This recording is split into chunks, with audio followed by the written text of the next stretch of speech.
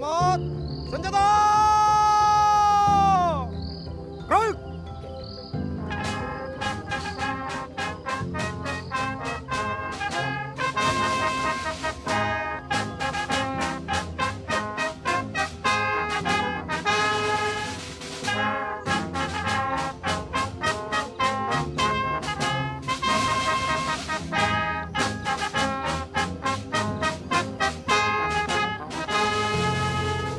Tegak, senjata!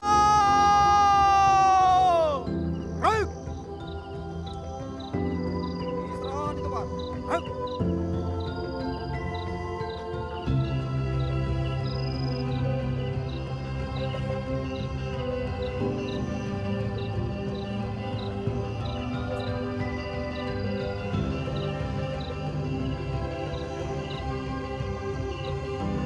Siap!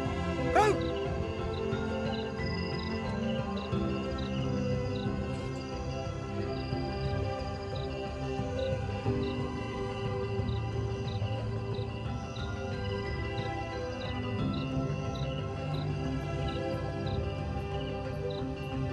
Hormat, senjata! Gerak!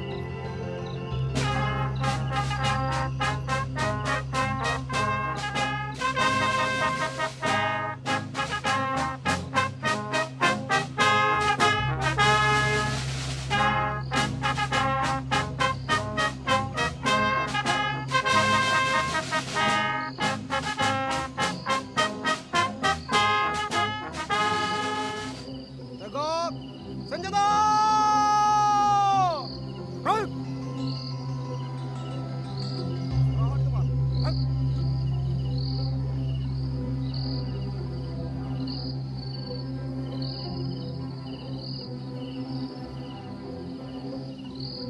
Siap!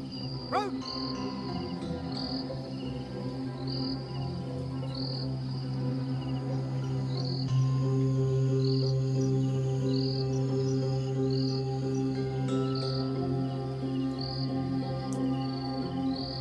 Hormat, senjata! Gerak!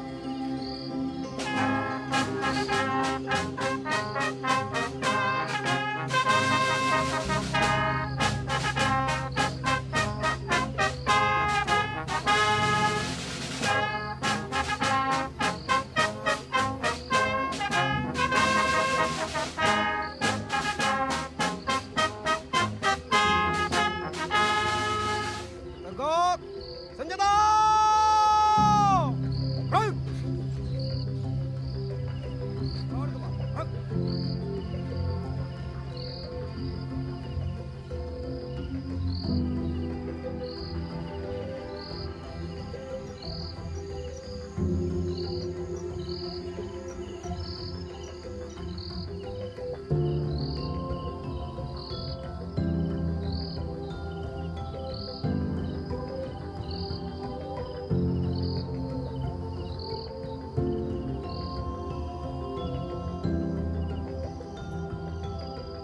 Siap!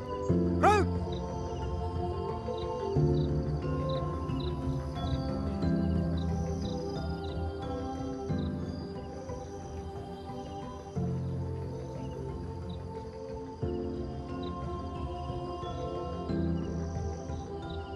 Hormat, senjata! Gerak!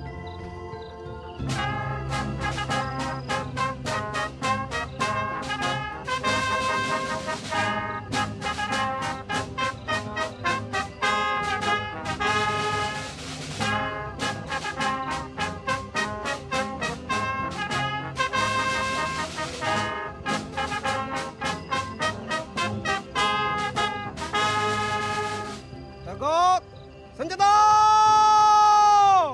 Gerak! Istirahat di tempat. Gerak!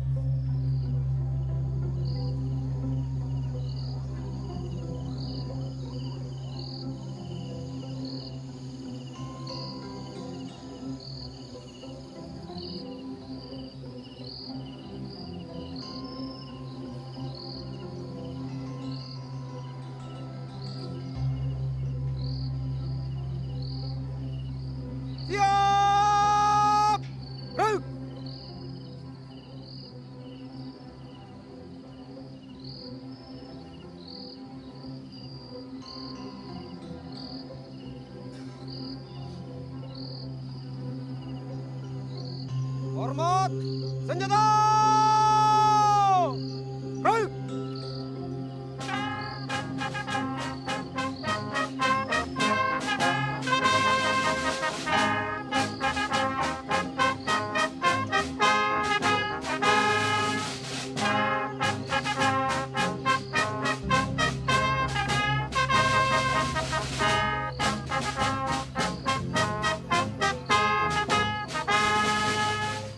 Tegak!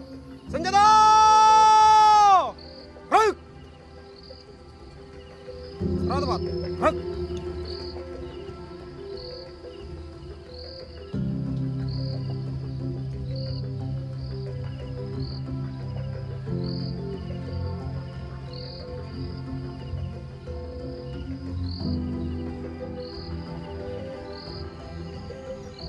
Siap! Baik!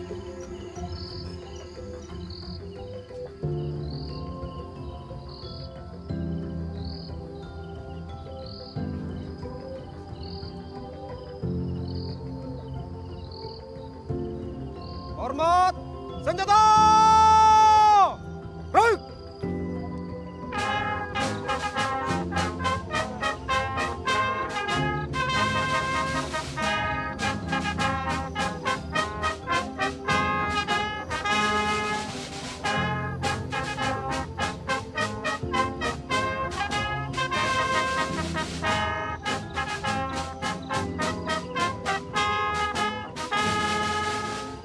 Tegak!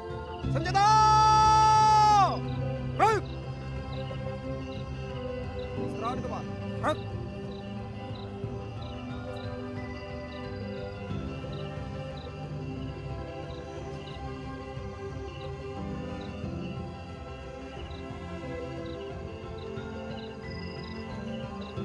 Siap!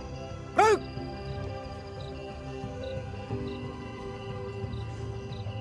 Hormat! Senjata!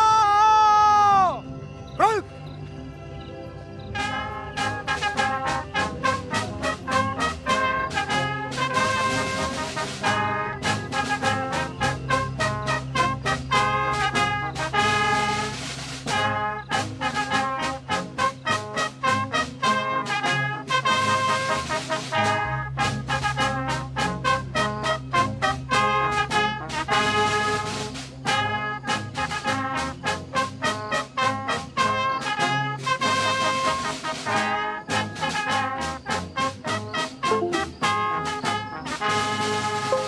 Tegak!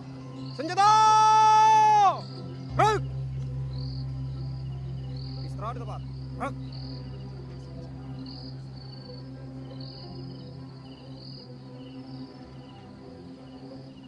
Siap! Baik!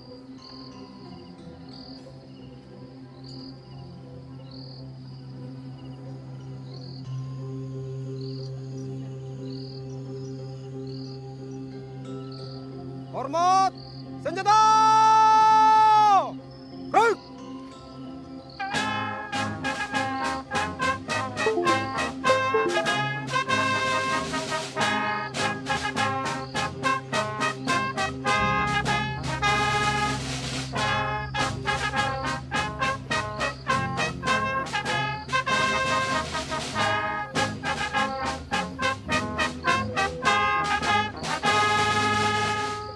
Tegak!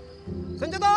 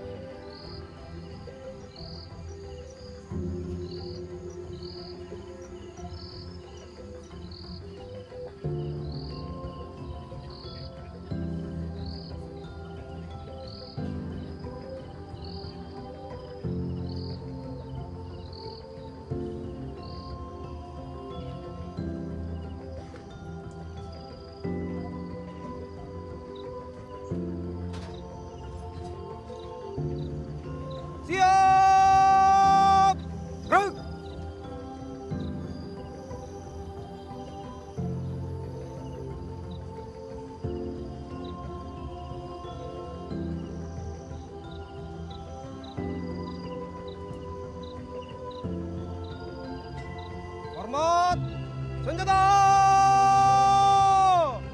gerak.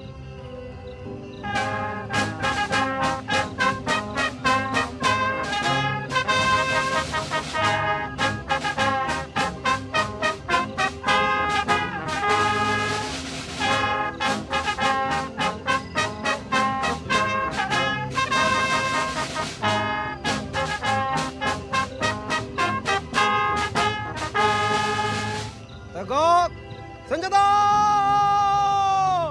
gerak. Istirahat di tempat, gerak.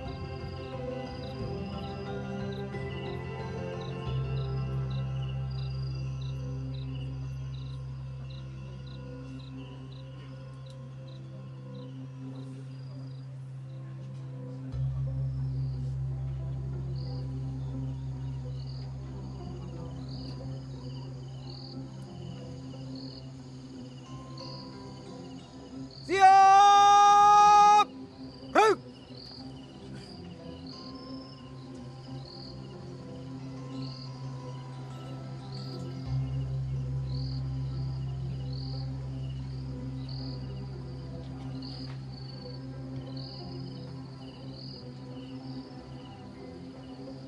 Hormat, senjata,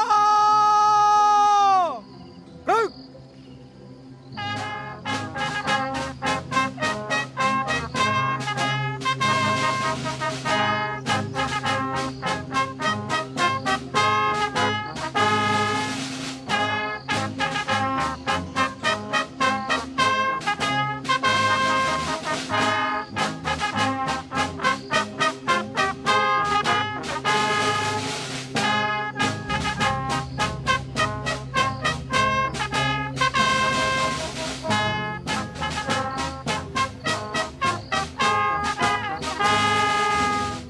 Tegak, senjata,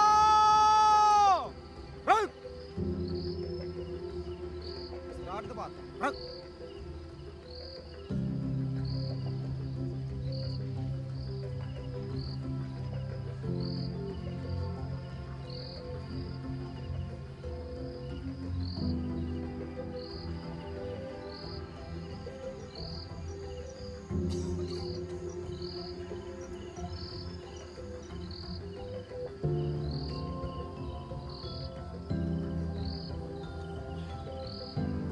Siap, gerak.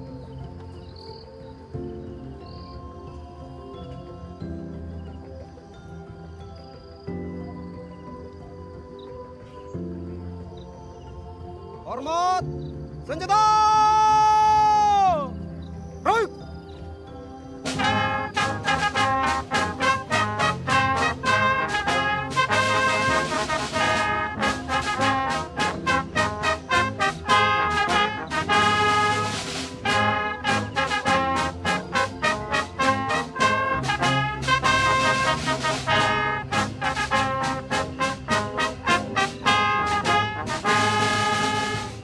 Tegak, senjata,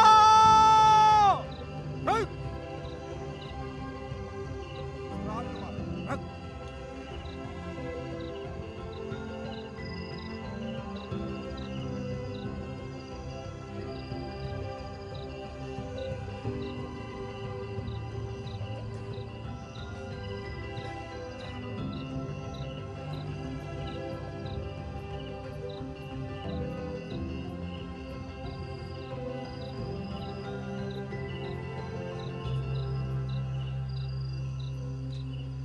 Siap, gerak.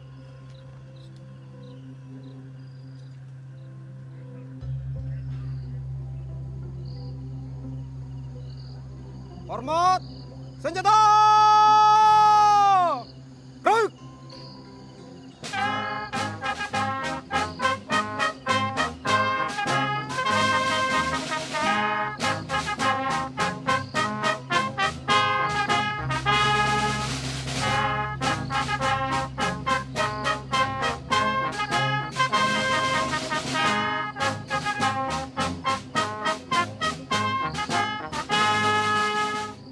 Tegak, senjata, gerak. Istirahat di tempat, gerak.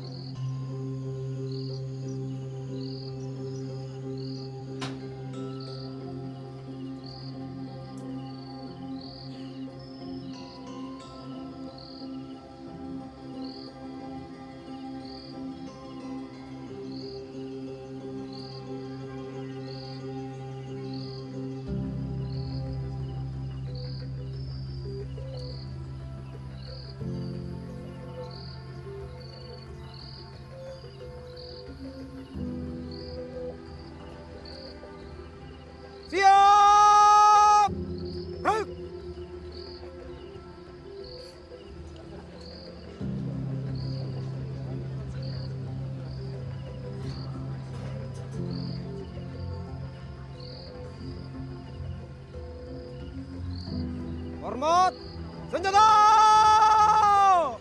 Ruk!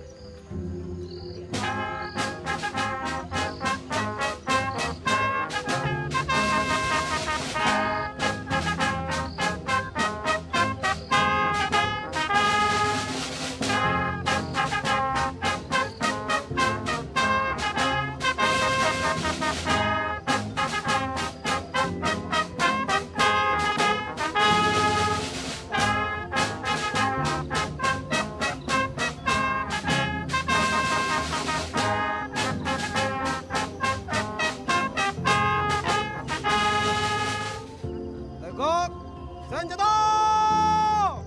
Ruk! Serah di tempat. Ruk!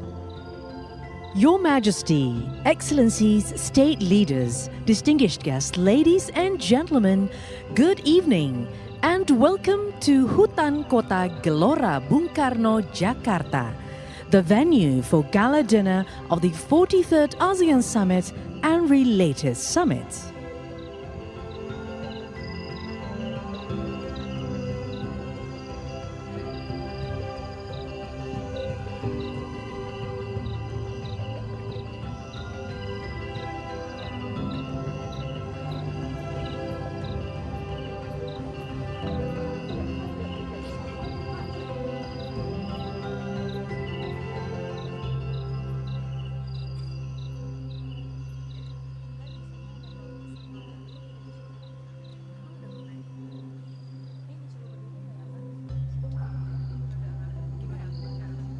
Siap! Ruk!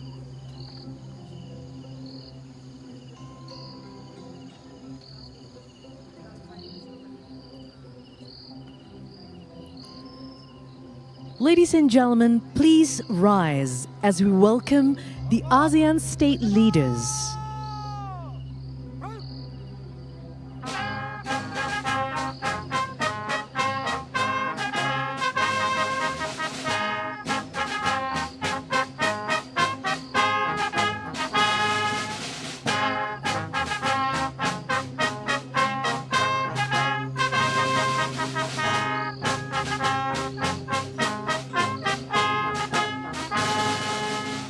Tegak, senjata!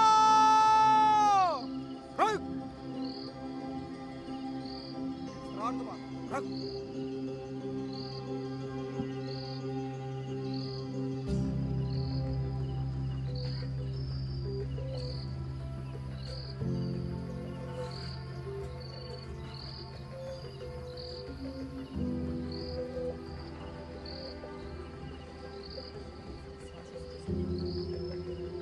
Please be seated. Thank you. Siap! Ruk!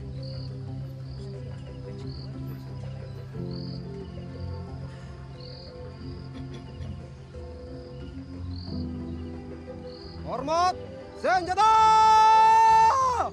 Ruk!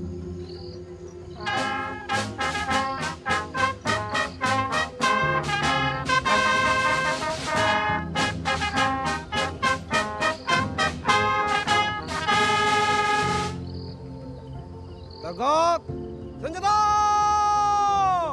Ruk!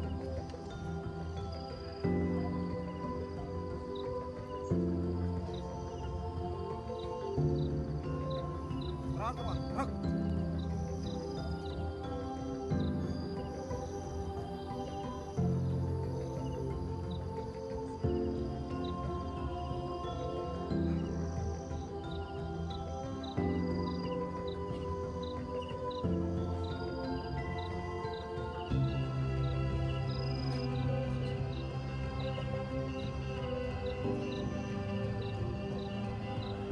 Siap!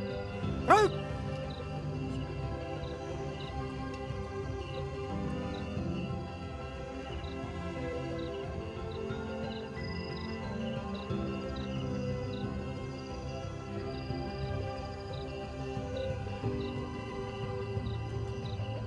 Hormat, senjata! Ruk!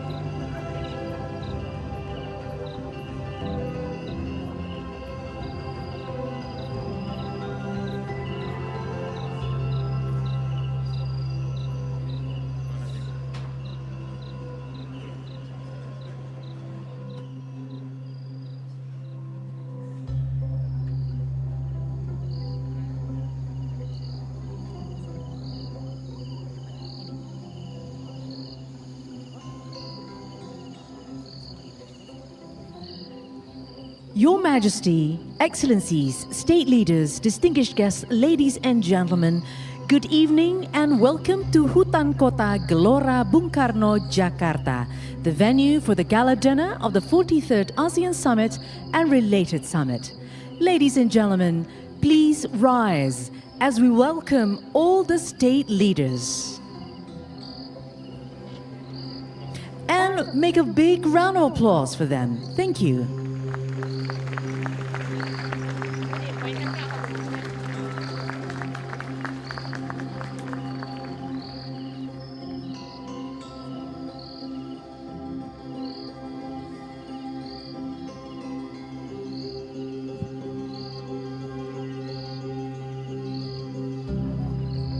Please be seated.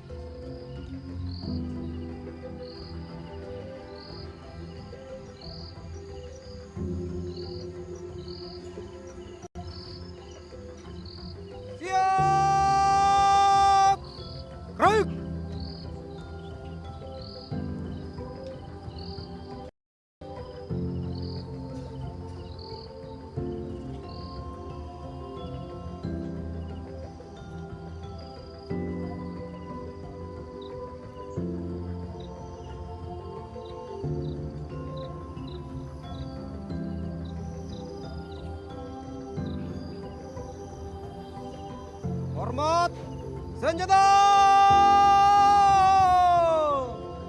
Gerak!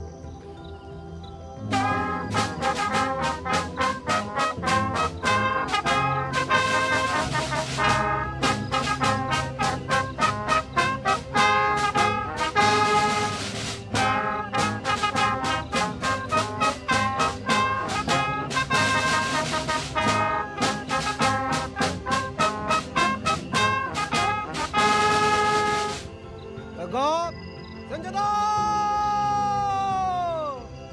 Gerak! Istirahat di depan. Gerak!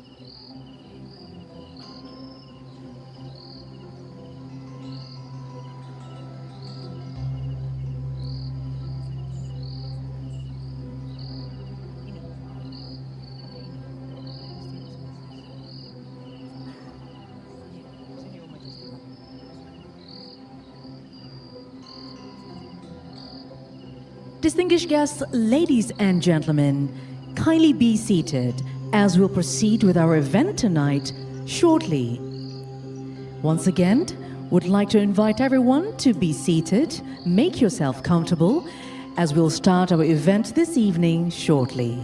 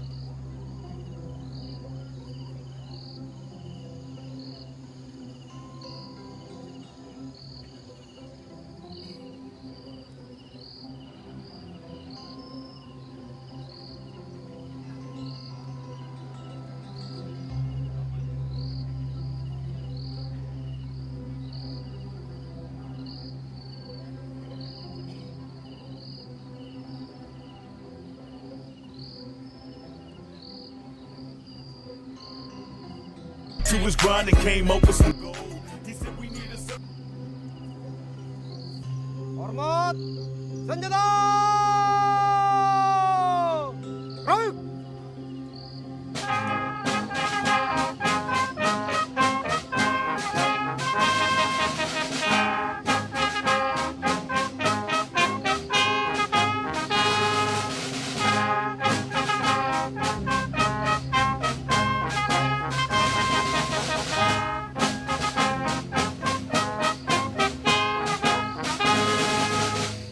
Tegak, senjata! It's just at the end of the night, happy ending. That's it. You only get one more chance. I think so. This your last chance, girl. You know what? That's why you stress. You know what? But I also think that we might be able to help your situation out if you allow us to. Look at Jason trying to be Captain Save-A-Hole again. You know how this fucking guy gets. Every time he does this, it's never a good turnout. Now, Tax, I think you might know the situation which we can probably help her out, and maybe help her out with her license too. Well, you know what? If you really think about it, what can we make out of this? You know what I'm saying? What? I got an idea. I like that, man. It's finally got an eye. You know what I mean? The eye is when you see an opportunity to make money. All right, so maybe we might be able to help you out with your problem.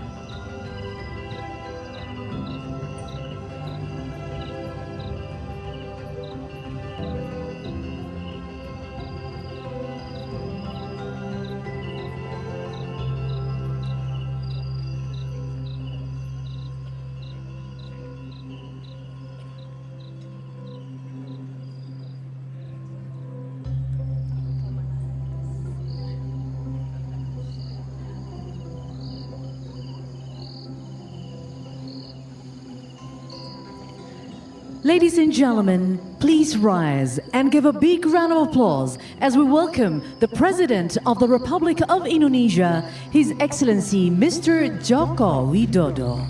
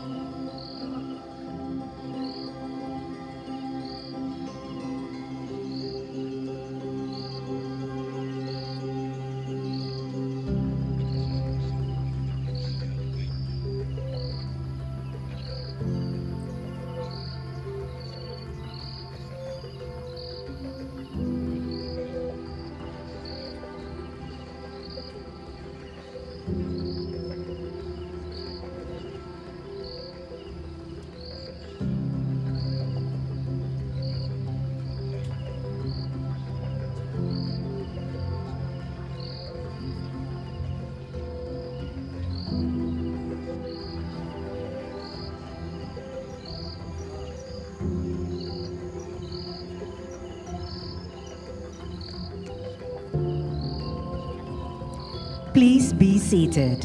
Thank you.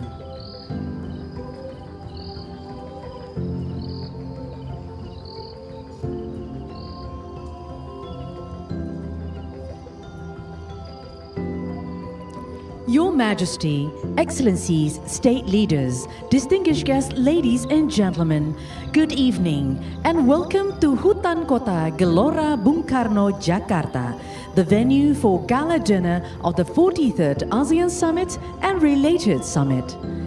The venue for tonight's gala dinner holds a significant essence that resonates with the spirit and identity of Jakarta, Indonesia, a metropolis city that brings together preserved heritage and the remarkable nature harmoniously as it promises the future of sustainable living.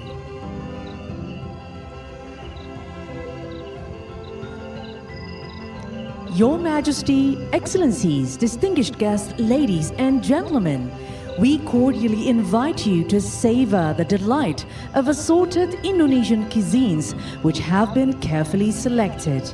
We hope you enjoy the gastronomic journey of Nusantara and taste a part of Indonesia's culinary traditions. Please enjoy.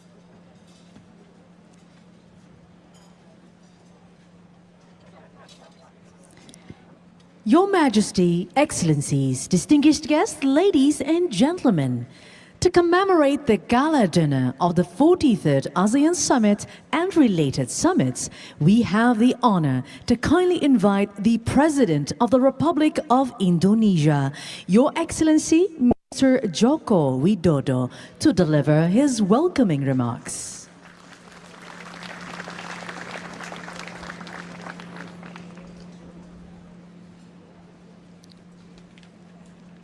Good evening.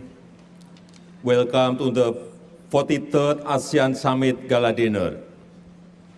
I know it's been a long day. We had 6 summit meetings today. But now, let us enjoy this evening and celebrate our togetherness. This evening, Indonesia will present the best work of Indonesian youth. So please sit back, relax, and enjoy. Thank you.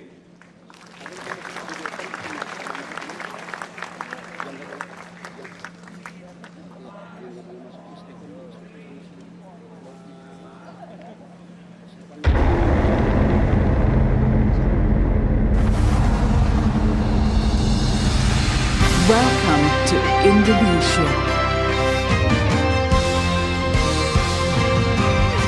the land of enchanting beauty. Behold, a magnificent masterpiece awaits. The tapestry of Indonesia's splendor unfolds before you. This is the rhythmic heartbeat of Indonesia's percussive symphony.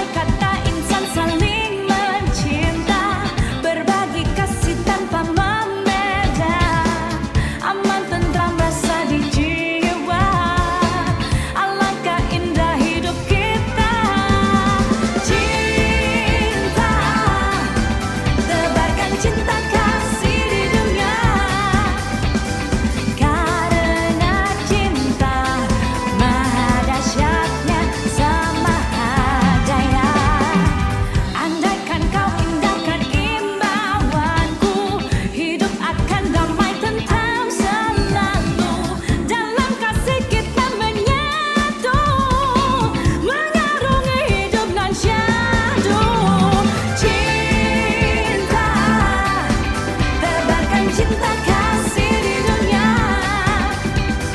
Karena cinta maha dahsyatnya sama daya. Cinta, tebarkan cinta kasih di dunia. Karena cinta maha dahsyatnya sama daya. Maha daya cinta, maha daya cinta, maha daya cinta. Maha daya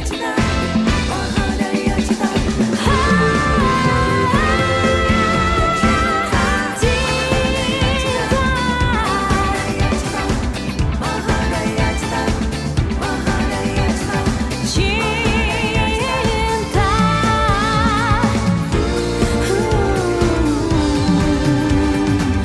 Andai kata dunia bertabur cinta, kasih sayang antar insan di dunia, damai tentram rasa di jiwa, alangkah indah hidup kita. Tebarkan cinta kasih di dunia. Tebar cinta, karena cinta maha dahsyatnya sama daya. Cinta, tebarkan cinta kasih di dunia. Karena cinta maha dahsyatnya sama daya.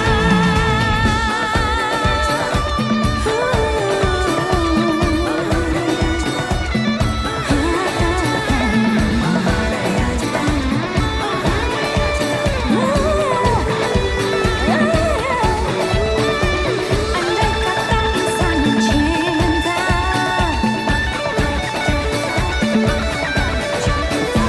berbagi kasih tanpa membeda.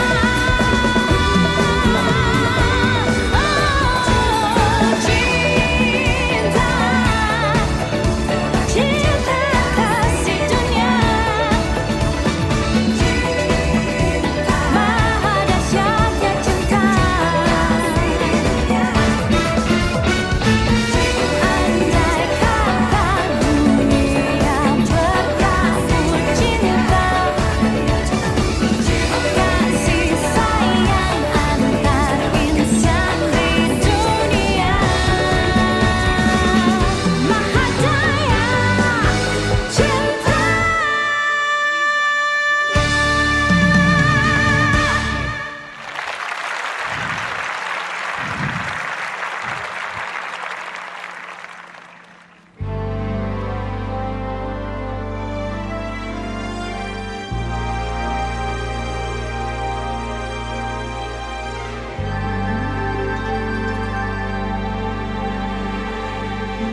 In ASEAN, we unite as one.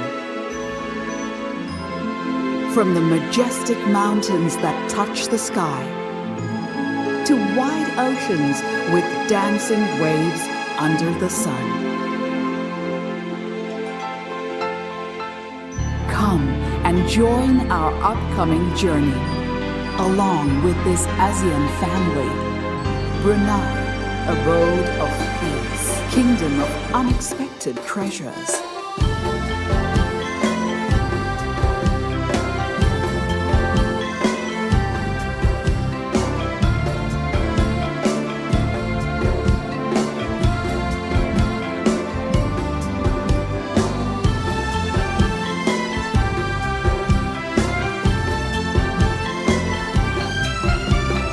Cambodia, kingdom of wonder, tales to thrill.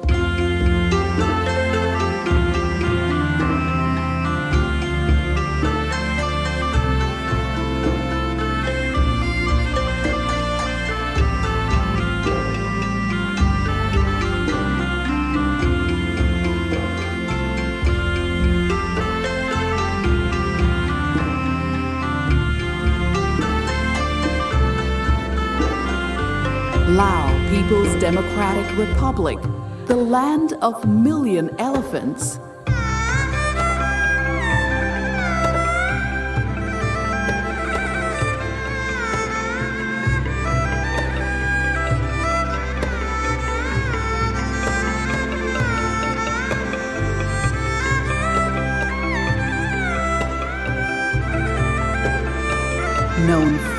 and wide as the land of harmony, Malaysia.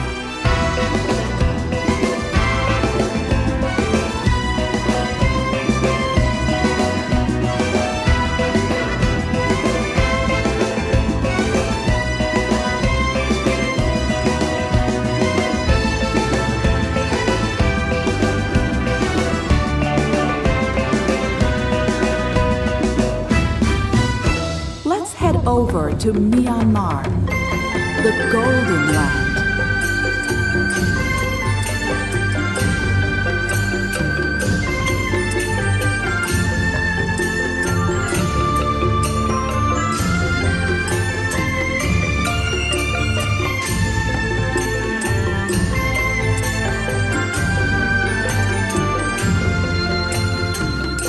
Pearl of the Orient Seas, the Philippines.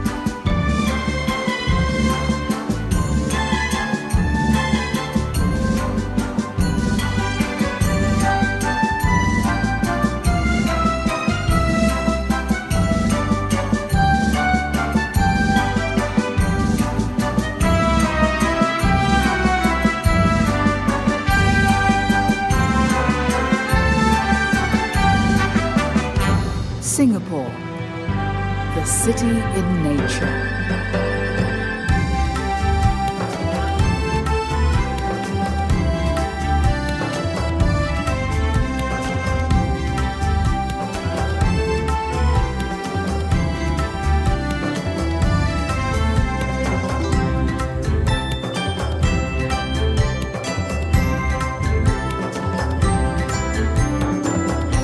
Thailand, land of smiles, where joy gleams.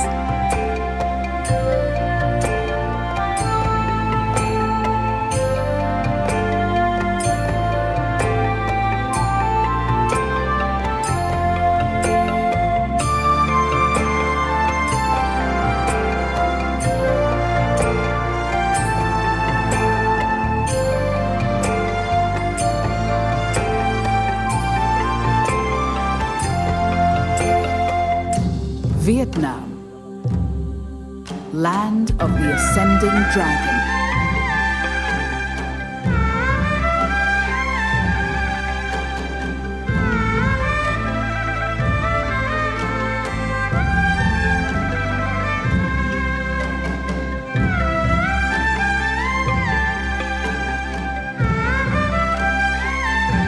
Timor-Leste, the land of crocodile.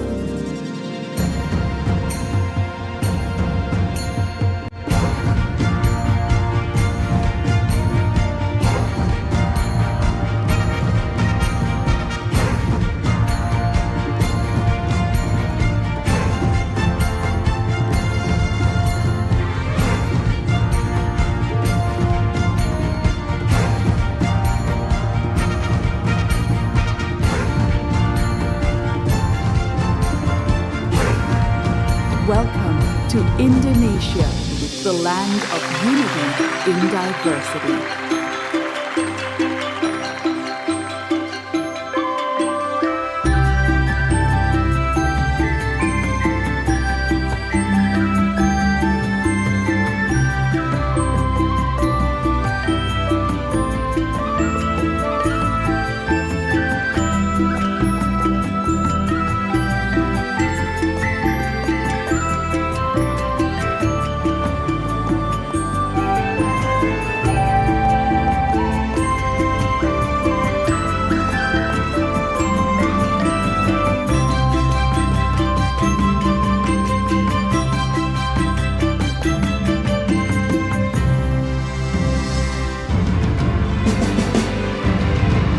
Is ASEAN, the epicenter of growth.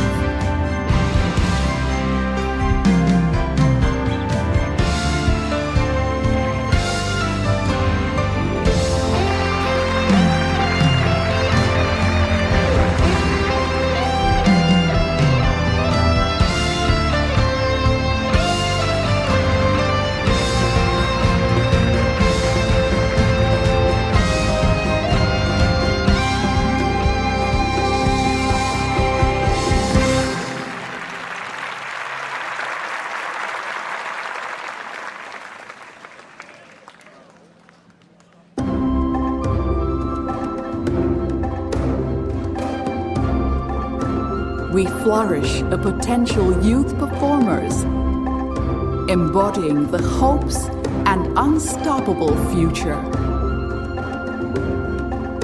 Their talents illuminate the path towards a vibrant and limitless horizon.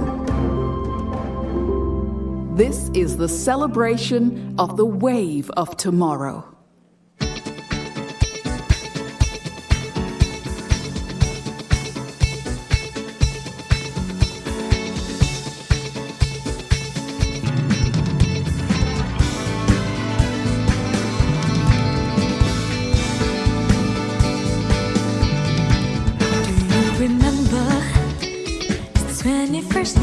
September, never chasing the minds of pretenders, while chasing the clouds of rain. Our hearts were ringing in the key that our souls were singing as we danced in the night. Remember how the stars told the night away.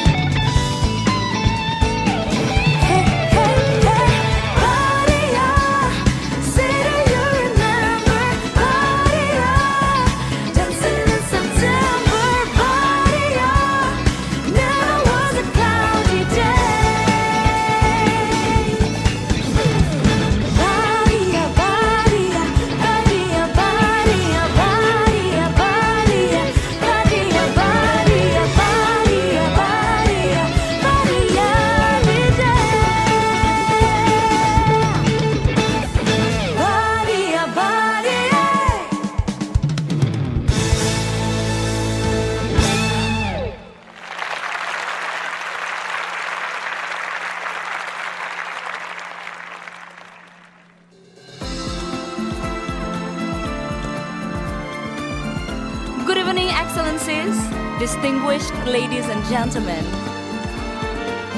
I hope you enjoy the night. Andai aku bisa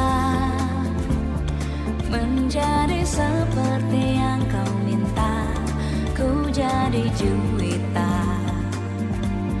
Kala cinta menggoda, tak peduli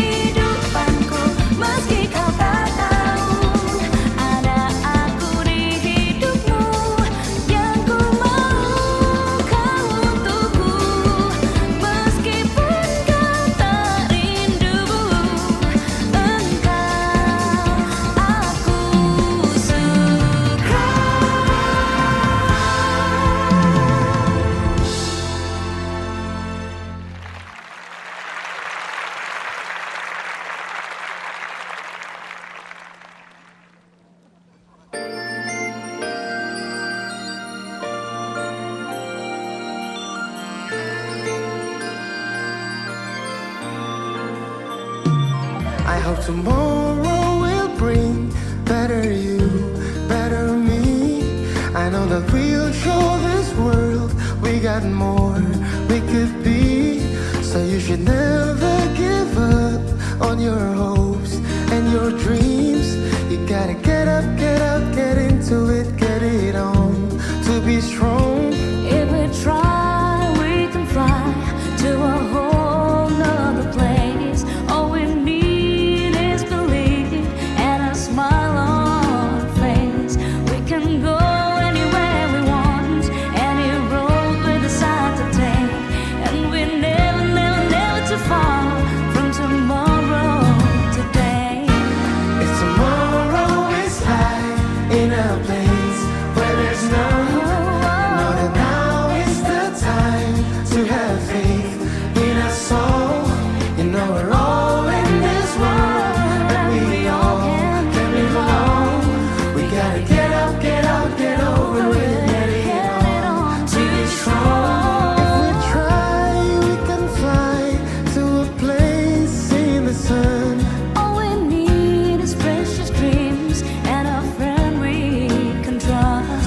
We can go anywhere we want, any road that we can take, and we're never too far from tomorrow today. Everybody say tomorrow is just for us to share, and we gotta send a message of love out everywhere. There's a promise of love tomorrow has something special, and it's something we know will last and last. Never far away, never.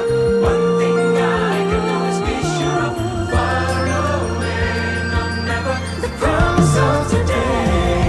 I hope tomorrow will be better yet, better maybe. I know that we'll show this world we got more we could be. So you should never give up on your hopes and your dreams. You gotta get up, get over it, get it on to be strong. If we try, we can fly to a whole nother place. All we need is precious dreams and a friend we can trust. We can go anywhere we want, any road that we can take, and we're never too far from tomorrow today. Everybody say tomorrow is just for us to share, and we gotta send a message of love out everywhere. There's a promise of love tomorrow has something special, and it's something we know will last and last.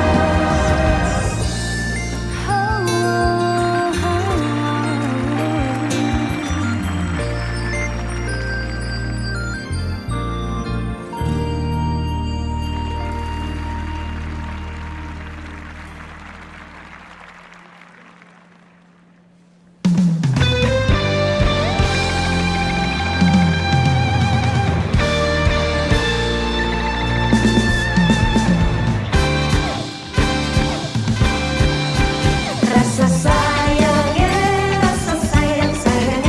lihat nona dari jauh. Rasa sayangnya,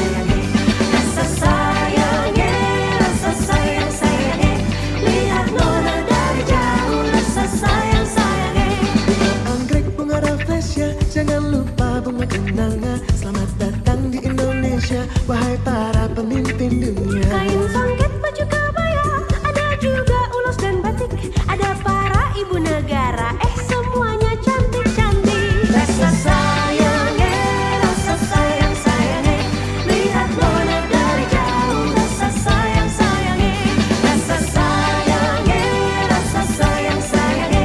lihat nona dari jauh. Rasa sayangnya. Cendrawasih Kasiwadi, warna putih si Jalapali, istimewa oh malam ini.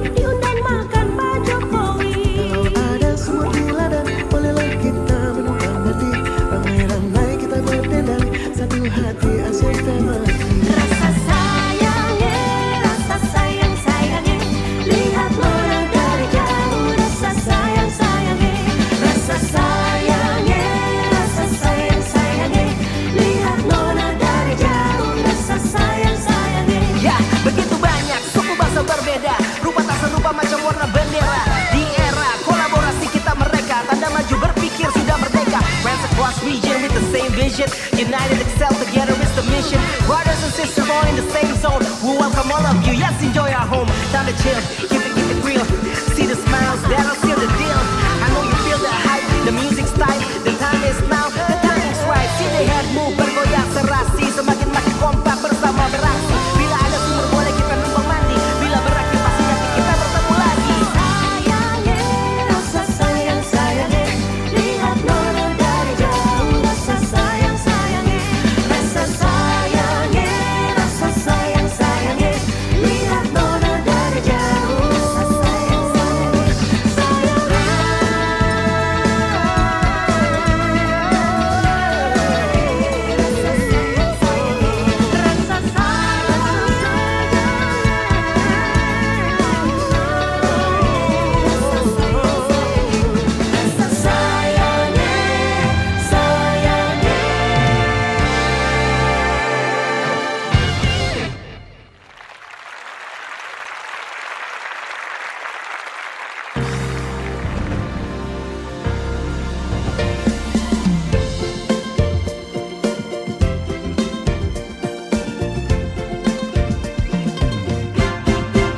malam minggu ayah pergi ke bioskop bergandengan ame pacar nonton bobon. Beli karcis, tahu-tahu kehabisan. Habis bang, Jaga gengsi, terpaksa beli cabutan. ya udah ayo deh bang. Aduh emak asik deh nonton dua-duaan. Ayah nyonya dan tua di gedongan. Mau beli minuman, kantong kosong kondangan. Malu ame tunangan, kebingungan.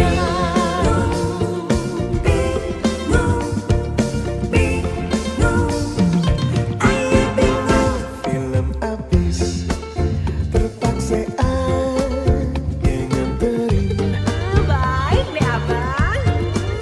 Masuk kampung, keluar kampung kegelapan. Gelap ya bang. Kegelapan. Sepatu baru, baru aja dibeliin. Dasar sial, pulang-pulang injek gituan. Aduh emak asik deh nonton dua-duaan. Kayak nyonya dan tua di gedongan. Mau beli minuman, kantong kosong kondangan. Malu ame tunangan, Kebingungan.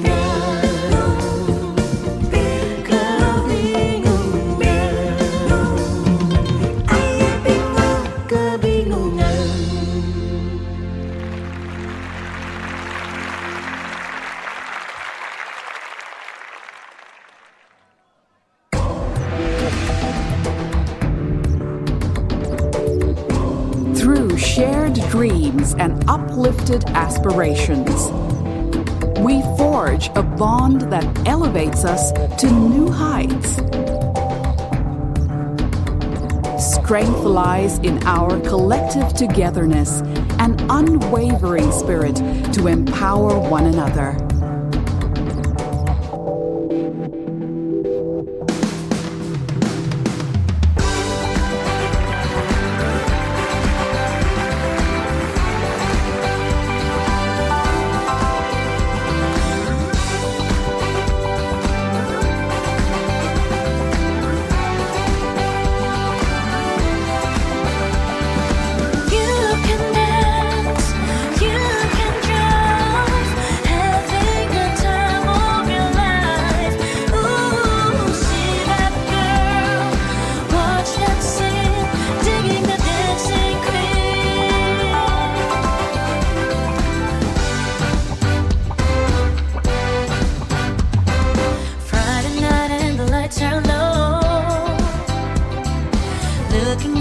for a place to go,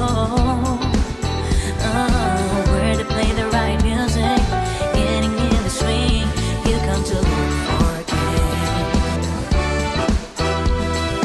Anybody could be the guy that is young and the music's high. With a bit of rock music, everything is fine. You're in a mood for a dance, and when you get the chance, you are the dancing queen, young and sweet, only 17.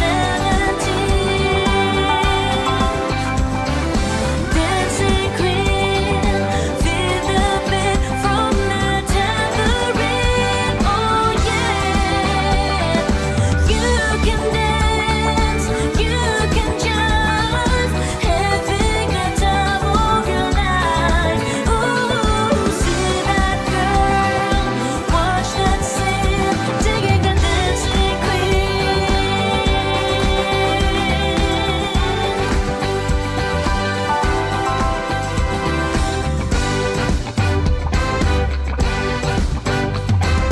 You're a teaser, you turn on. Leave a burning and then you're gone. Looking up for another, anyone will do. You're in the mood for a dance, and when you get the chance, you are the dancing queen, young and sweet, only 17. Dancing queen, feel the beat from the tambourine. Oh yeah, you can dance, you can join, having the time of your life. See that girl, watch that scene, digging the dancing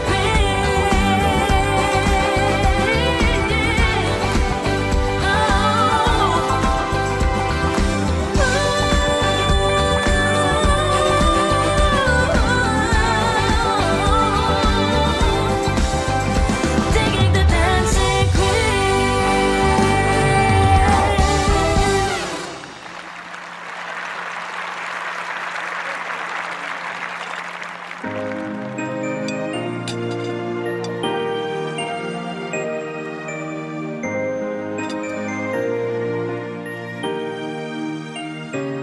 Oh sayang, kau itu sapunya jangan ada yang mau ganggu tong dua, karena kau dengsa sama-sama bahagia. Luda dong yang terasukan. Oh aduh jangan ganggu, yang itu sapunya jangan ganggu. Kopi cari yang lain sudah, tak usah jadi pengganggu. Saya stay dengan dia dari lama, jangan kau datang kau kira dengan kau pu drama. Siapa sayang kau tak buang. Jangan ganggu, yang itu sapunya jangan ganggu. Tak usah kau mau datang cari-cari tahu. Bedi, dah usah main ganas. Masih kalah jauh, kurang berkelas. Kakak dong kurang goals, adik terobos full. Maaf deh pu hati sayang duluan kasih gol.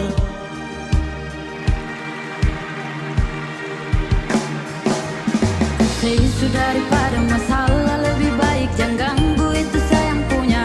Jangan jadi pengganggu, kau tuh cuma benalu yang di saat dibutuh kalau keluar rumah. Kau stop sudah dengan kau putar telekan, karena tong dua bangun cinta tara gampang. Mau kasih pisah tong dua, otra bisa. Jangan ganggu, yang itu sapunya jangan ganggu. Kopi cari yang lain sudah, tak usah jadi pengganggu. Saya selesai dengan dia dari lama, jangan kau datang toki dengan kau pu drama. Siapa sayang kau tak buang.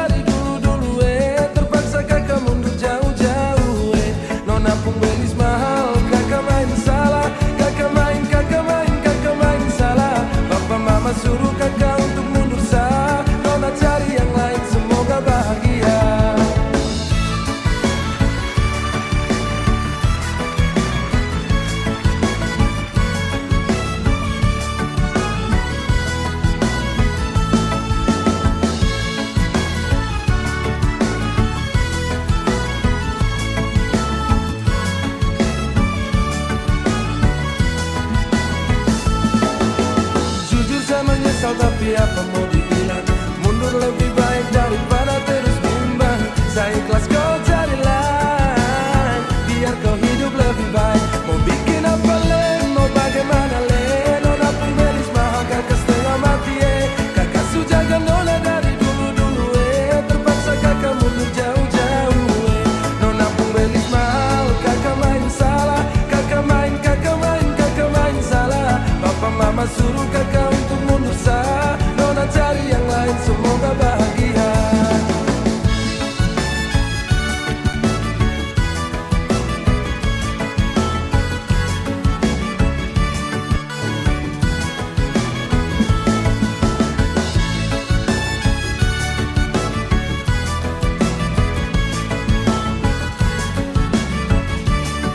Please welcome kakak Psycho G. Dulu suka-suka orang mau pergi keluar beli macam-macam, kasih tinggal rumah pergi pagi pulang malam. Siapa mau larang kaki bajalan sembarang, merambil sandal mai tua ambil acang-acang. Langsung bertanya mau pergi kemana dek, siapa pulang nanti jam berapa, tak enak serasa batalkan daripada celaka. Kepala so pusing cari uang, teh susah Omar nanti baribut lebih baik teh usah jauh.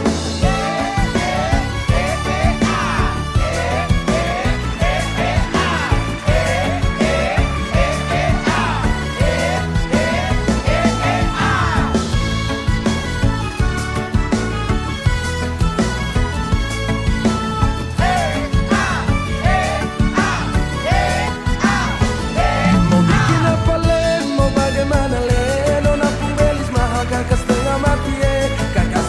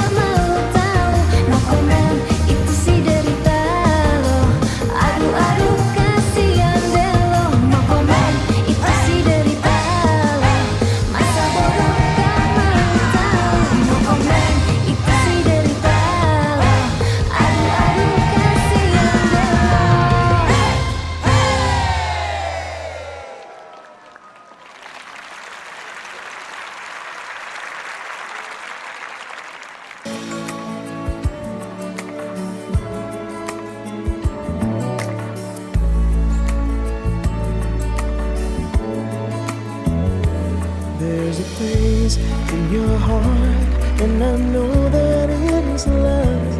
And this place could be much brighter than tomorrow. And if you really try, you'll find there's no need to cry. In this place, you feel there's no hurt or sorrow. There are ways to get there if you care enough for the living. Make a little space, make a better place. Heal the world, make it a better place for you and for me and the entire human race. There are people dying if you care enough for the living. Make a better place for you and for me. And I dream we were gonna see doing with a joyful face. In the world we once believed in, we'll shine again in grace. Then why did it's raining? This earth is hard so. Though it's meant to see is what is heavenly. Being God's high, let our spirits never die. In my heart, I feel you are all my brothers. Create a world with no fear. Together we'll cry happy tears. See the nations turn their swords into flowshares. We can really get there if you cared enough for the living. Make a little space.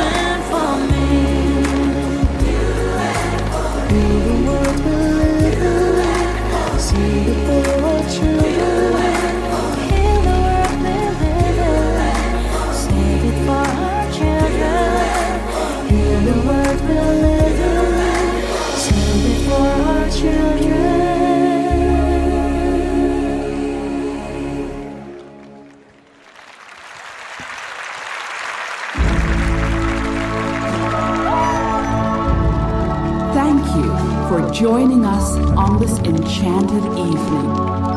Together, we stand as the epicentrum of growth.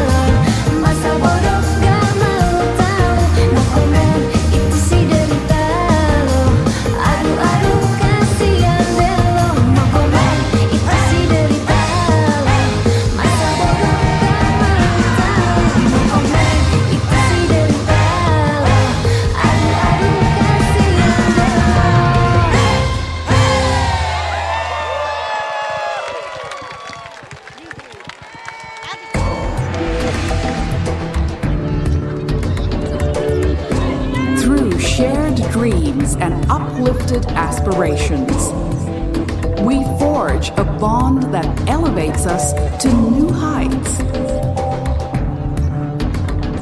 Strength lies in our collective togetherness and unwavering spirit to empower one another.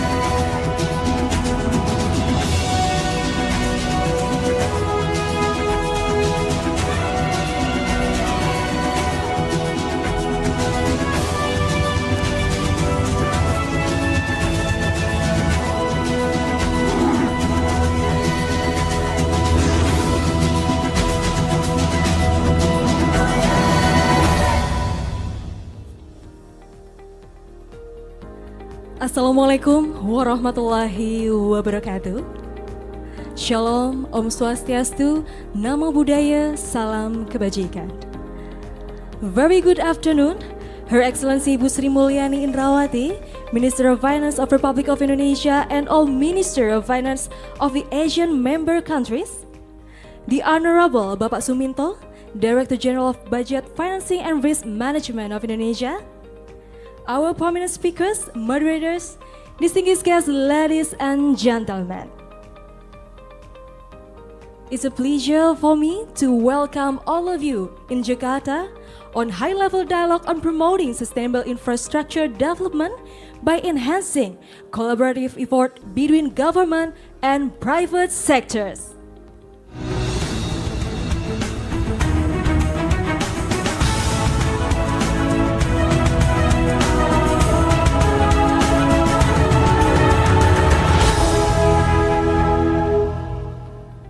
My name is Rima Budiarti from Ministry of Finance of Indonesia. It's my honor to be your master of ceremony for today's event. First of all, let us express our warmest and most sincere welcome to all of you to Jakarta, Indonesia. Ladies and gentlemen, infrastructure financing is main key to achieve sustainable development and growth. But unfortunately, the positive impact of infrastructure development doesn't always match the level of fundraising required. The innovative financing models is expected to attract more investment through various financing schemes and also sources. For this purpose, the Ministry of Finance of Indonesia is organizing high-level dialogue today. Today's dialogue consists of two panel sessions. The first is panel 1, the innovative infrastructure financing, key enablers and challenges. And the second, panel 2, the innovative financing models. Ladies and gentlemen, let's start our dialogue today with the panel 1, high-level panel, innovative infrastructure financing, key enablers and challenges. My pleasure to introduce our moderator, Bapak Timothy Marbun. He is known as one of the best news personality communication specialists in Indonesia with 16 years of experiences in broadcasting media as national TV news anchors and executive producers. Ladies and gentlemen, please welcome Bapak Timothy Marbun.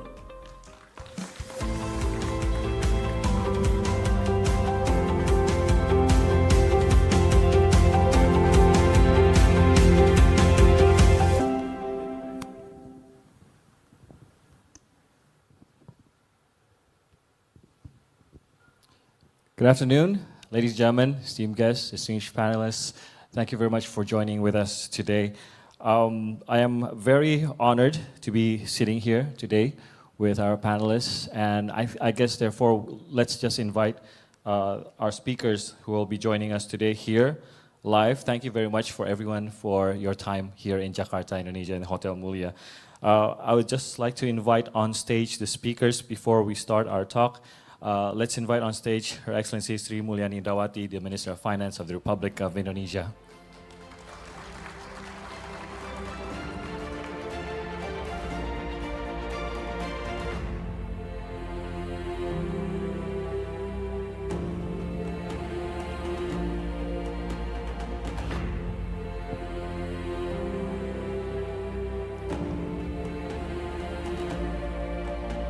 Next speaker is His Excellency Lawrence Wong, Deputy Prime Minister and Minister of Finance of Singapore.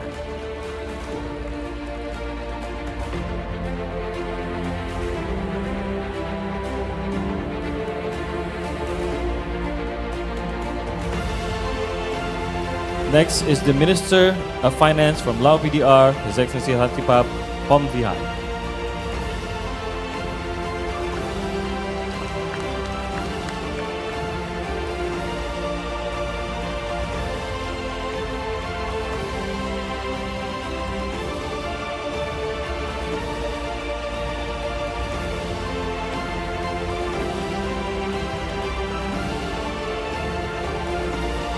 And next is the Minister of Finance from Thailand. Let's welcome His Excellency Arkom Termpitaya Paisit.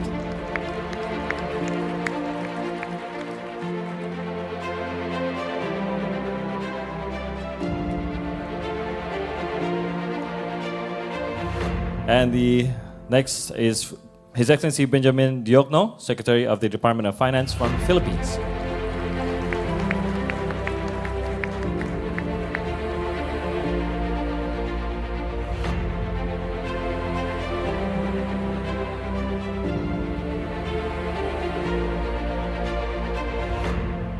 And next, let's invite on stage His Excellency Awang Haji Muhammad Amin Leo bin Abdullah, Minister of Finance and Economy on Brunei Darussalam, Deputy Minister.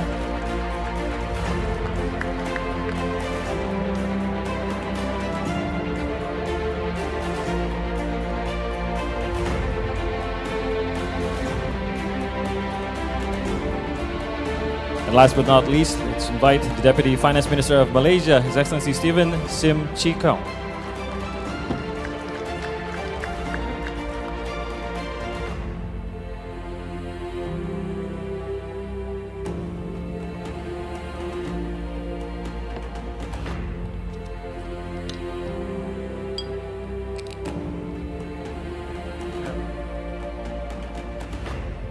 So, ladies and gentlemen, esteemed guests, the reason I have invited all speakers on stage is because I want to say that I am very honored to be sitting among very esteemed speakers that we have today, delegates from ASEAN countries, and we are very eager to hear your talks and your points on our topic today, promoting sustainable infrastructure development by enhancing collaborative effort between government and private sector. Now, the speakers today we see here, we could feel this emits a very profound sense of purpose and possibility throughout the region, which transcends borders. And I'm sure that throughout the course of days that you've been through, in the meetings that you have had in Jakarta, we are heartened by the sense of unity and the collaborative spirit showed by all ASEAN countries' representatives getting together, sharing stories, sharing lessons learned, and also strategies in finding ways to work together and harness the potential of this region. Now today, ladies and gentlemen, we are talking about infrastructure. This is the bedrock of progress, the catalyst of growth, and the engine that propels nations forwards as we know it. This is a conduit of trade and mobility, a feat with empirical evidence that has a pivotal role in economic growth that not only enriches our economies, but of course it changes lives. It reduces inequality and also alleviates poverty. However, esteemed panelists, in our discourse today, we must candidly address the dissonance that exists, a gap between the positive impacts of infrastructure and the resources required to realize its potential. Now, too many nations we've seen have grappled with the echoes of underinvestment, encountering bottlenecks or even miscalculated, unexpected challenges, and this has further accentuated the need to heighten investment requirements for resilient and sustainable infrastructure. We have a number which is 3.1 trillion US dollars. Let's not convert that into our money. That's going to give us a headache once we see the numbers. But 3.1 trillion USD, that is the sum of infrastructure investment needed in ASEAN. And the number is likely to grow higher due to climate change. And also if we put in account additional expenditure from natural disasters. It is obvious that our public and social infrastructure is no longer sufficient to bridge this chasm. Therefore, a newer strategy is needed. This is where we look to embrace innovative financing, and this is to awaken private and institutional investors to our shared mission of a more sustainable development. Now, within the hour ahead, we are privileged to explore the potential resources of infrastructure investments, and we are eager to hear the lessons learned, success celebrated, and also challenges surmounted from our speakers. Excellencies, before we start, please allow me to start this or begin this discussion with the rapid fire round. So this is a rapid fire round for everyone here. I will inquire everyone to list 3 items that you think are urgent in producing a more sustainable infrastructure projects and allow more financing to flow to infrastructure projects in all ASEAN countries so that the gap between the financing needs and investment in the infrastructure sector can be significantly reduced. Everyone will have 2 minutes to point out the 3 items that you think are urgent. We will start with Minister Sri Mulyani, Your Excellency. Well, 3 items which is important for infrastructure development. First, the enabling environment. This is related to the policy. If you can design the right policy, then you are going to be able to attract the right capital and realize this infrastructure. The second one is the pipeline, because we always said about the infrastructure is important, but actually designing, preparing, before we even can execute the infrastructure development. That is the most important one. Many of the countries actually facing with this problem of creating and building the right pipeline of the infrastructure. You can identify that we need a clean water, road, electricity, or even telecommunication port, but usually it will require quite a lot of preparation, especially if you are taking into account the environmental aspect, the social aspect, and also the issue and the risk of governance. The third one, which is important, is actually the collaboration among the stakeholder within the ecosystem. If you look at the infrastructure, usually you don't rely mainly only for one source of financing, whether this is only public, but sometimes even within the public, you have quite a lot of differences regarding source of the public fund, whether this is direct budget or this is coming from the multilateral, bilateral, or even borrowing. So you really need to have a collaboration which is not increasing the transaction cost, but simplifying the process. And also within that context, I think the issue of procurement, which is related to a very long, sometimes inefficient one, but not necessarily guaranteeing the quality. So collaboration within the ecosystem, meaning that you really can have the coordination regarding what kind of process which is perceived as good governance, but at the same time also efficient enough so that you can execute. What we can see is, of course, these three things, that is the policy framework which is required. Second one is on a pipeline, and third, collaboration is something that need to be continue, built, and enhanced. I think my time is up. Thank you very much, Ibu Sri Mulyani. We're moving on to Minister Lawrence Wong. Minister. Thank you. Well, first, many thanks to Ibu Sri Mulyani and the team from MOF for having us here in Jakarta for the ASEAN Finance Ministers and also for this dialogue. My 3 items are as follows. Number 1, we need to identify more projects. And identifying more projects is not just about saying, these are my needs, but also understanding who pays for the projects. Because projects don't come about by free, right? No, it's not going to be free of charge. Somebody must pay. And usually there are only 2 parties that pays. User pays or government pays. That's all. Government pays doesn't mean people don't pay, because government money also comes from taxpayers. So in fact, it's either the user of the infrastructure that pays or taxpayers pay. And if we can identify projects, design the payments for these projects, then we have a healthier pipeline of infrastructure projects, both within ASEAN countries and also across the regions, because some projects can be cross-country projects, like an ASEAN power grid or a high-speed rail across 2 countries. These can be between countries, but you still have to come up and identify who pays for the projects. Second, we should think about how to reduce the risk. Because even after identifying who pays, the bankers may not want to finance the project, the investors may not want to invest the projects. And that's usually because there is a gap in terms of the returns. The banks want a certain interest rate, the investors want a certain hurdle rate, but the project do not meet that basic hurdle rate, and therefore there is a financing gap. And so the second imperative is to reduce the risk of the project to make it bankable. And there are different ways in which governments can reduce the risk premium, for example, by having greater contractual or regulatory certainty, or even providing some basic guarantees in order to reduce the risk.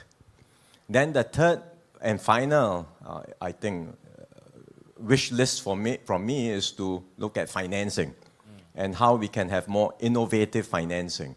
And that would include looking at blended financing, for example, combining concessionary financing that may be available from multilateral development banks with private banks, so that again the financing, the interest rate that's required from the financier will be lower and will make the projects more bankable.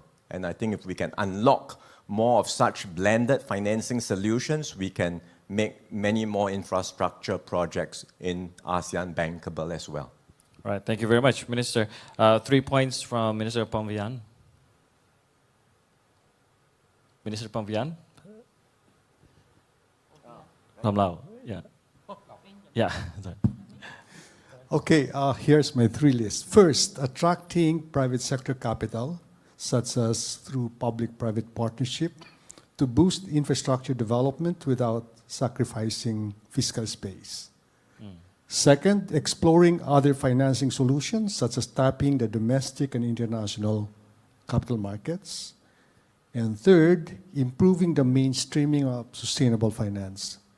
And this can be done through the adoption of a principles-based taxonomy, the establishment of a sustainable pipeline database, and the promotion of sustainable financial products. I'll stop here. All right, thank you very much. We'll dwell further in all these points, actually, from all the ministers later on, the secretaries and deputies. Minister Tampitaya Vaisit, if you may go next. Thank you. I think there are three items, right? Yeah. One is I think we need to have very good plan, good plan of the infrastructure development plan, and the feasible projects. Secondly, all the infrastructure project has to consider about the technology which go in line with the global issue.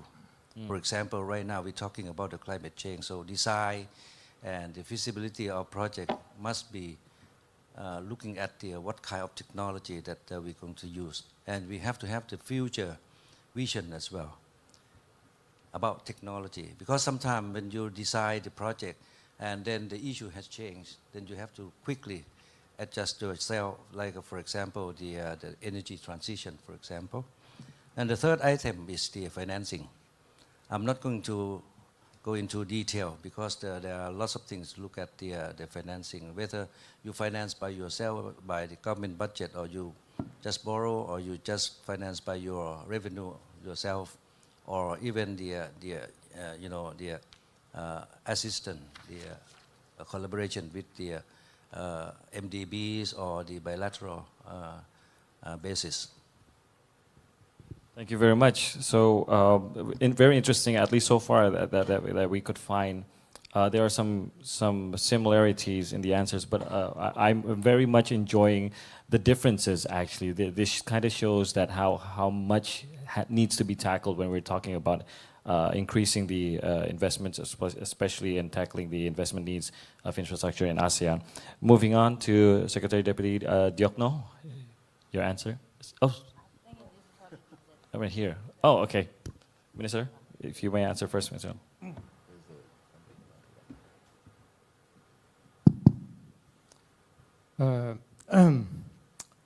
So for me, that I think that so the infrastructure is very important. It's very the base need for the development. I think that one of the in our country, that our country is located at the heart of the ASEAN, which is connected to the different regional. So there is many things that we need to further to improve infrastructure. So investment in infrastructure, it made the cost amount of the big amount. So the first that we follow the connectivity of the ASEAN connectivity to the region, which is very important, and that's why we already developed some program, some plan that to allocate the budget, but not only the local budget, also to find the outsource the budget as well as the private sector, private investment in different areas. This is very important. So in accompany with this, we also that issue the policy, the right policy to support the party relevance, and also provided some incentive for the other party that can be involved in terms of the financing. And secondly, that that the technology is very important also, technology, because nowadays that we could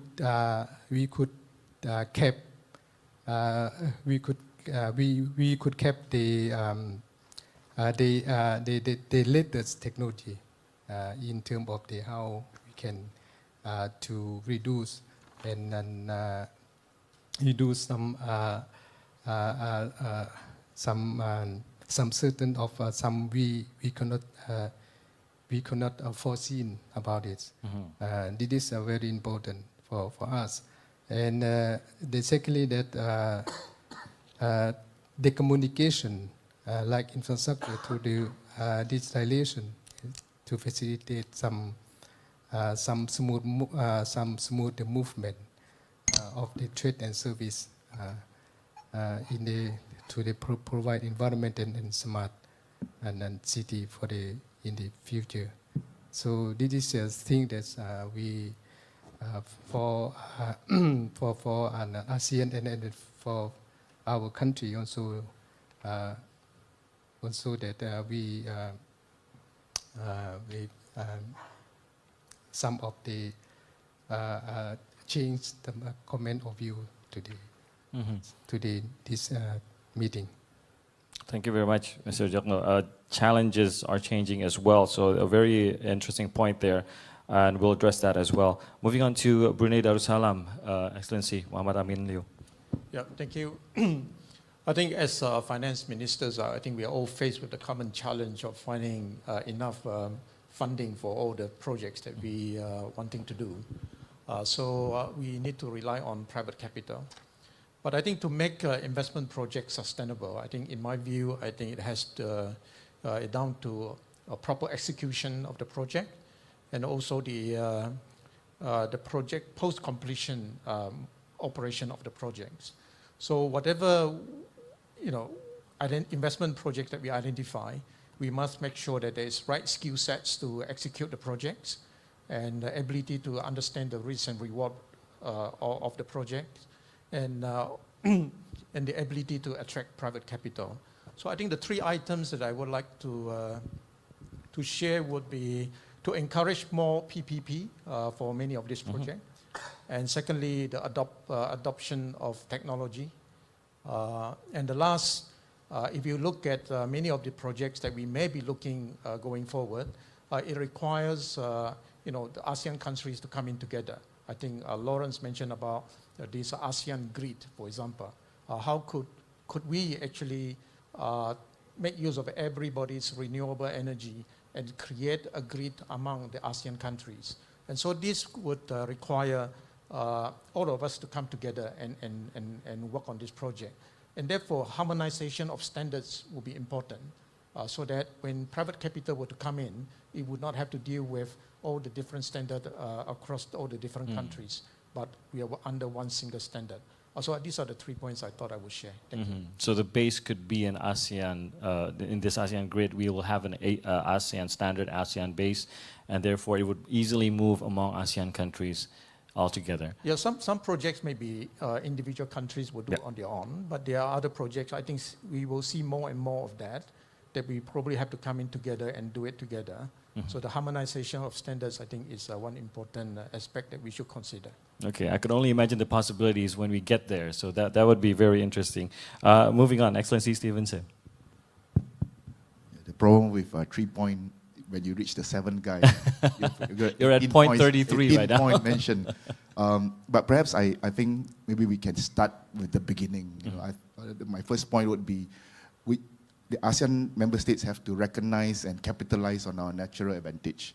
The Chinese has a very interesting way to summarize Sun Tzu Bing Fa, the art of war. They said in 6 characters, 天时地利人和, meaning the climate, the terrain, and human factor.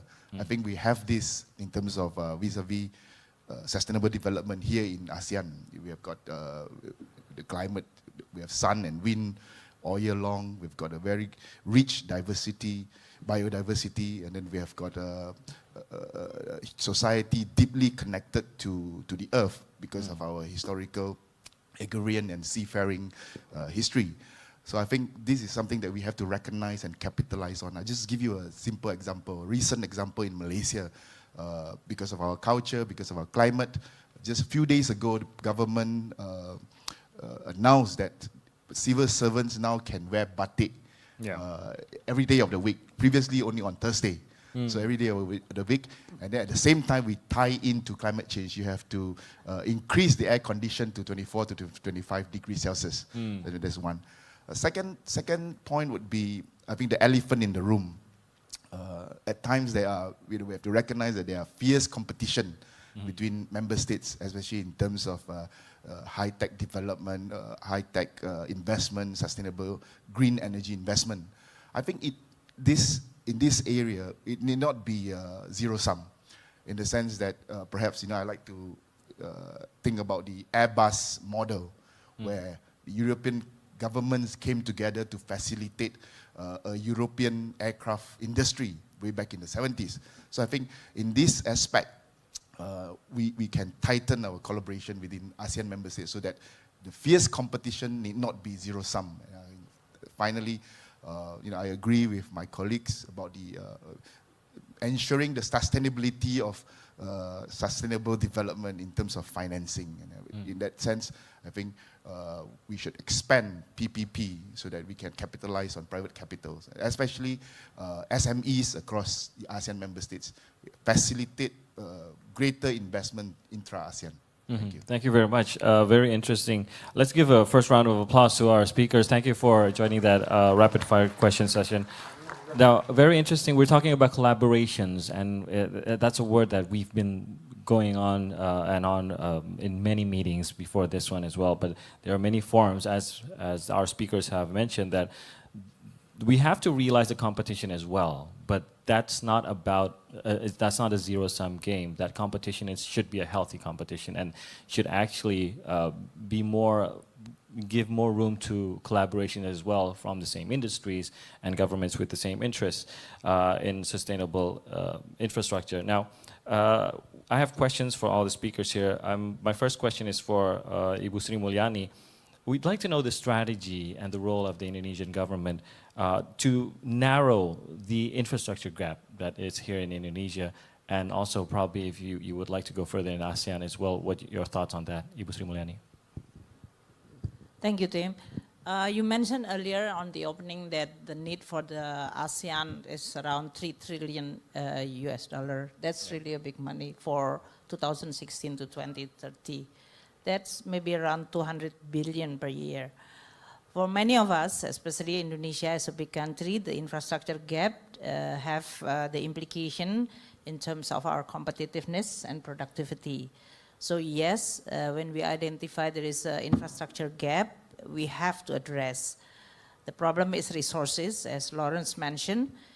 There are a lot of resources, but they have a different appetite in terms of risk and the expected return. So for the infrastructure to be gap to be addressed, then you have to discuss regarding what is the risk appetite, and each of these financing sources, maybe they also have their own governance and the rate of return that they are expecting. Now, for Indonesia, of course, when we are talking about infrastructure gap, when the government have their own budget, we allocate infrastructure in terms of our spending, as well as below the line, that means investment. That will not adequate, definitely. So we need to attract more capital.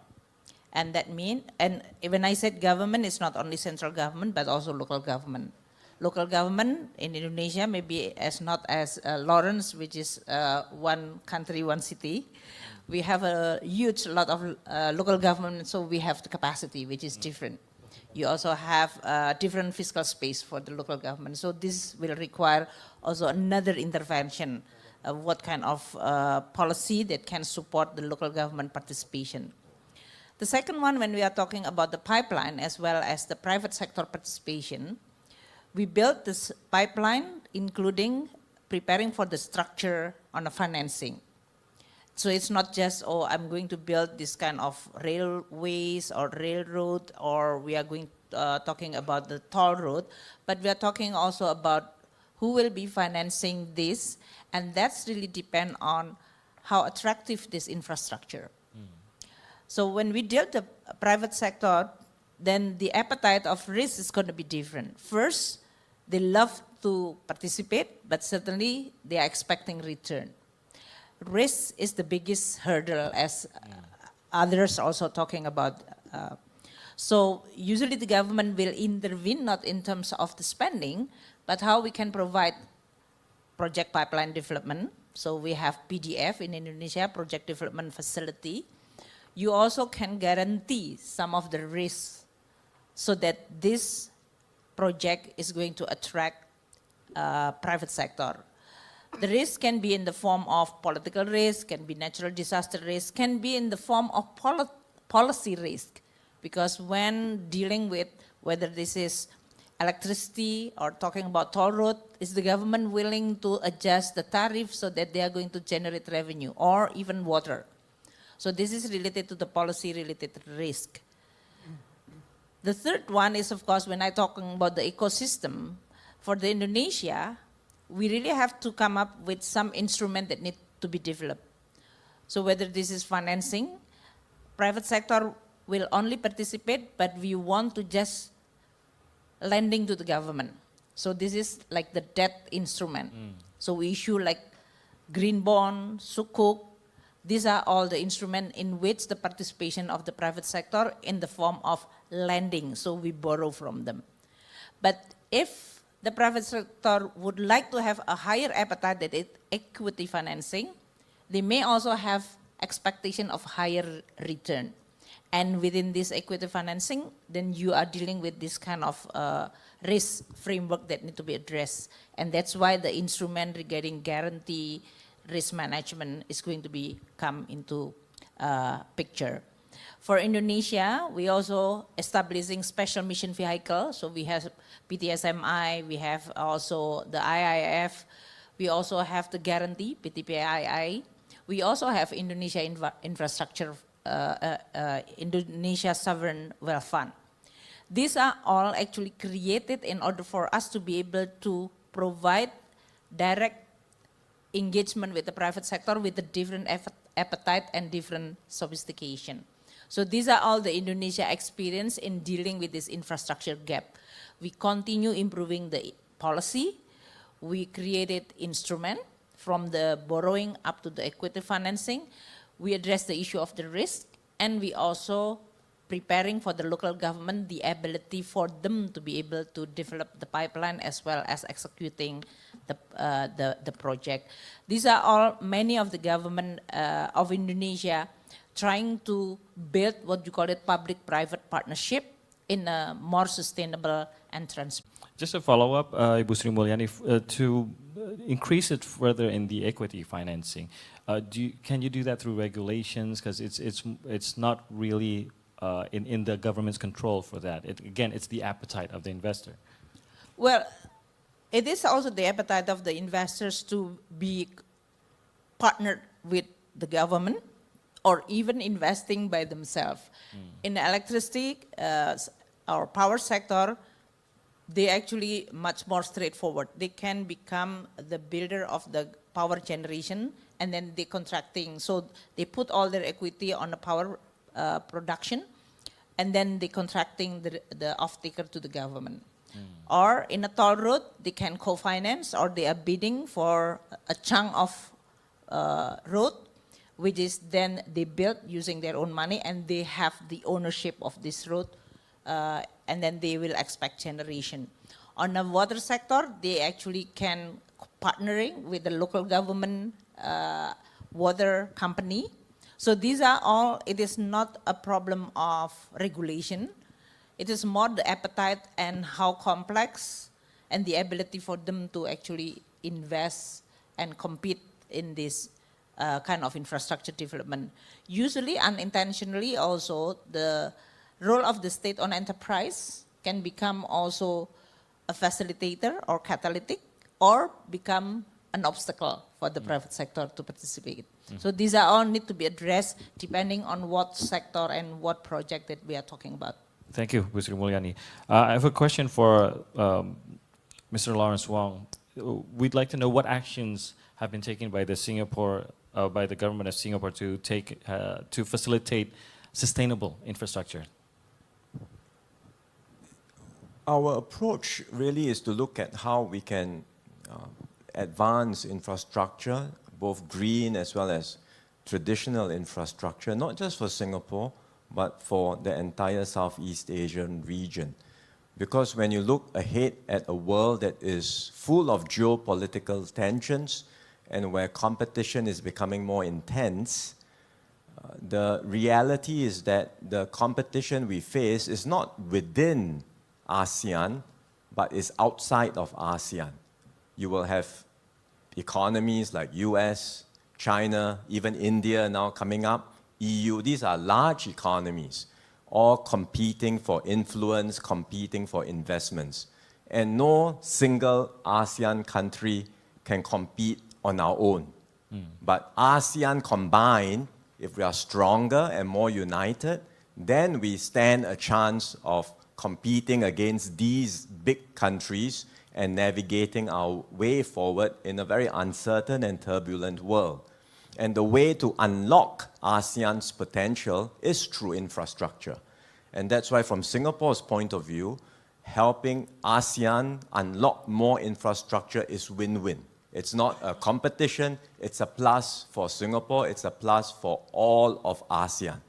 How can we do that? We will try various ways. We have set up an Infrastructure Asia office in Singapore, really to help with project facilitation.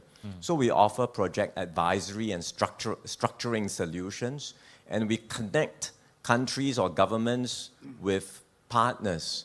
The partners would include solutions providers that are based in Singapore, or MDBs that are based in Singapore. The ADB and the World Bank has an office in Singapore, or even with financial institutions that can provide financing solutions. So that's one way in which we can help. Another way in which we are looking to see how we can play a role is to advance and promote more blended finance, especially in the area of green and transition financing. So blended finance, as I highlighted just now, is where we combine concessionary capital and then we catalyze and bring in private capital to blend together so that you lower the rate of financing and you make more projects bankable. So we are now discussing with partners to see if we can bring together more concessionary capital, not just from governments, but also from multilateral development banks and even philanthropists, philanthropic organizations. If we can pool together more concessionary capital, then potentially we can draw in more private financing and we can bring to the table a lot more financing for green and transition projects all over Southeast Asia. So in general, actually, but green projects, of course, are welcome as well. And it's interesting to see, will there be like incentives, or what could we see if for investors coming to invest through Singapore or in Singapore in the infrastructure investment, when they come, when they especially look for green investments, will there be incentives for them? Will there be a different kind of blended investment or risk management? I think investors are already interested in looking at green and sustainable projects. The key is you need a project that will meet their rate of return. All investors will have a certain expected return in order to meet. They have a hurdle rate. So we take that as a given. But the project itself may not meet the expectations of the investors. So how can we bridge that gap? And the only way one way to bridge that gap is to have concessionary capital. So whether from governments, whether from philanthropists or from MDBs, where the concessionary capital is either free, zero return, it's a grant, or potentially it has a much lower rate of return. Then when you bring together private capital and concessionary capital, we will be able to reduce the rate of return and we can make projects bankable. And the way to do this in a more impactful manner is not just to do it project by project, but to bring it together into a platform that can scale. So for example, rather than say MDB, World Bank or ADB has concessionary capital and we provide funding for project A, project B, one project at a time, I think that doesn't scale. But if we could bring together 500 million of concessionary capital or even $1 billion of concessionary capital, then we can use that to draw in private capital, and altogether we might be able to multiply the project financing to $5 billion. Then you really are talking about maximizing the value of the concessionary capital, maximizing project financing, and enabling many, many more projects across the region to be funded. So this is one form of innovative financing that we've been mentioning from the beginning. Moving on to the Minister from Laos, Minister Pompian. Minister, which subsectors of infrastructure, according to the Lao PDR, are still constrained so that MDBs, private sector, and others can invest? Minister Pompian. So.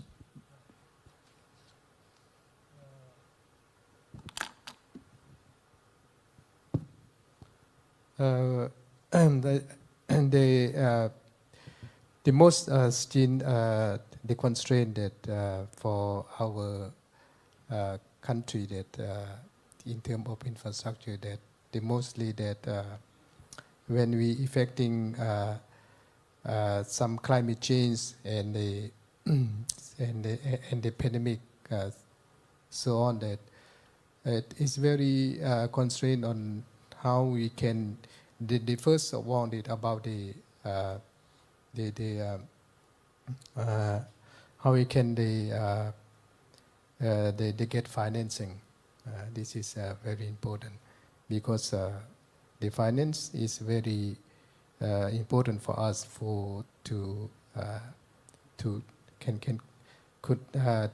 that we can very that we need to more cooperation with different agencies, different parties, and the state investment. This is it. And secondly, that we constrain about the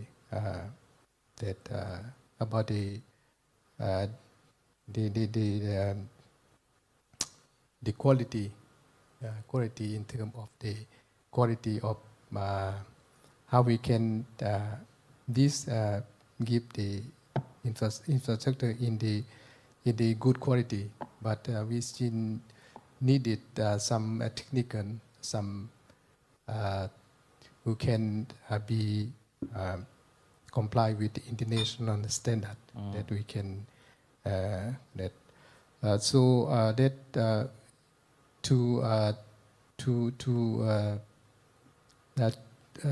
to come up or to meet this one.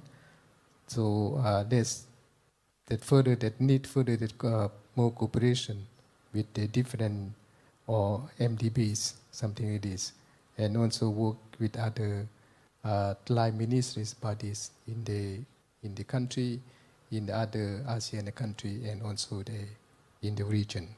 That could be help to overcome the other that face or concern, something like this. This is some and this we can share that from this meeting or this discussion with you.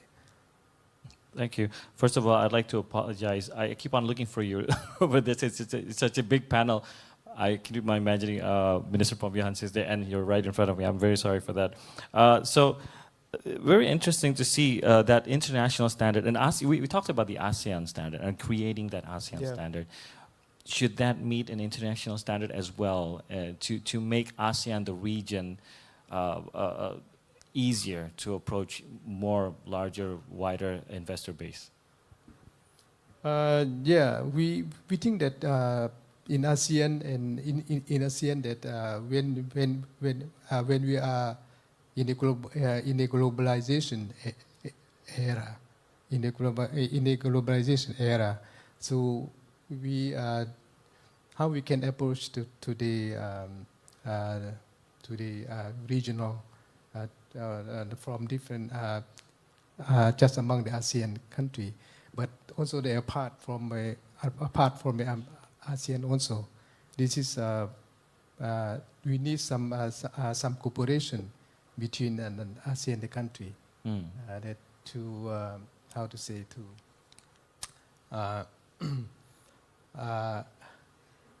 the standard or yeah, the cooperation between the ASEAN countries? ASEAN and then to meet the standard. Okay. For the To upgrade the standard of between ASEAN countries as well. Yeah, and also that something in this. Okay, thank you very much, Minister. Moving on to Thailand, Minister Tarampitai Paisit.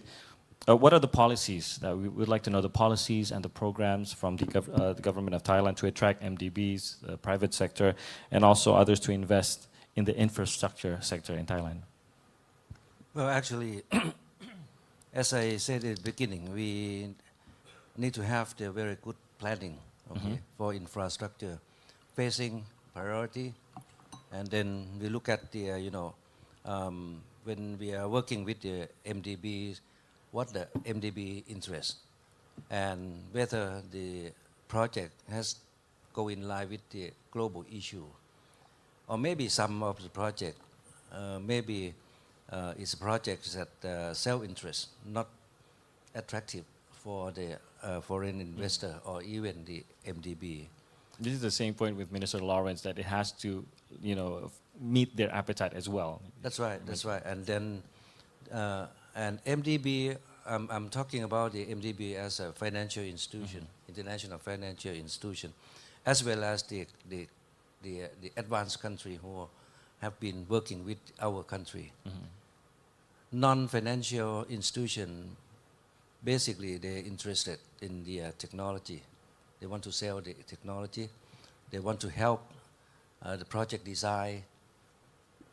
This is what we welcome actually in Thailand. Actually, right now, for example, all the projects that we are talking to the financial institution, but whether the project itself is feasible or what kind of technology we consult with the other MDB, not the non-financial country, as a bilateral. So we welcome all the technical assistance from the many countries. So that's why when we formulate the project, we formulate in the good quality of the project, whether we cover the global issue or not. I would raise the example when we're talking about the one of the projects that we're working with the ADB is the Medical Excellence Center. If you talk to medical doctor or Ministry of Public Health, they're talking about the building and putting the equipment. But when we talk to ADB recommendation is that we have to look at the climate, whether the building can save the energy. So design of the project has changed, putting some some elements into the project that make it more attractive for the investor. It may not be financed by the ADB. It may be the bilateral financing between the two countries, right? So this is what we've been doing. Secondly, when we're talking about the environment, we're talking about climate and environment. Some of the projects, maybe we overlook some of the issue of the environmental issue or conservation. We have the one project on the building the bridge crossing the lake. In the lake there are about 14 dolphins, which is very rare. And then in terms of the environment impact assessment, it cannot be approved. But when looking at the international standard, or global standard, then in the project you have to take into account of the conservatory of the dolphin. So we turn this project from the negative impact to the environment to positive by raising the dolphin, more dolphin in the lake, and turning the lake into the more tourist attraction. So this kind of the turning the risk of the environment impact to the opportunity for the project. This is one of the example. The success example that in Thailand, when we construct the highway, passing through the 2 national parks, absolutely the environment committee, they will not approve. So we have to redesign with the consultant, with the advice from the international agency. So making the tunnel, artificial tunnel. So making these 2 parks can be connected without interruption of the highway. So then the wildlife, I mean elephant, tiger, they can cross between these two national parks. So this kind of thing that I think the technical assistance and the helping the shape up the project design. Okay. Financing, I think we can do many. We absolutely we can manage whether we finance by our own budget. As I said, some of the donors they are not interested in the some of the project, but some of the project they're interested. It really depends on their interests as well. So financing can be from the budget. If the project cost is very high and no investor would like to invest in the project. Okay. Okay, thank you very much, Minister. Moving on, I'll go to Mr. Diokno. We're talking about policymakers. What are the what would policymakers of the government of Philippines and possibly ASEAN member states, what should they focus on to support a more sustainable infrastructure financing program? Thank you for that question. The Philippines may be considered as lagging behind our ASEAN neighbors in terms of infrastructure, and I can see why. Because of our political system. Our political system is that we have a fixed term of office. The president has only 6 years, no re-election. Okay, so he has to do everything within that period. And so the focus of previous presidents was on short-term projects, not big projects, because you want to show something before you leave the scene, right?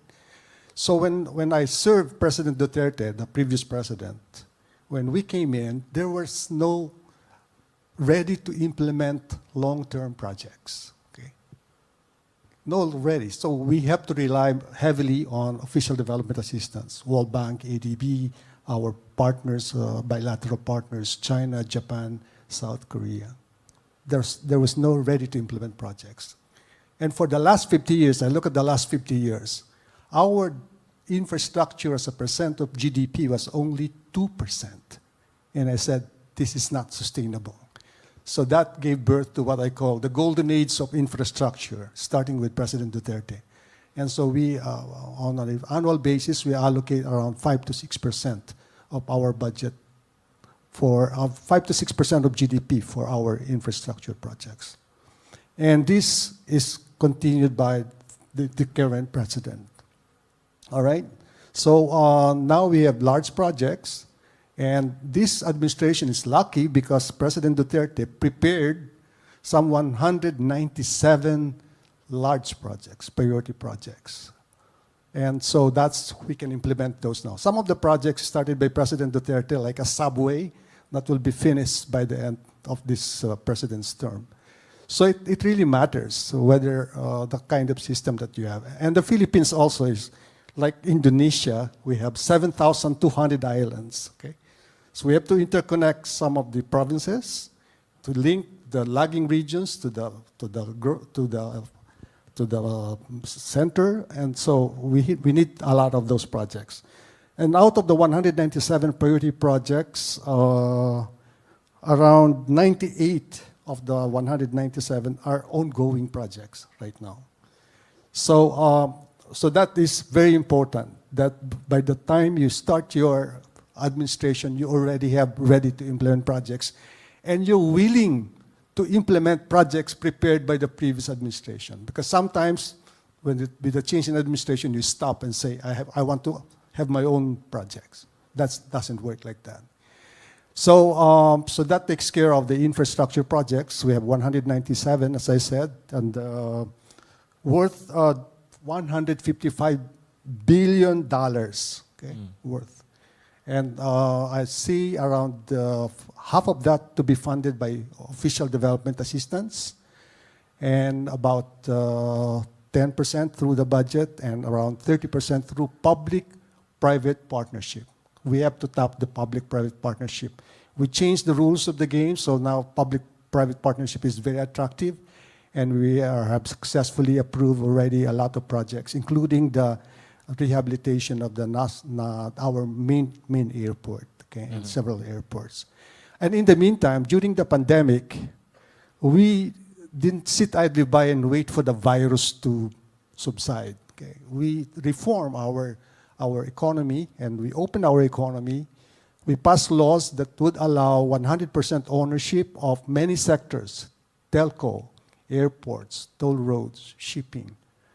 Because I understand that in many countries, emerging economies, telco, power, water are public sector domain. In the Philippines, all these are private sector. Telco, power, water are private sector. And we also opened up renewable energy, 100% ownership. If you want to invest in the Philippines, you can own solar, wind, tidal, geothermal. You can invest 100% ownership. So we have to change the rules of the game to attract more investment. And in addition, I think we floated something like 3.6 billion worth of green bonds. And these are now for the private sector who would like to invest in some green projects. I'll stop here. Thank you. Interesting. With all the limitations, a more rapid movement is needed as well. And you just need to change the gameplay. So moving on, I hope we still have much more time for the second round. Moving on to Excellency Muhammad Aminul. What types of success stories about sustainable infrastructure investment that Brunei wants to see more, and what led to that success? Thank you. I think over the last couple of years, I think we have done quite a few projects to enhance our infrastructure. One of them is actually on our seaport. For many years, we have been trying to improve the efficiency of our seaport, and also the expansion of the infrastructure, the berth and so on. So for many years, I think we are not quite successful in doing so. So as I mentioned earlier on, one of the important factors to do this successfully is to adopt the right PPP approach with the right structure and so on. And so I think a couple of years ago, I think we managed to form this partnership with someone who has the ability, the right skill sets to do it, and as well as the connection around this region to be able to improve the efficiency of the seaport. And so ever since this was done about 6-7 years ago, I think we have seen major improvement in this in the seaport, in our infrastructure. The other one I would like to share is is adoption of technology. I think I mentioned that earlier on as well. So if everybody remember, during COVID, we have this contact tracing applications and so on. And so what we have done is, in anticipation of the next pandemic, so this is the healthcare infrastructure that we have to plan going forward. So how do we plan better in such a way that the health ministries will not keep coming to the finance ministry for more money and more money every time? So how do we make sure that we have a bit more sort of a precision in our our anticipation of the kind of facility and infrastructure that we need to put in. So I think the adoption of technology, AI, and that sort of thing will be very important, so that we can have a bit more sort of certainties in terms of how many beds we need to to equip, how many doctors and nurses that we need to hire, and what sort of equipment that we need to bring in. So without that sort of this sort of forecasting or prediction, it's very difficult for finance ministries to come up with the right budget. It's not about just overspending, but we are also worried about underspending. So in anticipation of the next pandemic, how do we be more certain about getting our infrastructure ready and making sure that it's sufficient and not wasting our fund too. So I think on that we have developed quite a sophisticated system in place, and we continue to develop that.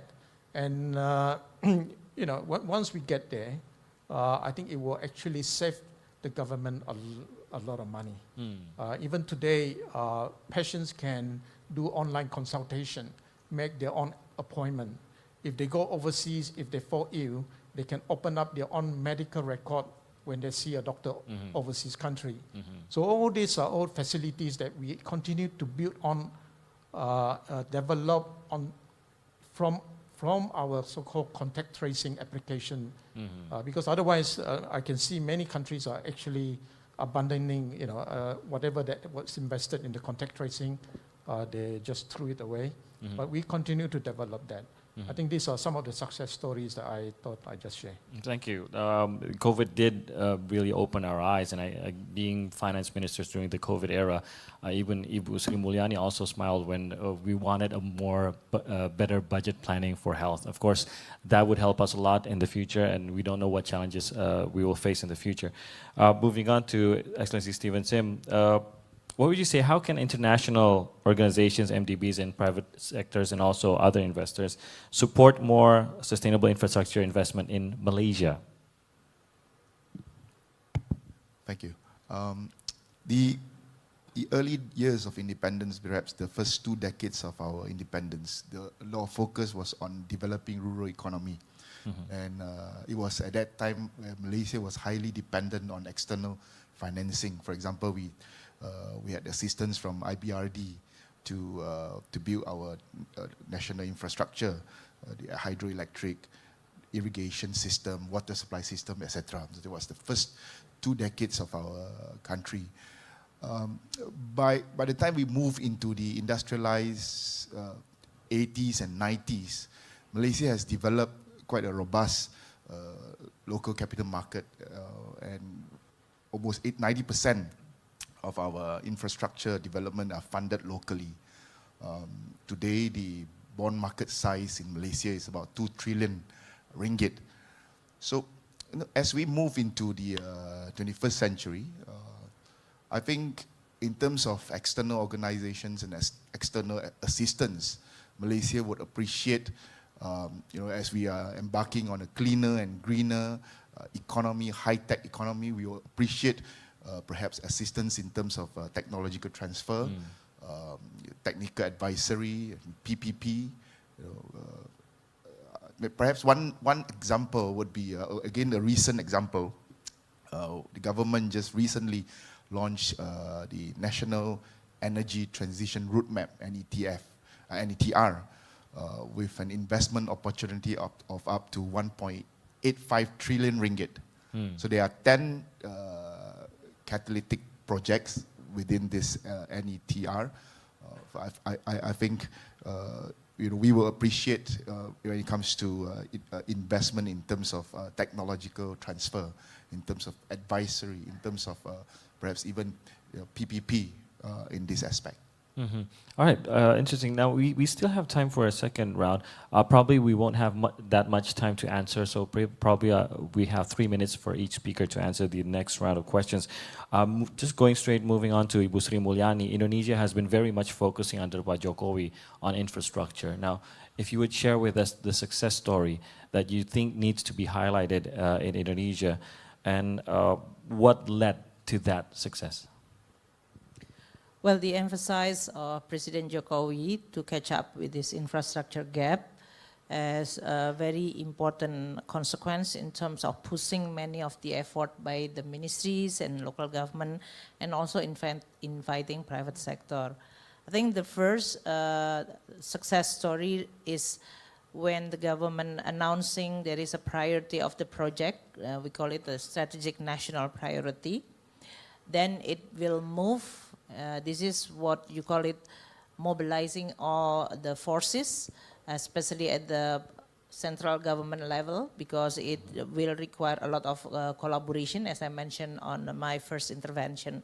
So whether this is related to the land use or land purchase, and then what is the commitment of the capital spending, what kind of structure that we need to build in order for us to invite more private sector, and then what kind of fiscal tools which is fit with this one. This actually fit with many of the project toll road in Java in this case, which is relatively mature. And that's why we can attract more and easier private sector. In Sumatra, maybe less, because it is still on the traffic and the challenge of physical on the road construction, which is different from Java Island. Water sector in this case is also another success story, but also suffering a certain setback because it requires local government participation, and especially related to the local water companies. This is have something to do with also the tariff of the water, which will attract more private sector or not. We have some of the airport is actually quite success story, especially on the big city, because the traffic is actually quite mature. And that's why the airport is becoming very busy, and the airport management or expansion of the airport becoming very attractive on actually attracting private sector. So it's not relying mostly from the public funding. Some seaport is still, especially for the industrial zone, Indonesia and Singapore opening the Batang industrial zone, that will require a lot of infrastructure from the power sector and then dedicated port. These are all also require quite a lot. So a lot of quite a very diverse infrastructure project. Indonesia is also building for the new capital in Kalimantan, in which many will require the first public fund in order for us to build the necessary infrastructure before we can attract private sector, and this is related to the road. But when we are discussing, for example, on the airport and the water, electricity, this will attract more. And housing is another thing that also can attract private sector. So you can see it's like Indonesia is such a huge geographic differences. Each region have their own attractiveness. For Java Island, usually is much more mature because population density, purchasing power is relatively mature, so you actually can have a much better attraction for the private sector. For many island, big but less populated, big island but less populated, then you have a totally different challenge on the infrastructure development. And in that case, the public sector or public funding is even more required. Papua definitely is a different game. So all of the project, especially on the road, that's public funding. Airport is also public funding. That is for the region, which is also require quite a lot of intervention.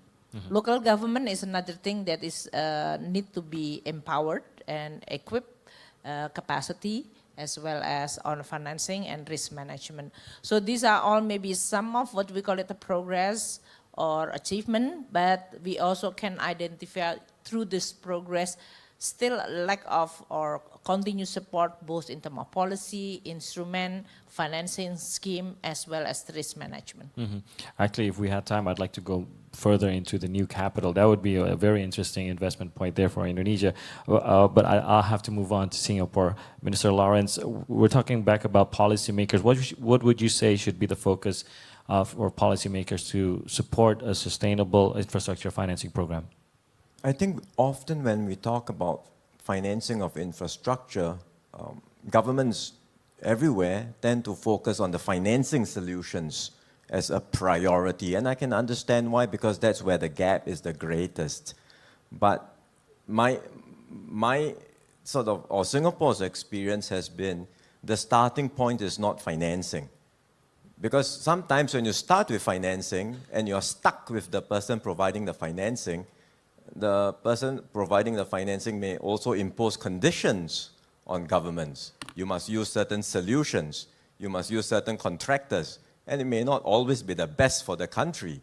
So our starting point is not start with financing, but start with project structure, project solution. Think about what is the payment structure of the project. And very often, as Benjamin said just now, these are long-term projects. They cannot be, infrastructure project will last 30, 40 years. It goes through many terms of government. So have clarity around how the project is to be structured, who is to pay, what is the payment stream, what is the regulatory framework. These are all important design considerations that has to be planned from the outset and preferably locked in so that even if there is a change of government down the road, the project parameters will not change. And if we have that, then you can call a tender, you can find the best solutions, you can get the project financed. That has been how we go about doing projects in Singapore. We have found that to be a better method. And over time, when you build up a track record, one project gets funded, second project gets funded, then over time, with a solid track record, investors feel assured, bankers feel assured, risk premiums come down, then governments will find it easier to get their projects financed, and you don't even need to rely on banks or financial institutions to finance the projects. You can raise bonds in the markets, you can get infrastructure bonds, green bonds, and with a good track record, with reduced risk premiums, you create a virtuous circle, and progressively, financing gets easier and easier. So don't start with financing as the solution, start with project structure, project design as the first priority, and along the way, if you have good design, good solution, financing will get better and better over time. You might just have shared the golden secret to Singapore's very strong financial market there. Thank you so much. Moving on to Minister Pongvihan, if you would go about the policies and programs that the Lao PDR government has done to attract the international organizations and private sectors to invest in the infrastructure sector. Yeah. So I think there might be some different from other ASEAN country because I think that in terms of the level or stage of development seen different if compared to other country. Like I heard that Singaporean mentioned so different than from other country. Yeah, this is, I think that this is a very useful or a good lesson for us also. But for Lao that we at first that we should have some priority of the project for the infrastructure. So in our country that we have in the 5 years plan that we have some certain priority project that we have been in place, but they mostly that we think that we should consider about the policy. That policy can be supported support today that project for the investment for the private sector and for other organization can be provided. And right now that we, before that, we just rely on the organization, like international organization, to support some finance. But right now we try to a different modality or method can be, we open more, encourage more other term of the investment, like PPP and BOT and something else which we currently that we encourage that the policy would, they will have some degrees and some law that to support for the PPP and for the BOT, something like this. And so far that's a very the first that very important that we should have priorities project and could be accommodated to which part that could be financed or source finance from other, maybe from private or maybe from organization, institution, something. This is we have been that so far that in our country, but we focus also on the green infrastructure, like which is giving the environment friendly, that also that attract to the investment for this project also. That's that in our case in our country that we have so far that I can share that with this discussion. So more accommodating, that's the direction for Laos. Yeah. Thank you very much, Minister. Moving on to Thailand, Excellency Tan Pitai Paisit, which subsectors of infrastructure, according to Thailand, is still constrained so that MDBs, private sectors, and others can also invest in Thailand? I think right now we are talking about the only two major infrastructure. First, transportation, and secondly, on the power sector, electricity. So in Thailand, these two sectors consume about 85%. 85% of investment goes to these two sectors. Infrastructure investment goes there. Okay. To the transportation and the energy, particularly electricity. What we have to discuss, we discuss in our government as well, because right now we're looking at the future technology. Digital infrastructure is one of them. Okay, but right now we haven't invested a lot, but mostly given to the private sector. So digital infrastructure for unprofitable area, for example, the remote area or last mile area is not profitable for the private sector. So that's maybe one of the sector that we are looking at. Secondly, this morning we're talking about the public health, the health infrastructure. Of course, in Thailand, health sector rely on the national budget. But if you want to go further, to be more commercialized, then you need more technology, more high technology in the medical sector. So that's one. That's the second one that coping with the pandemic. We learned from that. Although we have very good hospital in Thailand, but still we need more in the region, in the rural area. Third is we haven't since the 2011, Thailand faced a big flooding in many areas of the country. So water resources is one of them that consume quite big investment cost. And the last one, I think quite few people talking about is the science technology infrastructure. So right now we're working with the Japanese government on the synchrotron. Synchrotron is one of the technology that can enhance your product quality in the whatever products and materials. So right now we put our focus more on the science technology, 4 areas: digital infrastructure, public health, and the science, technology, and water resources sector.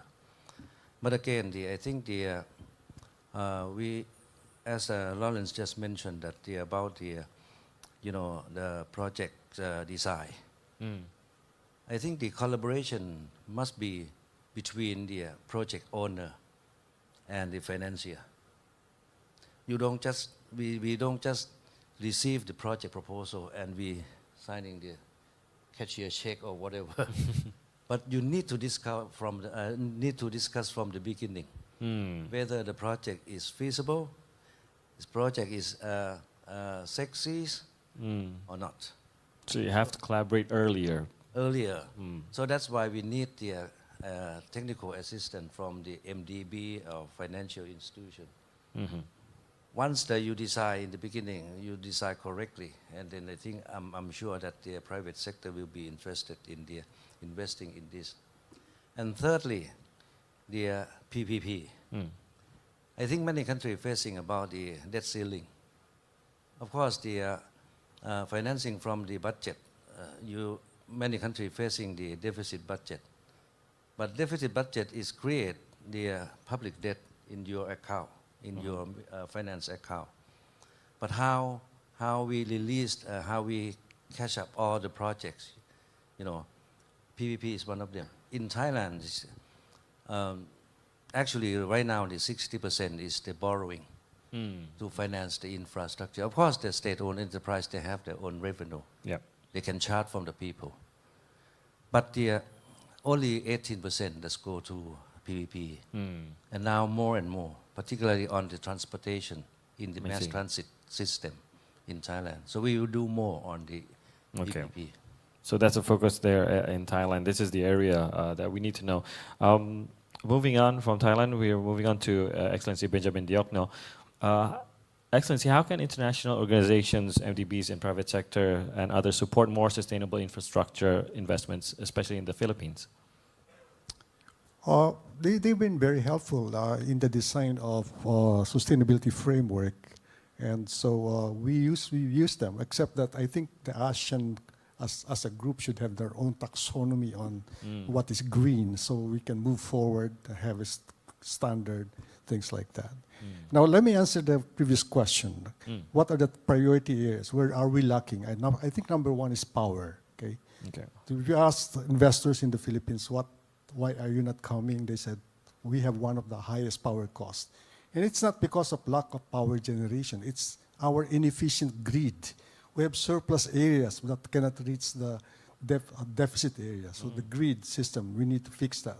Second is water. Water is important because of its health implications. Okay, and we have a lot of water during rainy season, but none during the dry season. So we have to invest in catchment areas, I think. And number three, because of digitalization, I think we have to improve the connectivity of our 7,200 islands. Thank you. Thank you very much. Now, very straightforward, moving on. I think we still have time available. I'm going straight to Excellency Muhammad Amin Liu. We'd like to know the strategy and role of the government of Brunei to narrow the infrastructure gap. The question came to Ibu Sri Mulyani previously. What do you do to narrow this gap? I think in the case of Brunei, it's not so much about infrastructure gap. I think it's to look into our existing infrastructure and how to make them more efficient. I think just to touch on what Ben was saying earlier on, power, water, telecommunication are some of these basic infrastructure. And so, like what Lawrence also mentioned earlier on, we have been conducting our own study and not just going to financial and say, to ask them to fund some of this upgrading and so on. First is to understand what do we need. How would this project be viable? Would it be attractive to the investor if we were to, before we go out to the financier? And then if it is too risky, how would the government de-risk the project to make it attractive for the investors to come in? And so we have done all this, we have done all our internal study. And then you go out and seek for interested party to come in, based on whatever we think would be viable. One of the, but not all the projects are investable. there are some social and development projects and so on. So probably government would then have to step in a bit differently from the others. So one of the area that we have done is on the telecommunication. We have recently upgraded our telecommunication system without government spending any money at all. So in return, we are able to improve our telecommunication. And today in Brunei, the mobile speed that we experience in Brunei is ranked number 5 globally. So, and from a very, we were ranked quite low, but today we are number 5 without spending any money from the government. And the broadband has also equally improved. So I think this is one good example of what we have done on infrastructure. And how do we continue to improve the power, the water, and so on? Again, we are adopting this model like what Lawrence was saying. If you have a good design of your project, naturally, the ability to raise financing will come. But if you don't design it properly, again, if you start thinking about financing without giving the investor the comfort of the viability of this project, then you're starting on the wrong place.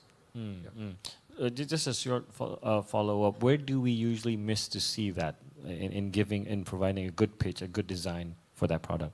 Well, I think so I think what you need to establish first is what do you want to see the project to turn out to be, right? And then look at what other countries are doing, and see what lessons that you can learn from that. But in the case of our telecommunication, in fact, Brunei started this model first, because we used to have many networks operated by, invested by different operators. So we amalgamate all this network into one single network and make sure that it's a good and reliable network. And you reduce the spending, pass on the saving to the subscribers. And today, as I said, the mobile subscribers enjoying top 5 globally speed, but the subscribers rates has come down 3 times since that. So you're paying much cheaper for a better quality. And so that's how we as part of the, all this effort to promote digitalization, Internet of Things, and so on. And this is one way we felt that we have, done it differently. Thank you very much, Excellency. Now, moving to Mr. Stephen Sim, you've shared about what areas that we could still tap into for investment. How about a success story?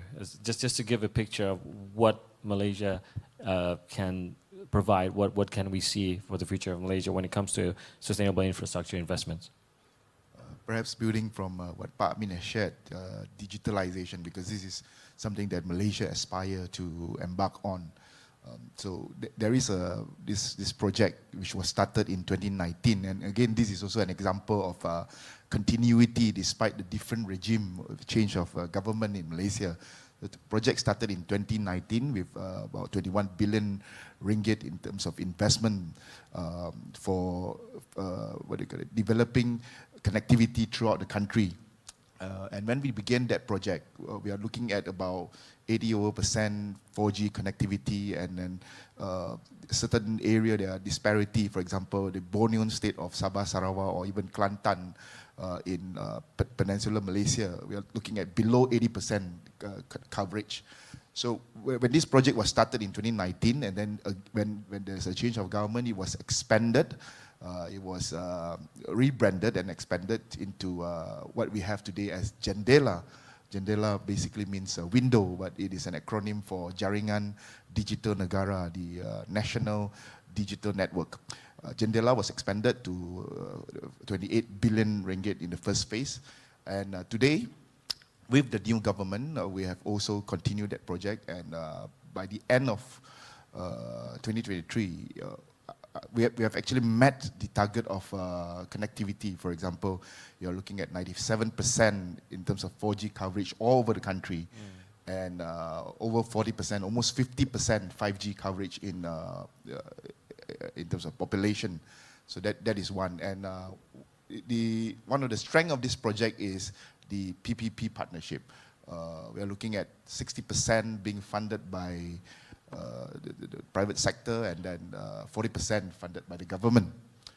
And perhaps another example would be the concept of wakaf or Islamic endowment in Malaysia.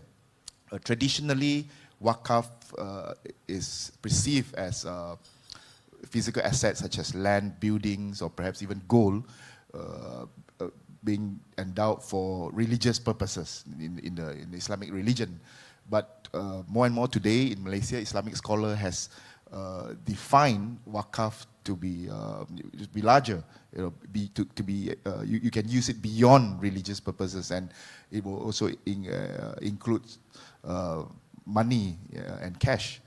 So just one example, Wakaf Penang, which is a state government-linked company about 5 years old.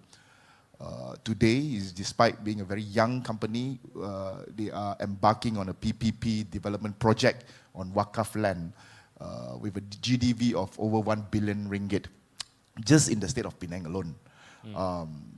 And building affordable housing as well as commercial units. And you can imagine the potential.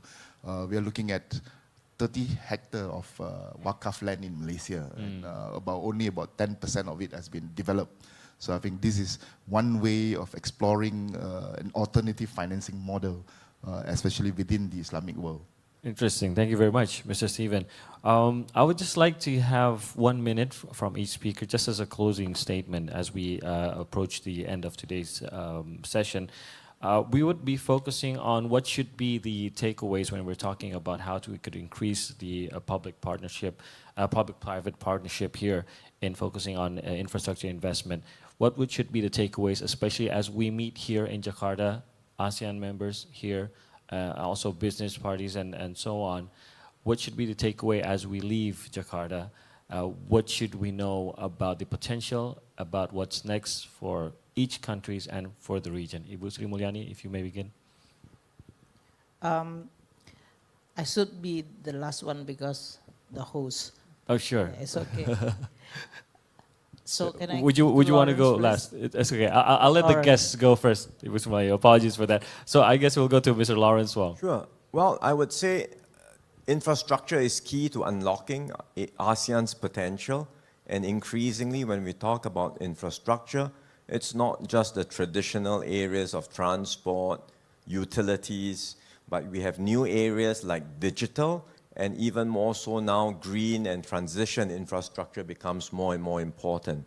So to unlock all of this infrastructure, we need partnerships, we need good planning, we need good design, and we need to all work together in ASEAN to create more of such projects, not just within our own individual countries, but across the whole of ASEAN, so that we can truly unlock ASEAN's potential in this world. Thank you very much. Next, Minister Pomfian. Yes, so I think that we can learn from these penalties, and we hope that we can build the ASEAN that are stronger in terms of the infrastructure, in terms of the connectivity, and we should we should cooperate. We see the same goal, the same target, see the same future. So we need to more cooperation and collaboration closely, and together we can move the ASEAN to the in the future. Thank you. Thank you, Minister. Minister Tan Pitai Paise. Thank you. I think since 2015, we have been witnessing the progress of the ASEAN Master Plan on connectivity. I think we spent quite a lot of resources on the physical infrastructure. Yeah. So now we can be able to travel around the ASEAN country, particularly for the land border area that all connected. But we need to think about how we resolve our difference in the software, in the rules and regulation. So that's the first thing. Secondly, I think our Ministry of Finance, I believe not all, but most of us are facing the resource constraints, particularly their budget. So we need to carefully select the infrastructure, at least two criteria. One is to build the competitiveness of the industry to make a further growth. Secondly, taking care of the vulnerable groups. The infrastructure, we cannot build a very modern, but we leaving the people behind. So I think we have to be carefully select the digital infrastructure, two types of infrastructure for the future. Thank you very much, Minister. Moving on to Mr. Benjamin Diokno, Excellency. Okay, the Philippines recognizes the importance of pursuing sustainable infrastructure to meet our climate challenges and achieve resilience in the global economy. We also acknowledge that strong political will and a long-term vision are necessary to narrow the infrastructure gap and reverse our underinvestment in this sector. I'm confident that our combined resources and unified vision in ASEAN, we can together achieve a greener and more sustainable economy in the region through sustainable infrastructure development. Thank you very much. Moving on to Mr. Amin Liu. Thank you. So I always tell investors outside this region, as outside ASEAN, if you look at the Asia financial crisis back in 1998, 1997, how quickly ASEAN countries recover from it. And also the global financial crisis in 2008, how quickly we recover from it. And we are therefore a very dynamic region. We are hungry. We need a lot of investment. And we are open for business. Thank you. Thank you very much. That's the tagline right there. We're open for business. Mr. Stephen? I think we all agree that infrastructure development is key. But the dilemma of MOF, Ministry of Finance, is always balancing between fiscal sustainability as well as the need for development. I like what DPM Lawrence talk about. Perhaps begin with the end in mind. What we aspire for our country, what we aspire for our region in terms of green technology, in terms of climate change, in terms of digitalization, and then we work backwards, governizing our resources within the framework of good governance. I think this is very important. We talk about PPP, important, but I think this must happen within the framework of good governance. And finally, I think it is, it's worth repeating that we need to strengthen the collaboration within ASEAN and capitalizing on our joint strength in this region. Thank you. Thank you, Mr. Stephen. Ibu Sri Mulyani, if you may conclude our panel discussion today. Well, first I would like to thank all the finance minister who attend today's conference or seminar. The takeaway, the first is actually from listening all the panelists, we can learn each other, and hopefully with this learning each other, we can catching up faster, because there are so many lessons learned which is provided by each country. And the beauty of ASEAN is actually the different states of development creating more opportunity for working together. Second one, I think when we look at the geopolitical situation in which the world is becoming more fragmented and divided, it is very enlightening, and as well as for all of us to be courageous to feel that the ASEAN is becoming the place in which each country working to address our own homework, but at the same time also feeling that we need to work even stronger together and recover together. This is like the G20 tagline. This ASEAN has become an epicentrum of growth, which is true, because we rely and need more each other when the rest of the world is becoming so unpredictable and divided. The third one, I think on infrastructure, we are talking from the very basic infrastructure like clean water, road, in this case, up to the more now updated and sophisticated from the green infrastructure, digital infrastructure, which then requiring us to continue look at the first policy framework. Do we have the right policy? The second one, addressing the risk, because risk and return, and then link to the financing. That's become the link that we need to continue learning. And third is actually mobilizing both private and multilateral institutions to work for us. Not we work for them, but they work for us in this case. And because this is all finance minister, then we are all the one who need to continue looking at each other and see how we can learn. And I don't really see in this case the spirit in which we are competing, but we really working very closely. So I would like to thank you for all the finance minister ASEAN who attending this second ministerial meeting. Never happened, so we really love to have this second meeting, and very timely because the world is becoming a not okay situation. So if we are getting together and look okay, I think that's also become a good news for the world. Thank you so much. Thank you very much, Ibu Sri Mulyani Indrawati. So we are the epicentrum of growth, as Ibu Sri Mulyani also described. Not just an epicentrum to be okay. So we're growing. We're growing further, and we're doing that together. Once again, I would like to thank all panelists. Thank you very much for your time with us today, especially for candidly addressing all the challenges. It's very refreshing to hear what has been said on this panel today. I apologize for any wrongdoings and mistakes as well, but I'm sure that there's a lot that we could take away from our panel today, and also the complexities that we have. We will be challenging, or will be challenging us in the future.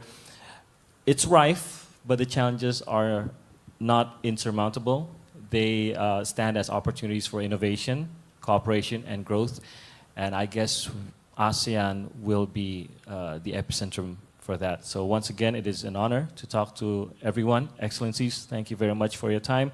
And we'd like to see the collaboration that we will see among our finance ministers in ASEAN in the future. And with that, I will close this session. Thank you very much. Thank you, moderator and all panelists. We're pleased to all of you to remain on the stage to have group photo.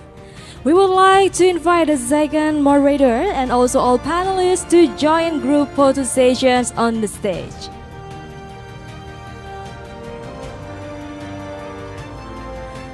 Once again, we're pleased to all of you to remain on the stage to have photo group sessions. And also we would like to invite the second moderator and all panelists to join group photo sessions on the stage.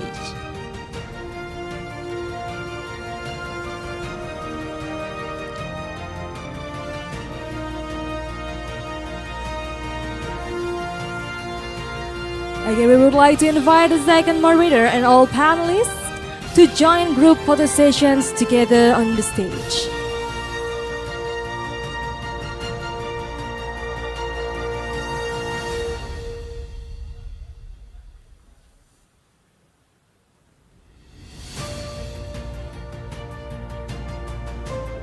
Please, you may give the warmest smile on my count. 1, 2, 3. One more time. 1, 2, 3. Once again, thank you, Ibu Sri Mulyani and all the ministers of Finance ASEAN member countries, all panelists and moderators. Please give big round of applause for the Panel 1 dialogue.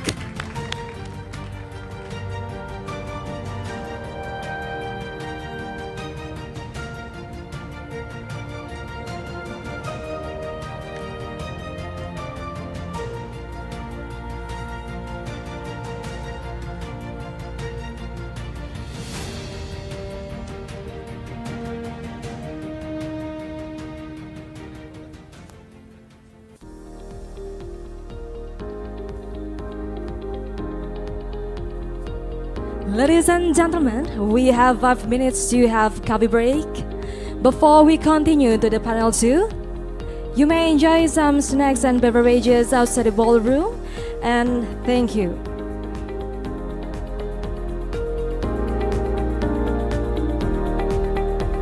Once again, ladies and gentlemen, we have 5 minutes to have coffee break. You may enjoy some snacks and beverages outside the ballroom for about 5 minutes. Thank you.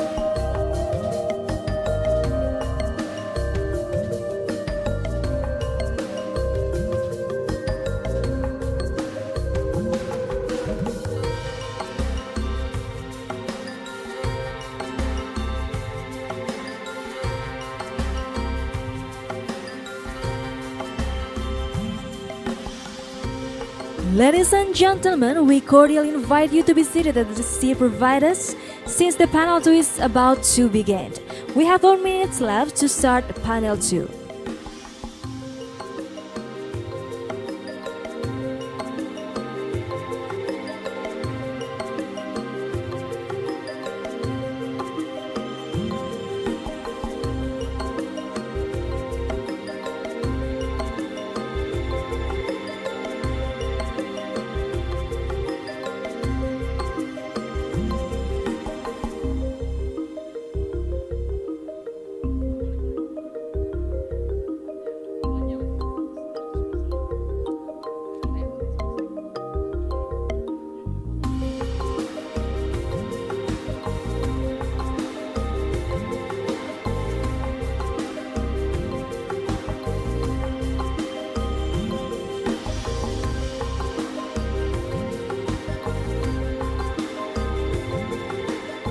Ladies and gentlemen, we cordially invite you to be seated at the seat provided since the panel 2 is about to begin. Once again, we cordially invite you to the seat provided that because of the panel 2 is about to begin.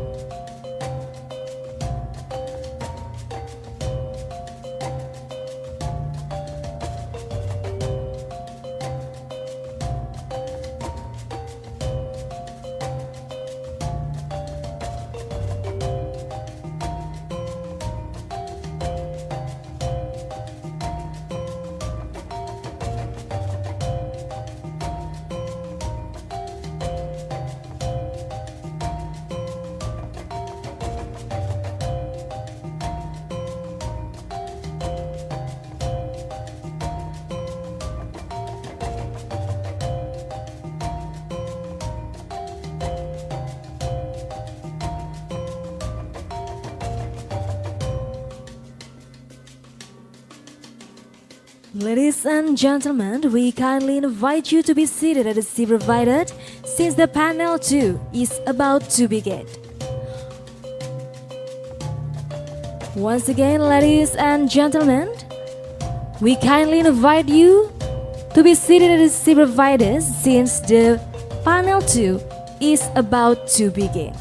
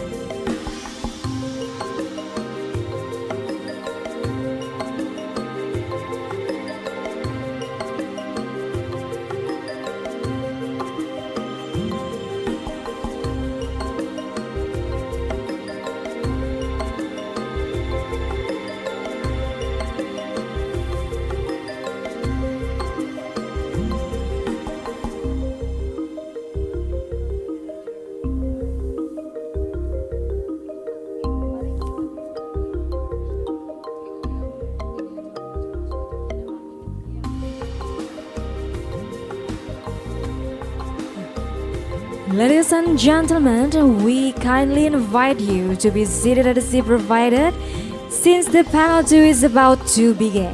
Once again, please, you may enter the ballroom to continue the panel 2.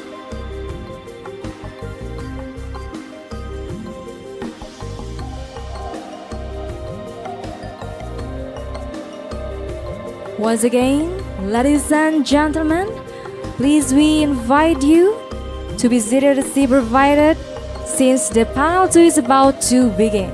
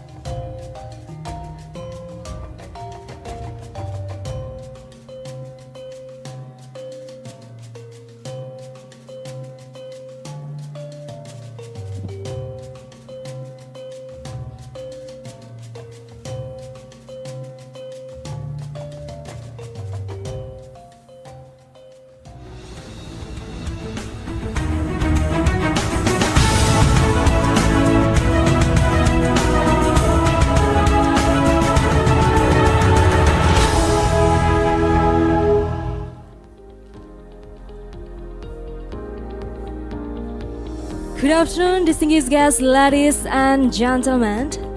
Now we continue to the panel 2 dialogue, Innovative Financing Models. This panel will be moderated by Bapak Adri Pusoro.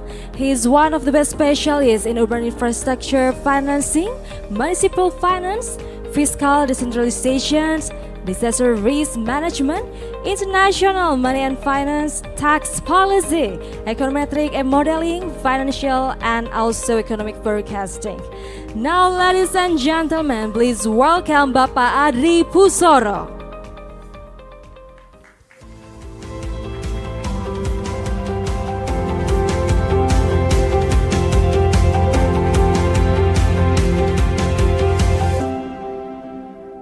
Good afternoon, everyone. Yes, I will be your moderator for today's discussions. Hopefully, we will have also interesting discussions. We have a high caliber panelists.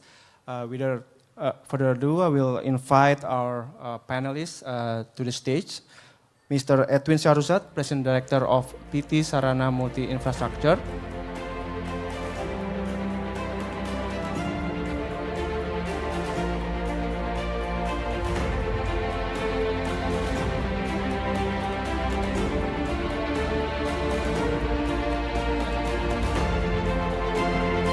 Mr. Marat Zaparov, Chief Executive Officer of Pentagreen Capital of Singapore. Mr. Dani Alexander, Vice President for Policy and Strategy of Asian Infrastructure Investment Bank. Mr. Arif Budiman, Deputy CEO Indonesian Investment Authority. Mr. Akira Moreto, Indonesia Country Manager and Head of Partnership of United Nations Office for Project Services, UNOPS. Mr. Alfredo Perdiguero, Director of the Regional Cooperation and Operations for the Nation Division in the Southeast Asia Department of the Asian Development Bank, as well as Mr. Kelvin Lester Kelly, who joined us online, Commissioner of Securities and Exchange Commission of the Philippines. Welcome, gentlemen. To give you a bit of context, we will dive in the discussions into a range of innovative financings that can be replicated and also scale up in the regions.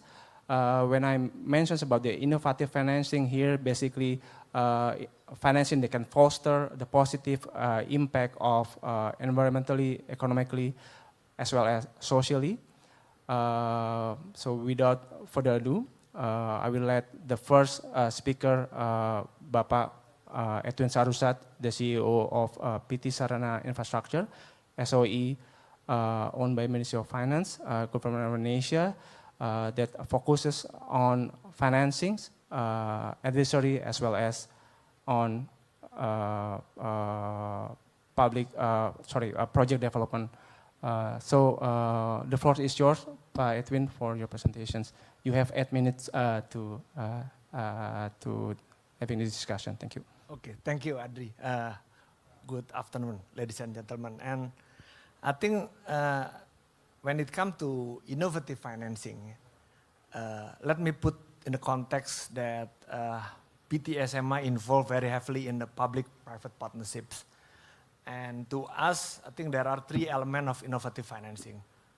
First, from the angle of the private finance, of course, private finance is, I think, supporting investors who are the winning bidder of the PPP projects, so that I think exposure of private finance can be a spectrum of long-term finance, starting from senior loan, subordinated loans, and I think if that's also be part of the de-risking mechanism, such as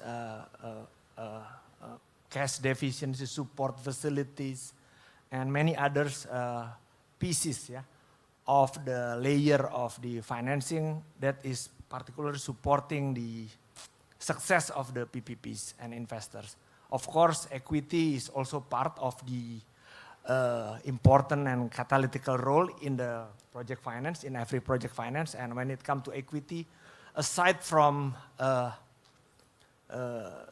equity which is coming from the strategic investors, the players who are involved in infrastructure space, equity can also coming from the infrastructure fund, pension fund, and many other long-term and saving institutions.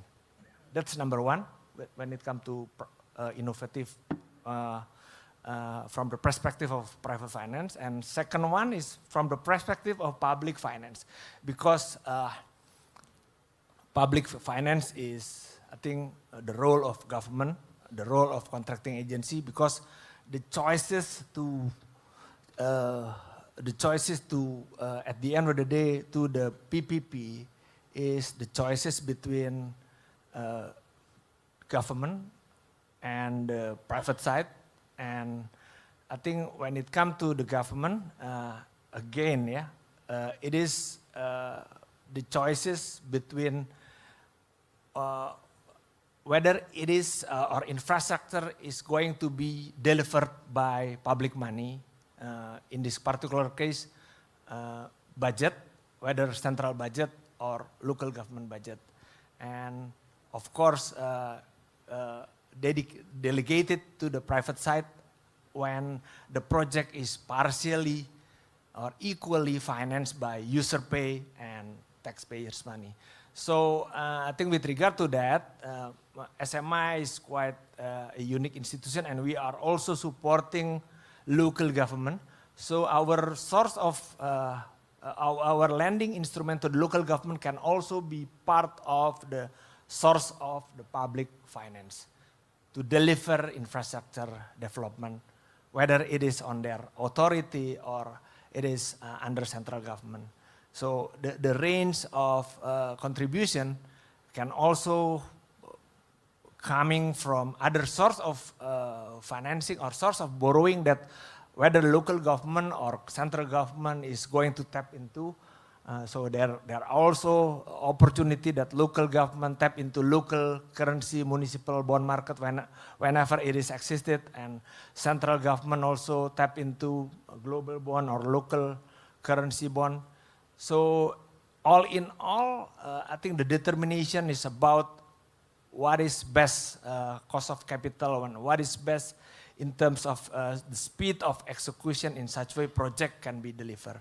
So that's the second one. Innovative financing can be also innovative financing with regard to the whether subnational or central government financing modality. And the last part, yeah, I think it is much more relevant to the PPP is innovative financing from the project point of view. Because as perhaps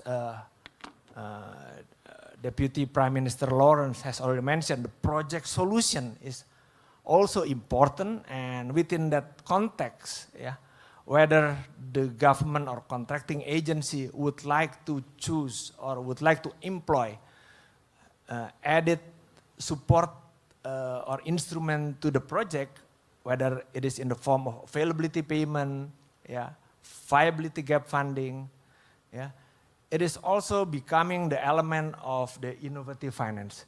So all in all, what kind of blended financing, yeah, involved as a part of the project solution that can, deliver infrastructure development in a more expeditious manner, first thing first, and secondly, that can deliver infrastructure development in a more fair resharing mechanism, and I think more importantly, closing the gap of risk and return, yeah, whether risk and return to the equity investors or the risk and return to the lenders involved in the PPPs.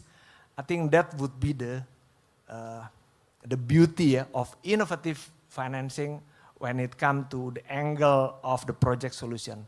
Lastly, perhaps when it comes to project solution, we have also factor into account any new conceptual framework that can be applied to the project solution, such as, I think, something beyond project, for instance, land value capture, yeah, which is essentially bringing project into broader perspective that can also potentially, yeah, reduce the, what you call it, reduce the employment of the balance sheet of the public side, and bringing that kind of potential source of cash flow that cannot be seen, and I think that could be some potential also become solution to the projects. I think I will stop my speak here. Okay, thank you so much, Pa Edwin. So what we heard that PTSMI over the years basically expand its role, its financing roles, as well as financing to local governments and also to renewables, and also broaden up their financial products. So now I turn to the second speaker, Mr. Marat Zaparov, CEO of Pentagreen Capital. Just want to give a little bit background on Pentagreen Capital. It's a debt financing platform based in Singapore, subsidiary body of Temasek and SBC, dedicated to accelerating the development of sustainable infrastructure in Asia, with an initial focus on Southeast Asia. So the floor is yours. Thank you so much. And first of all, thank you very much for having me on this panel. It's great to be here amongst such experienced and illustrious institutions such as PTSMI, AIB. We are perhaps the youngest financial institution in the Asia market focused on sustainable infrastructure finance. So we have a lot to learn, much more than we have to share. But nevertheless, I would like to explain or give our take on the infrastructure finance problem and what HSBC and Temasek, together with our strategic partners, Asian Development Bank and Clifford Capital, what we are looking to do. The infrastructure development problem is of course multifaceted, and we are focused on the financing problem itself. And if I could have this slide, thank you very much. Particularly focused on finding ways to increase the flow of debt financing for private sector projects in particular, in sustainable infrastructure in ASEAN. And if we think of the problem statement at a high level, we've heard already a number of times, it's really a question of risk and reward, and how do you bridge the two such that large pools of commercial capital, institutional investment can flow into greenfield infrastructure in the ASEAN region. We always hear of the huge gaps in infrastructure investment, so I won't repeat the numbers, but it's always trillions and trillions of dollars. Doesn't really matter how many trillions. I think it's the scale of the problem, and ultimately, again, the reason for lack of the flow of liquidity into projects always comes down to this issue of bankability. And again, that gets discussed again and again. And a lot of effort to date, and this very important effort needs to continue, has been put on the preparation of projects, the project design phase, the enabling framework, the so-called early stage, the upstream work that needs to be done in order to improve the bankability of projects. However, I think the real world is very nuanced and difficult, and probably the discovery that all of us infrastructure practitioners have made over the last few years is that, yes, indeed, you can spend a lot of time, effort, project development dollars focused on designing and preparing projects, but in a lot of cases, what you will probably find is that after all that effort, the project may still not meet all of the typical bankability criteria that a commercial financial institution, a bank, or even at times a multilateral might apply. So the project never quite becomes fully bankable, right? There is still friction in ability of that project to attract finance. Blended finance is one way to address the issue. But again, blended finance seems to, well, deal volumes have actually stagnated over the years, which is a little bit worrying. And with this picture in mind, what the four partners behind Pentagreen, HSBC, Temasek, ADB, and Clifford Capital, decided to do is to essentially look at the problem slightly differently and think of bankability as more of a, rather than a binary, something is bankable or not bankable, it's more of a spectrum, right? Yes, there will be projects that are classically bankable for a commercial bank, multilateral development bank, even institutional investors at times who can come into project bonds and other instruments. There are projects that we can clearly say, hey, this is unbankable. Either it's fundamentally flawed or needs a lot more work to move it into that bankable bucket.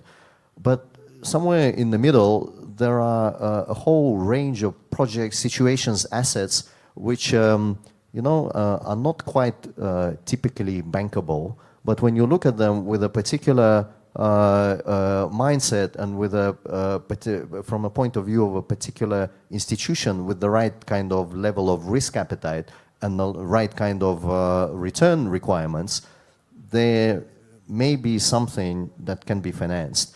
And looking at the data out of the whole project universe that may be out there in the emerging markets in particular, maybe only 5 to 10% are bankable, but this perhaps 25 to 35% can be considered, and we call this the marginally bankable projects. So that's what we are focused on at Pentagreen Capital. Next slide, please. So this platform, as mentioned, HSBC, Temasek, ADB, and Clifford Capital coming together, focused on the various sustainable infrastructure sectors. Temasek and HSBC have committed $150 million of initial capital. It's quite a modest amount when it comes to the infrastructure investment needs, but really the desire of the shareholders and the intent is to use that initial capital as a first step to demonstrate the thesis, right? That indeed there is this marginally bankable project set out there that can be financed in a sustainable manner. Next slide, please. And the next slide, please. Just a brief on what we've been doing over the past year or so, and we're just under a year old as an institution, so very young institution. Very comforting to say that we believe that the thesis is the right one. We have since inception evaluated over 70 individual project opportunities.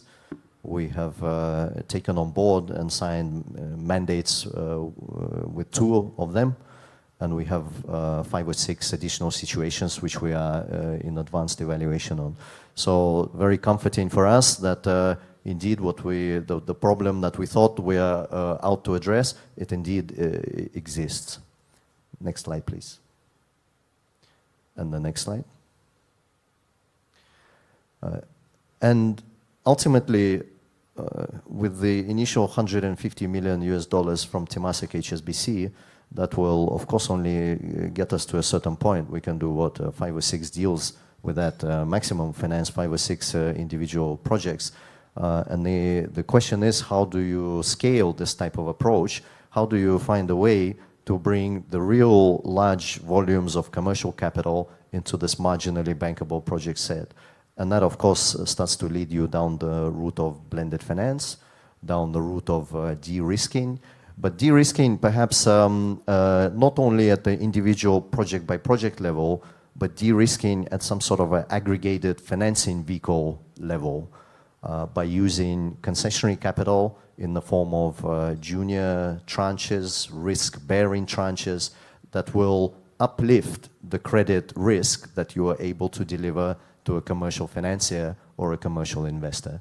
And this way, we believe, is the right way to unlock large flows of commercial capital into a difficult, marginally bankable set of projects and do it at scale.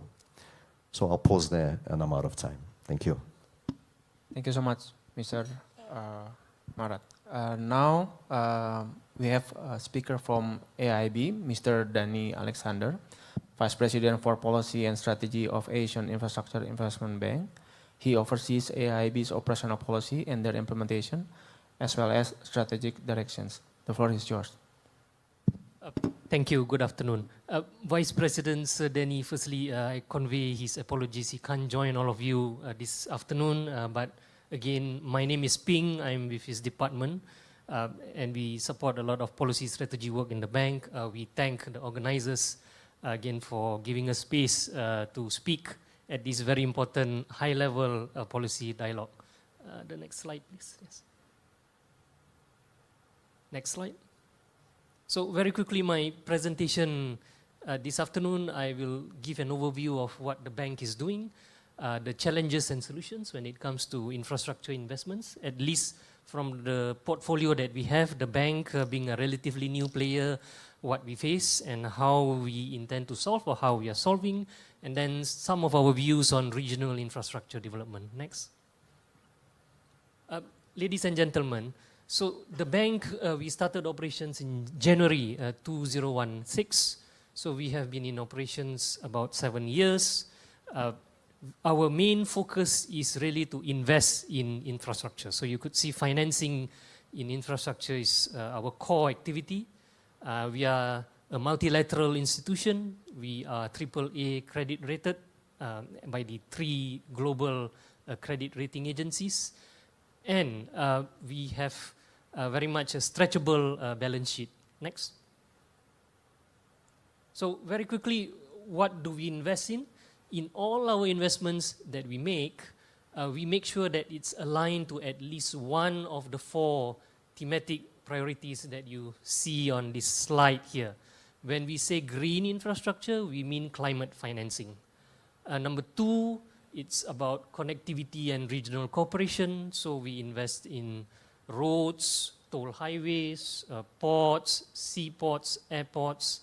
We also moved into the digital infrastructure space during COVID because we realized how important digital infrastructure is in our daily lives and in times of emergency and disaster as well. Last but not least, we are cognizant of the fact that public capital is insufficient to meet infrastructure financing needs of today. Based on that, we need to crowd in private capital. So that's again a core pillar when we make investment decisions. Next.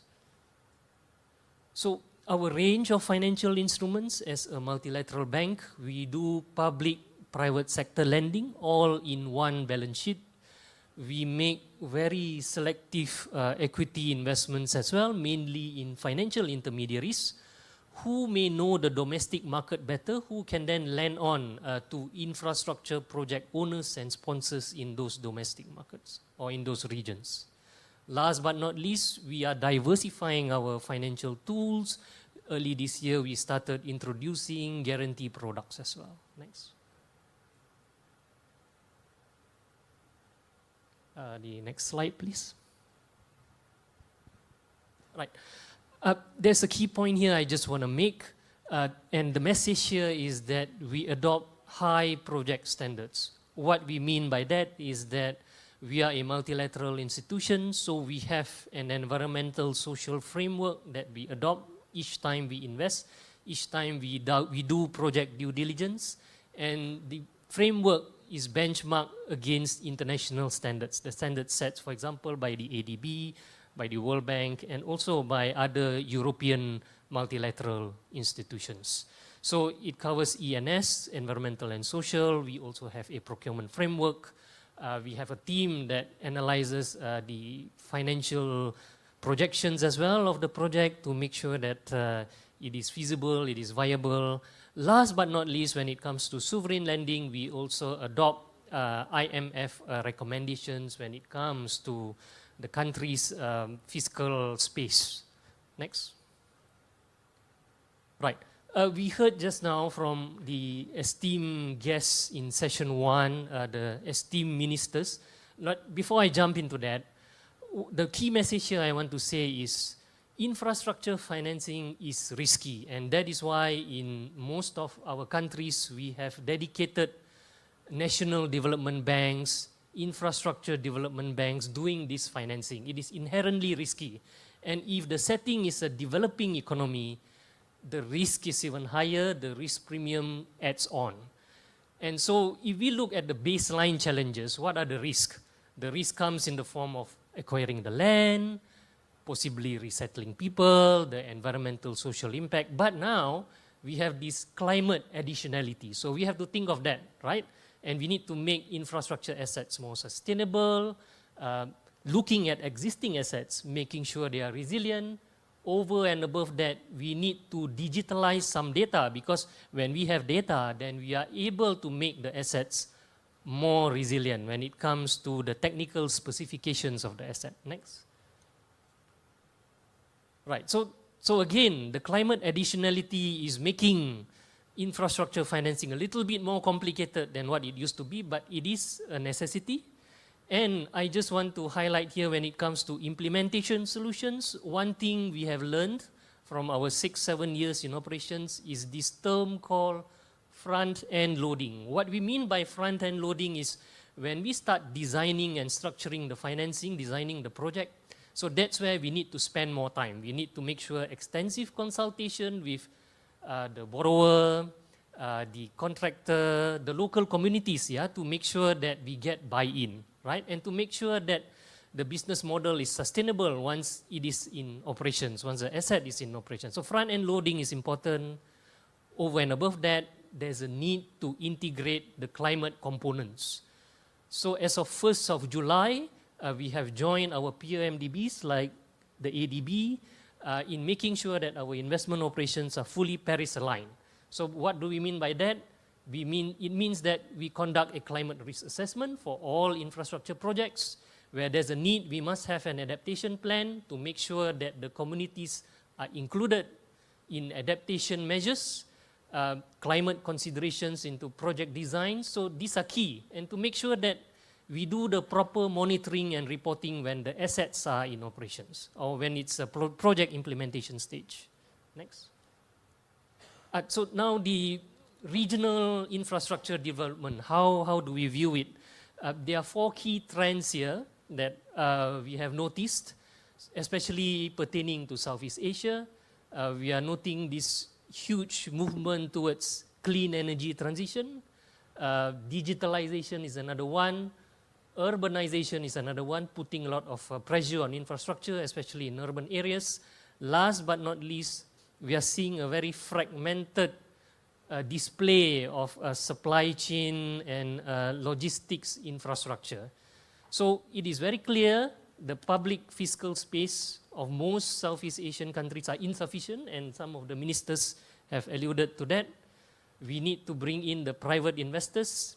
And my last point is, again, due credit actually is due to the ADB for initiating these innovative instruments, the energy transition mechanism, the Asian Climate Green Facility. My last slide. Yeah. So my last slide here is about this small facility that we just launched together with the ASEAN Secretariat and the MCDF. So we have this grant, it's not big, about 2.5 million. It can be used for project information sharing, for institutional capacity building, also for project preparation, but early stage project preparation. And then we have the MCDF fund to back up for further expenditure needed to bring the project to bankability. And all this is under the ASEAN Connectivity Master Plan that the ministers have mentioned earlier. So in summary, again, we are an infrastructure bank and we would love to do more for ASEAN. Thank you. Thank you so much. Just want to add a little bit on what you just said, that basically the pace of economic growth should be accompanied by the pattern of the growth itself, right? Meaning there is no degradation or decline on natural capitals. So now we are moving to the fourth speaker, Mr. Arif Budiman. Mr. Arif Budiman is Deputy CEO of Indonesian Investment Authority, or Indonesia Sovereign Wealth Funds. What we would like to hear from you is basically the INA unique strengths aiming to contribute to Indonesia's sustainable development targets. Thank you. We are probably among the, or I am certainly among the least experienced among this panel. So I'm just going to do who we are, what we do, and then let people judge what we do. Hopefully we are not doing too far off from our mission. First, with a brief introduction of INA, or Indonesian Investment Authority. We are Indonesian Sovereign Wealth Fund, quote unquote. Even though it is more, for those of you who are more economists, it's more strategic investment fund, where we are established with two mandates. Number one, obviously, is to invest for future generation, but more importantly, number two is to invite co-investments into the country, primarily. Our investments are largely equity. We can do mezzanine, but the vast majority is equity. We were given initial capital of $5 billion. Right now we are managing roughly $9 billion. We are only 2 years old, so slightly older than Pentagreen, but not that by that much. So far in a 2 year in operation, we have deployed $3 billion, $2 billion from our capital and $1 billion from our investment partners. Next. We report as an institution directly to the President of Indonesia. Our supervisory board includes a couple of ex-officios, Minister of Finance, Minister of State-owned Enterprise, plus 3 independents, but the day-to-day operation runs largely by the executive board. Next. Obviously, we follow international standard. We are a full-time member of International Forum of Sovereign Wealth Fund, following Santiago Principles within less than a year. And we are trying our best to do the right governance and so on and so forth. Last year, we are among the top 5 most improved sovereign wealth fund in these aspects. So hopefully we are not doing something that is too out of way. Next. These are our primary, because I understand that this is the focus of the today's forum is infrastructure, but we have a number of priority investment areas.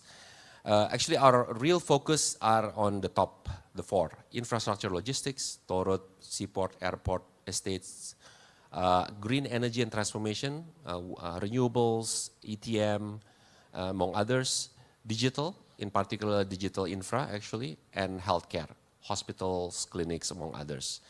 The rest, we are still doing things more on opportunistic basis. And how do we invest? Next, probably. There are a number of types, a number of approach where we invest. One would be us, INA, and our investment partners can go independently to an investee with some cooperation agreement. Second, which is more prevalent to date, is us and our investment partners creating a platform, quote-unquote platform. It means a JV or SPV, whatever it is, and to invest in multiple investment opportunities.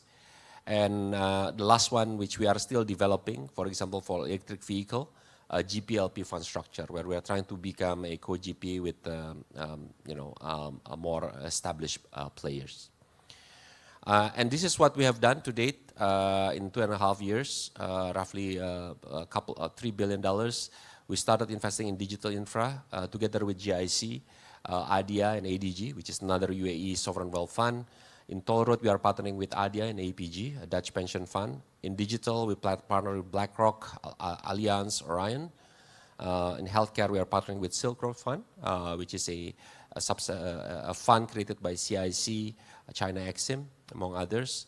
In green, we're partnering with Masdar, and we have a number of other partnerships, both with financial institutions, i.e. sovereign wealth fund, pension fund, any other institutional investors, strategic such as DP World, where we are actually investing in ports, among others. So just to give maybe 3 types of examples, real life examples. Maybe next. So first, this is just a co-investment where we jointly with Masdar put forward roughly $500 million into geothermal power. So in Indonesia, basically for baseload power, you either have hydro and geothermal, which is very, very important. So this particular company is actually one of the largest Indonesian companies, top 3 in the world.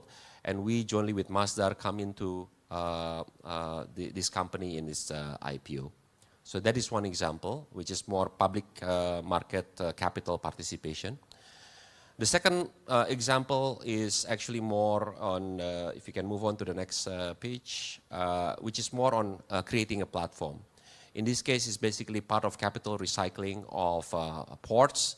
This is for a port in North Sumatra of Indonesia, where we jointly with DP World, one of the international global terminal operators, creating a consortium and starting with an asset in North Sumatra. And this basically providing capital for future expansion for this North Sumatran port. But the vision is more than this. So if you move on to the next, our cooperation with DP World is worth $7.5 billion over the next 30 years. So this is not only port is only one. Our investment thesis is actually the entire maritime sector, which includes ICDs, last mile access, potentially shipping or containerization in Indonesia. So this is just another example where we and our strategic partner creating a platform, which is slightly different from the first one. The third, obviously we have our couple of partners where we try to actually participate in blended financing. So next chart, apologies for a very complicated chart on the left, but blended financing is always complicated. So we basically, ADB and PT SMI, which is actually the country platform for energy transition, basically acquiring coal-fired power plants and trying to accelerate its retirement. ADB, thank you for providing a concession financing on the debt side. Whereas INA, when a few equity partners, for example, GIAP has been very instrumental in this, is actually providing equity solutions. So this is actually a blended finance, concession, commercial, but also equity side where we are actually providing that solution, whereas ADB and PTSMI are providing that solutions. So that's probably just an example. I'm not sure whether there is anything to be learned, but at least with our mandate, we are trying to invite different type of capital into Indonesia. Many of the people in the panel today is more on the debt side. We'll be more than happy to share our experience and partner with many. And within ASEAN, obviously we have invested with GIC. We are in active discussion, obviously, with Temasek for, let's say, modern logistics, Malaysia, among others. And we are here, we are still young, still many things to learn. Thank you. Thank you, Pak Arif. So now we move on to the fifth speaker, Mr. Akira Moreto, the Indonesia Country Manager and Head of Partnership of UNOPS. So we have heard from the private side, we have heard from MDBs, and also now we would like to hear from the UN on how you been doing thus far to basically to support the sustainable infrastructure development. Thanks. Thank you, Pa. So my name is Akira Moreto, and I'm the country manager for the United Nations Office for Project Services in Indonesia. And it's a great pleasure to be here today and share our experience on something that we've been working on for quite some time now. Next. Next slide. So if I can, I'd like to start with a little bit of the history of UNOPS, because UNOPS is a rather atypical UN agency in the sense that we do not have a policy mandate, and we work mostly at an operational level, focusing on project management, infrastructure, and procurement types of operations on behalf of partners to run sustainable projects on the ground. Moreover, UNOPS is the only fully self-financing agency in the UN system, meaning that we do not receive any assessed contributions from UN member states, and we operate a little bit like a private firm in the UN system. UNOPS is actually today the 5th largest UN agency in terms of delivery. Last year, in 2022, we delivered $2.5 billion of development assistance globally, which may come as a surprise to many of you because you probably have never heard about UNOPS, right? And this is largely because of our operational mandate. We were established in 1974 as a department of UNDP and became an independent self-financing agency in 1995. Next. Now, for the past 30 years, UNOPS has been responsible for infrastructure projects all over the world. We currently work in 120 countries with offices in 80 countries, and we have a contingent, a personnel contingent of about 8,000 people. So we're quite a large organization focused on technical advisory, infrastructure, and implementation types of projects in the infrastructure sector. And since 2015, since the launch of the SDGs, we've been called upon by partners increasingly more to identify financing for development solutions in the infrastructure sector. As a UN organization, we work mostly on the government side, but increasingly we've also been asked to look at the investor side and the bodies investing on these types of schemes, including national pension funds, providing them with technical due diligence types of services to mobilize financing for development. And this is because national pension funds are realizing that infrastructure typically has longer term investment horizons than bonds or equity securities, and because sovereign finance has limitations ultimately to fund the needs for infrastructure that are needed for the sustainable development goals. So today I want to talk about one example of innovative financing through our experience in mobilizing funds from national pension funds, and I will also explain where the private sector comes in later. Next. So there's several best practices around the world in this sphere. For example, in Canada, Chile, Honduras, where national pension funds have been getting heavily involved in infrastructure investments. And many public and private finance projects involving national pension funds in Chile, UK, Australia, and other places have actually come out very successfully, with very successful outcomes.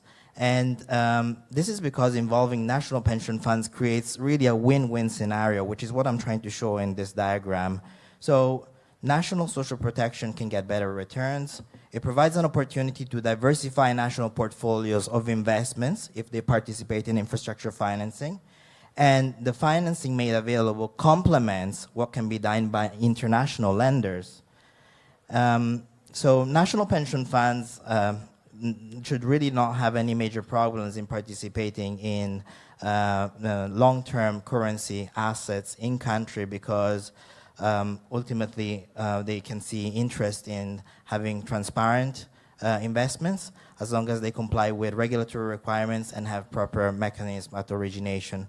But in order to make them viable, just based on our experience, it's important to de-risk projects and make them bankable through the provision of transparent technical assistance. Next.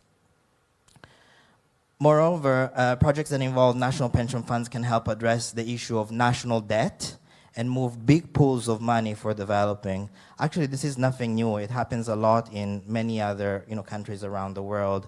But the major roadblock remains effective origination, transparency, and bankability of projects. In this regard, UNOPS is actually very well positioned to support this area, since our role in development is really to transfer capacities and help government entities. And being a multilateral organization, we can actually sign agreements directly with the government and help them with the origination of projects. And transparency is essential to be successful in tendering competitive PPP contracts. Next. So UNOPS has been supporting countries around the world in project preparation for a number of years. And when the UN is involved, this provides reassurances to the government and also to investors that projects are prepared transparently. For us as a UN organization, ultimately reputation is everything. In project preparation, what we typically look at is pre-feasibility, feasibility, financial viability, assessment and constraints, as well as risks, the business case, and the legal and regulatory requirement. And UNOPS uses its own teams to execute the eligibility assessments, and this includes project managers, economists, lawyers, experts depending on the subject we're talking about, and so on. Next. Now, this is the case of a recent assignment we had in Honduras in Latin America, where the government was interested in consolidating all government complexes, including all ministries, in one 220 square meter complex. In this case, the government contracted a consulting firm to carry out the design and the costing for financing of this new structure. And national pension funds who wanted to invest in the project called on UNOPS to really look at the technical aspects, the legal aspects of the contract, and the financing model, and carry out a transparent assessment on the needs to achieve approval by pension fund investment boards. And this created and enabled pension funds to really access better returns. Again, we have many examples where we have been advising public bodies to leverage financing for development. From our experience, the main challenge during preparation and implementation of projects is really independent technical advisory to develop capacity at national units and build investor confidence. The Honduras case was a PPP scheme through a 25-year concession of which 15 years was to repay lenders. It was a $240 million investment, and the winning private contractor, a Mexican company, provided 25% equity, and debt financing was provided 74% of the 75% by 4 pension funds, and the remaining came from 5 private banks. This was a syndicated loan, and UNOPS basically advised pension funds on the syndicated loan. And repayments were guaranteed through rent and commercial spaces, 90% from the government and the rest from variable commercial income.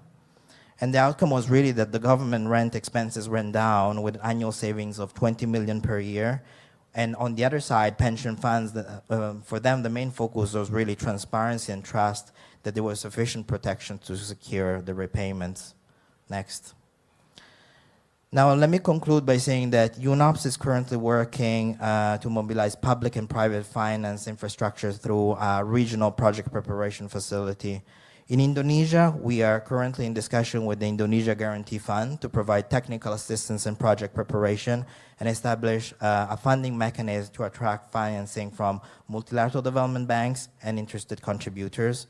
We're also having discussions with the Indonesian New Capital Development Authority on project preparation, and we are also in discussion with the government of the Bangsamoro Autonomous Region of Muslim Mindanao in the Philippines for several transport and power energy projects, including the new Cotabato Airport. Also, some discussions are taking place in Cambodia. Ultimately, as a UN organization, UNOPS does not bring financing, but rather technical assistance, capacity building, and transparency. However, through this kind of expertise in project preparation, we have a track record in raising billions of dollars in infrastructure investments. And partners usually call on the UN or UNOPS because we have no economic interest, We are focused on achieving sustainable implementation. We can provide the expertise whenever it's needed and focus on transferring knowledge to government teams. UNOPS expects to support more projects development in the ASEAN region as it's done in several other countries and really add new sources of financing additionally and complementary to international financial institution loans, which can foster public and private international investor confidence to participate in public tenders. Thank you very much. Thank you, Mr. Akira. So before moving to the sixth speaker, I just want to give you some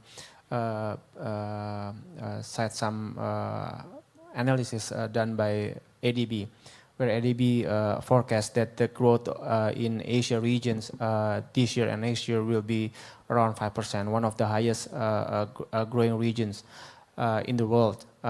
Despite this high growth, combined with urbanizations, growing population, as well as climate change, is basically creates even larger investment gap, right? Not to mention the degradations of the infrastructure itself. So without further ado, I will let Mr. Alfredo Perdeguero, the Regional Head of Regional Cooperation and Integration Unit, Southeast Asia Department, Asian Development Bank.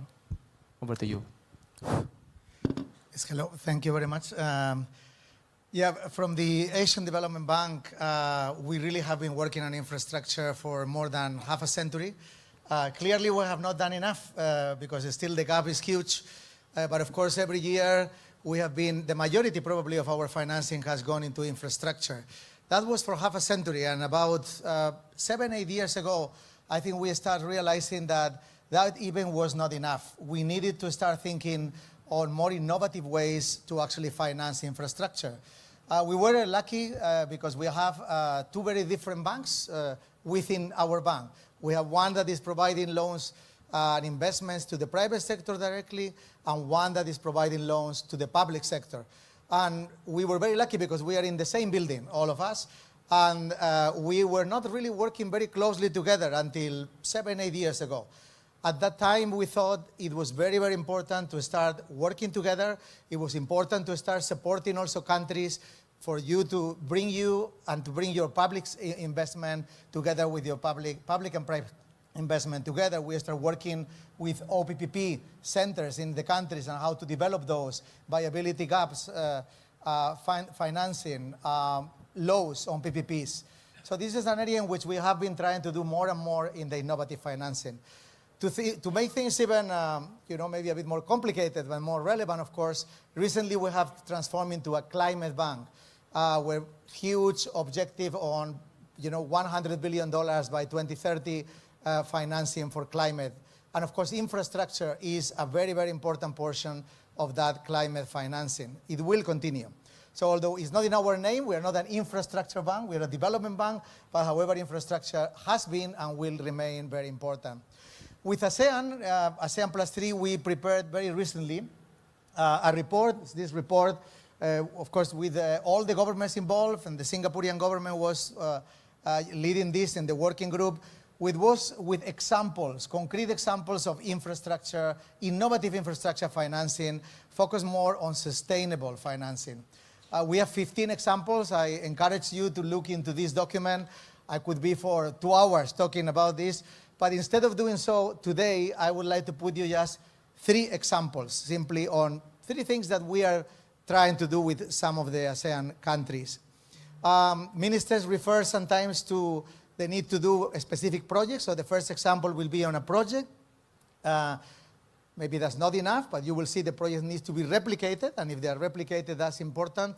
The second will be a national facility, which is trying to scale up something that can do many projects instead of one. And the third will be the way to develop capital markets, and especially the bond markets. Let me start with the first one, which is a project in Cambodia. Next slide. Yeah, and next. We call it the Sustainable Coastal and Marine Fisheries Project. As you can imagine, Cambodia has a big coast. They have 200,000 people, and the communities living close to the coast. They do lots of fisheries. The fisheries industry is a very important one, but it's very underdeveloped yet.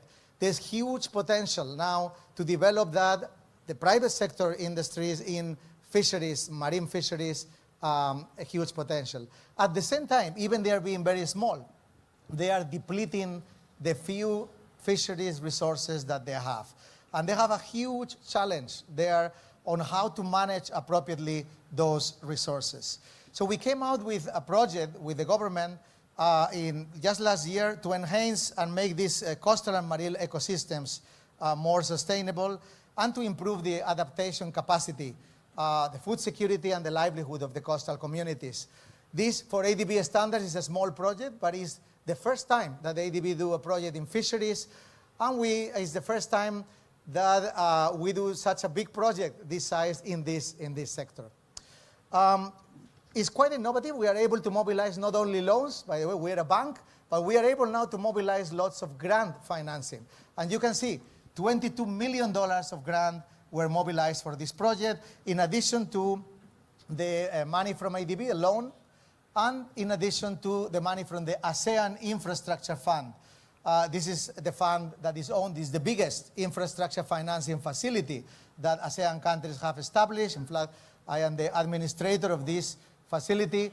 So all together, plus also with our colleagues from France, we put together a project to actually develop that. This project is a very,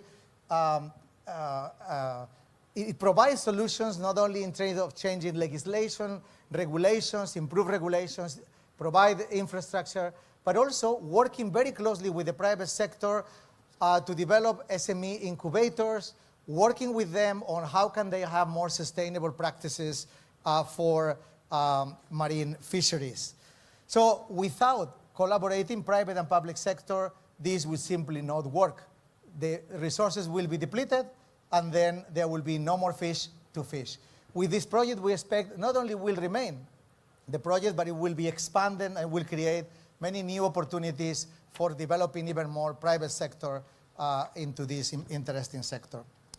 Let me move into the second example, which is a facility. And of course, we are very lucky in Indonesia that we have PTSMI, great, of course, institution, great initiative.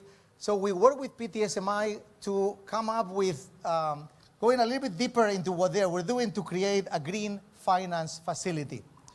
The idea was that they couldn't find enough bankable projects that were truly green. So we partnered with them to, please, the next slide. Next, we are partnering with PTSMI to identify a pipeline of green projects using taxonomy, a green taxonomy for those projects. And we are able or expecting to mobilize $1 to $8 probably dollars. For every dollar, we expect that maybe $8 will be mobilized. In this projection that I put you here, this budget, we are being very conservative and only putting $1 to $3. But the expectation is that the money will be recycled and we will be able to catalyze up to 8 times the money that has been put together here. We are already starting to have, this is for only 10 projects. We expect to do even more. And already, I have to say, we have one project, the first one already approved. It was a water supply project for $10 million. We are now also working and preparing on other projects in renewable energy. This is very promising. And as we said, this allowed us to go on a scale. We don't have to go project by project. But actually, that will create the opportunity for private institutional investors and commercial investors to come together and work together with PTSMI to come up with feasible projects. We also provide technical assistance because, as mentioned by many of the ministers, it is very difficult to identify and to structure good projects and to measure appropriate balance of risk. Let me move now to the last example, which is also something that probably we need at a scale. Next slides. Next, please. Next. And this refers to the need to develop the capital markets and especially the green, social, and sustainable bond issuance. The going project by project is good. Going through national facilities is good. But there's also huge opportunities when you develop capital markets. And Thailand had a very clear vision. Actually, Minister Arkom is actually with us today, still here. They had a very clear vision that that was the way they wanted to go, as many other, by the way, ASEAN countries wanted to go. How to develop GSS bonds to really attract much more capital at a scale really into green financing. So we worked with them, we partnered with them. There was not easy to start because this is a new area. It was an area in which there was still low capacities on how to identify the framework, what was the frameworks for the green and thematic bonds. We work with them. We also look at the cost, identify the cost and minimize the cost of the bonds, and to process the whole, we accompany them with the whole process to issue those bonds. How to identify the projects was also very important, and how to work with the rating agencies to look at the credit ratings and the perceptions of risk for this new issuance.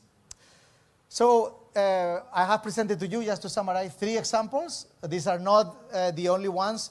As I recommend to you, there are many, many other ways to actually do innovative financing and sustainable financing. But I hope this gives us a sample of what we do. And of course, the ETM has been mentioned in many occasions. I don't repeat because everybody talk about energy transition mechanism. So I was tempted not to repeat that. But of course, I think that is a replicable mechanism that I think very promising for infrastructure financing, which is very innovative. Thank you very much. Thank you so much, Mr. Alfredo. So now we move to our last presenter who joined us online, Mr. Kelvin Lester Kelly, the Commissioner of Security and Exchange Commissions of the Philippines. Over to you, Mr. Kelvin. Okay. All right. Great. Thank you, Pak. I hope everyone can hear me. I apologize for not being there personally. My schedule is just so horrible. I just couldn't fly there on time and get back to my other meetings today. So I'm really sorry. But in any case, let me just go through with you very quickly some of the innovative measures that are available, not strictly infrastructure, admittedly, but these are different financing mechanisms, different alternative financing mechanisms, which have been used as a good example within the Philippines. In fact, some of the speakers earlier has alluded to them already.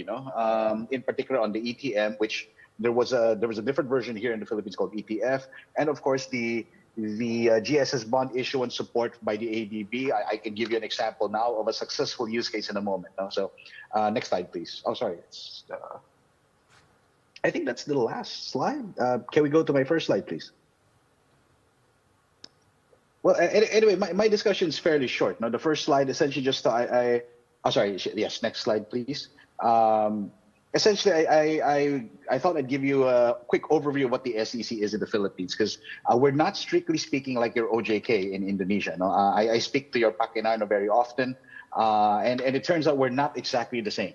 It turns out the Philippine SEC, we are also the company registrar. So we also register companies. We're also like your company house, aside from being the securities regulator. And these are some of the laws that we deal with. And as you will see, because of the mandate in relation to capital market regulation, securities regulation, we will certainly touch upon the issue of specific innovative finance, green finance, sustainability finance, sustainable finance, among others. Next slide, please. Let me give you now some of the examples that I mentioned that have been innovative forms of financing here in the Philippines. We have something called the ETF. Why ETF? Why not ETM? Well, at the time, and this is with all due respect to our friends in ATV, I have very many friends there, sir, I hope you don't mind. At the time when this particular transaction was being done, or they wanted to do it, the ETM mechanism was not quite ready. And the investment house that was working on this was worried that the deal could fall through. So they chose to borrow the certain aspects of the ETM mechanism and then molded it to their own setup. So this is what you see in front of you, the AC Energy or ASEAN example. Now, the energy transition financing. Obviously, they couldn't use the ETM term. They used the term ETF instead. It's an innovative financing solution. ASEAN, with BPI and RCBC, which are large banks here in the Philippines, was able to put up a 13.7 billion peso loan facility for its wholly owned subsidiary, the South Luzon Thermal Energy Corporation. This mechanism was technically the very first form of energy transition financing here in the country, in the Philippines. And through this mechanism, the company was able to fund the decommissioning of its coal-fired power plant, of course, shortening the facility's life by 15 years, which was slated for retirement by 2040. And through that mechanism, ASEAN was able to divest all of the shares in that company, in SL Tech, and then the shares were acquired instead by something called the ETM Philippines Holding, and of course the insurance life assurance company.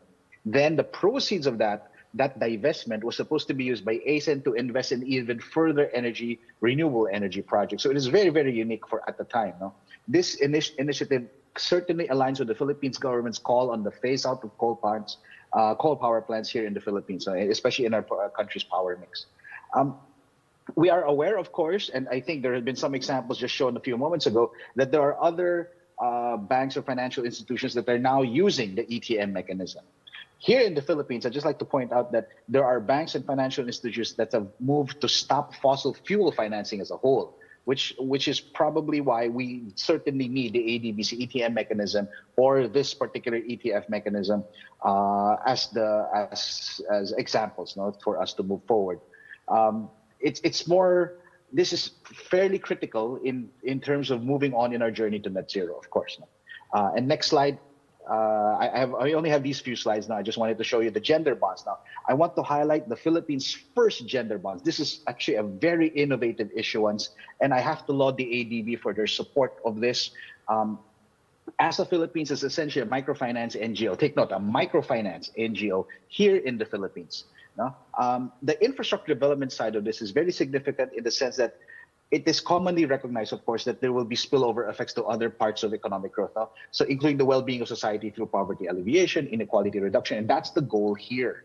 This issuance by ASA, which I emphasize the point, is a microfinance NGO, which is part of what makes this so unique and so innovative, not even a publicly listed company. It highlights the positive impact that enabling frameworks can have on market activity. Now, I'd like to point out that this particular deal had the support of BDO and BPI. It was handled by BDO and BPI, which is two of the country's largest banks here in the Philippines in terms of total asset size, as well as Land Bank, which is a government-owned bank, the biggest government-owned bank in the Philippines. And originally, the way it was set up, though we have no clear categorization of gender bonds, we do have clear categorizations of social bonds here in the Philippines. And gender bonds qualify under the ASEAN Social Bond Framework under our memorandum circular.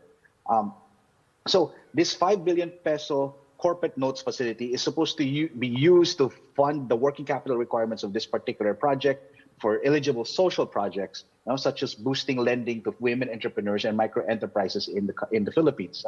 And it's very, very noteworthy in the sense that it emphasizes the importance of mobilizing finance or private investment, the support of government, because we supported this greatly, and of course the support of the multilaterals. Because as I understand it, part of the infrastructure deal here was done with the support of ADB. I understand the verifiers used here was also from support of the ADB, through one of the funds. I think it was the Asia Catalytic Green Fund in particular, which was just mentioned a moment ago. So this is an example of a successful use case. And I'd like to let you all know that this was oversubscribed. I was informed that this was oversubscribed when it was finally issued. So we all know public funding is really not enough. We've seen traditional financing models that may be inadequate to bridge the full funding gap issue. So collaborative action, like what you see in front of you, between government, public sector, and private sector certainly is necessary. So and with that last slide, I think I'm done. I'm good with that. In case there are any questions for us or the rest of the panel, I'm good. Thank you very much, Pa. I can end here. Yes, thank you so much. So we conclude the presentations. We heard lesson learned from all the esteemed panelists as well as idea going forward. So given the constraint of time, I jump directly to a closing statement from each of you, basically to answer a question that I may raise. The question will be, what are the critical success factors from the implementation of specific financing scheme in the project? So each of you has 2 minutes to conclude. Thank you. Okay, I will start with the 2 C's, commitment and collaboration. I think commitment because when it comes to infrastructure as an asset class, and it has to be multi-stakeholders involved from the very beginning. Even from the scratch, when we define projects, it can be a project within the authority cross government, central or local government. So commitment is, I think, the most important thing. We sometimes, as a project developer on behalf of the land ministries, we overlook to see the commitment and the capacity of, for example, local government in taking risks involved in the projects. So I think we have also have to be fair in, I think, require condition, including the capacity enhancement to counterparty involved in the project, especially on the public side. Then I think the collaboration, I think, involve much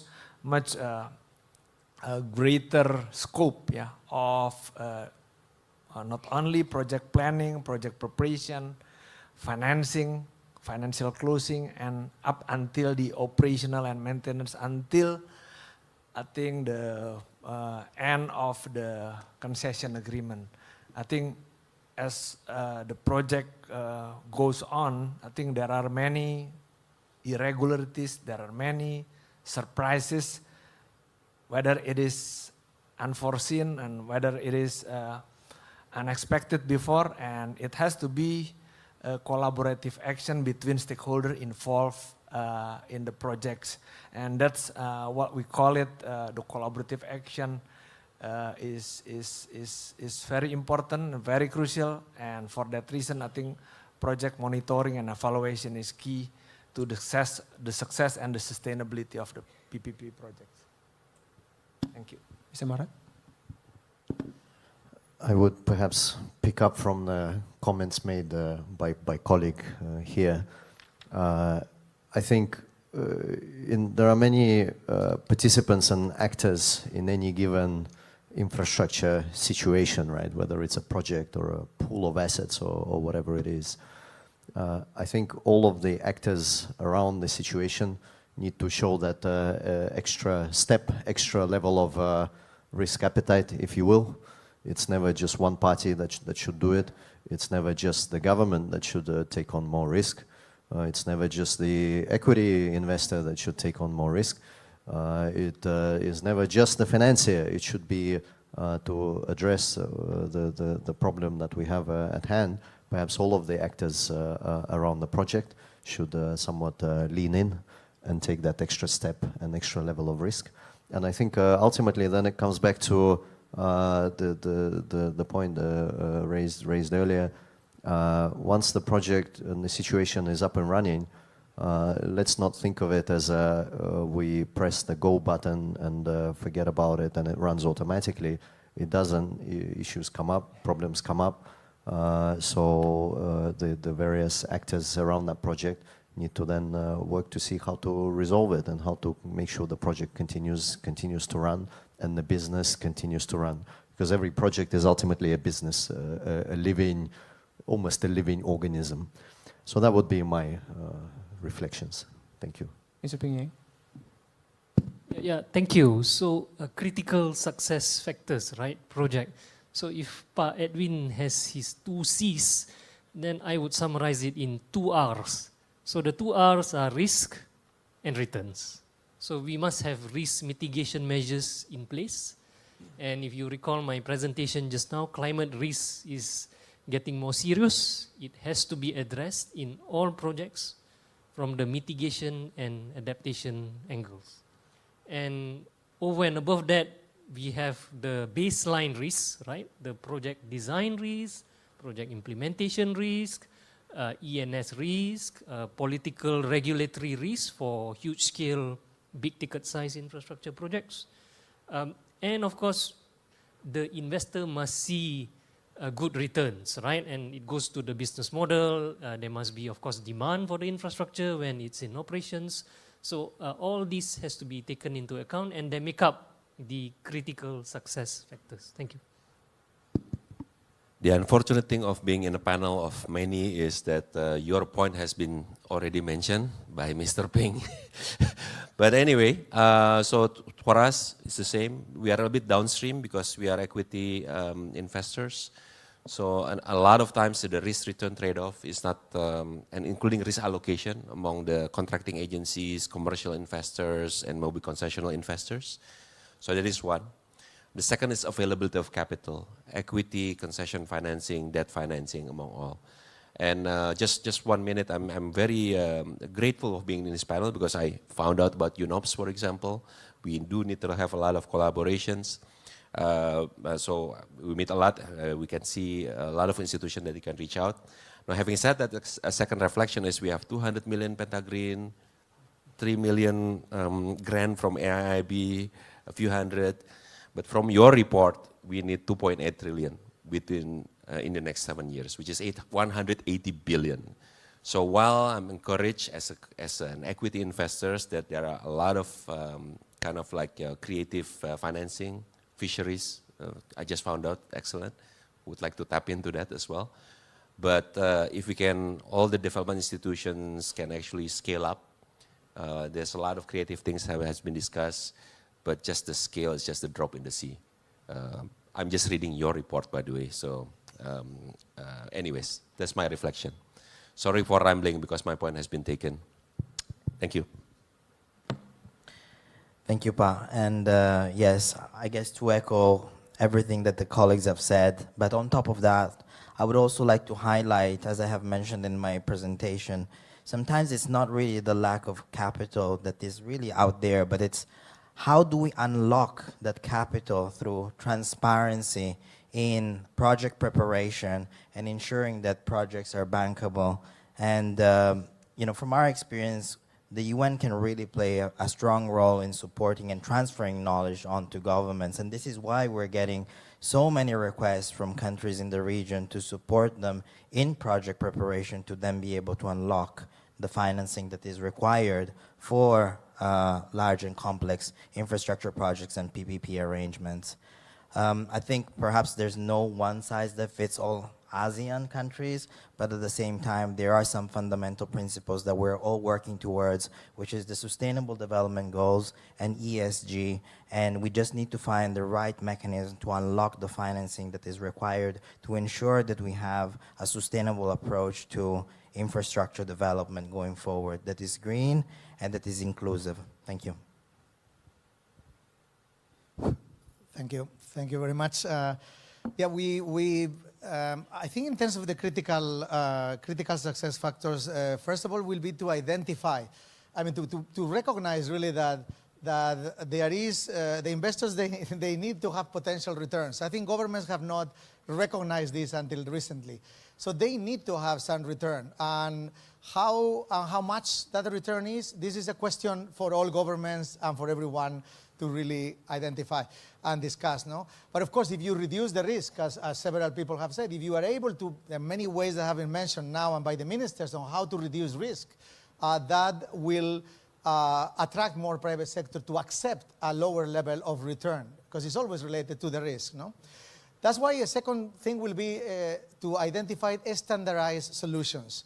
When something is very new, the private sector, they don't like it. They feel that this is very risky.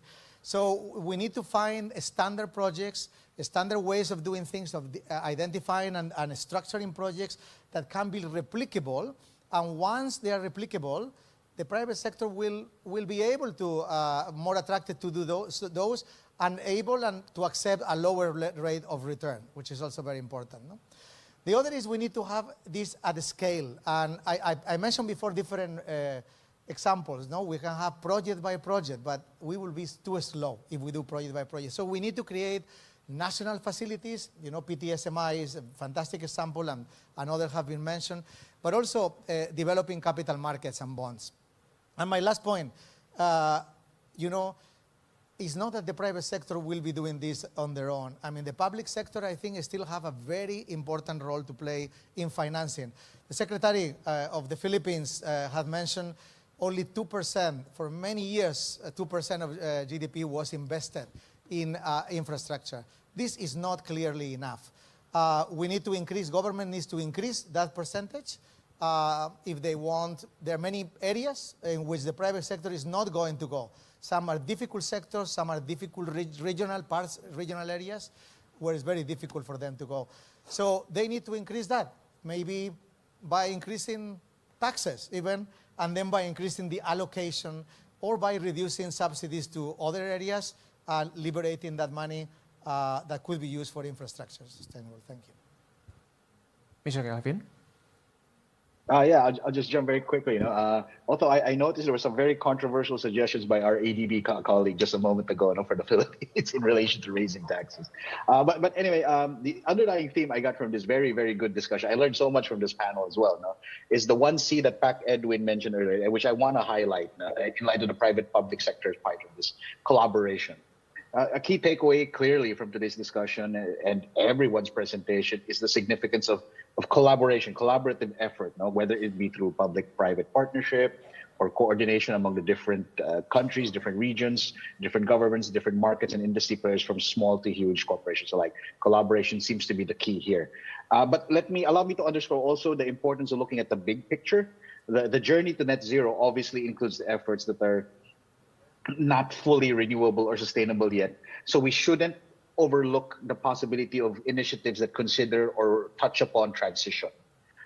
In fact, in the ASEAN Capital Markets Forum, where I sit as one of the co-chairs on Sustainable Finance Working Group, and where the Indonesia, OJK, by the way, is the chair currently, we are all currently working on the transition finance guidelines for ASEAN, together with other ASEAN member states. So, and of course, we have a consulting group working on it with us. So I guess this goes back to the initial point that Pak Edwin and ourselves and most everyone else on the panel has made. Collaboration is important, and I hope that's something we all remember.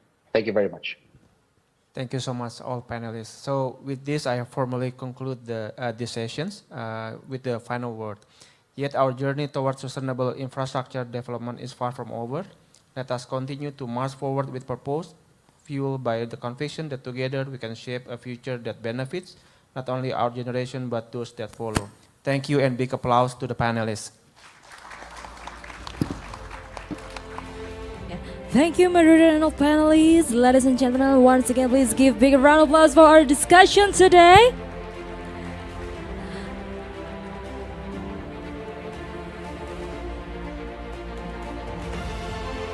Once again, thank you, and moderator and all panelists, you may return to the seat.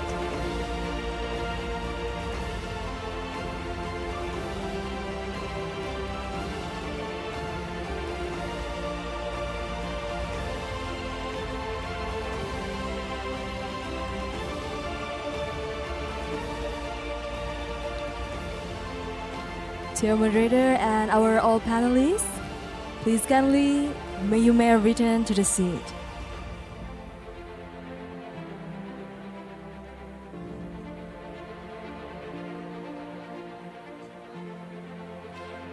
Once again, moderator and all panelists, thank you, and you may kindly return to the seat.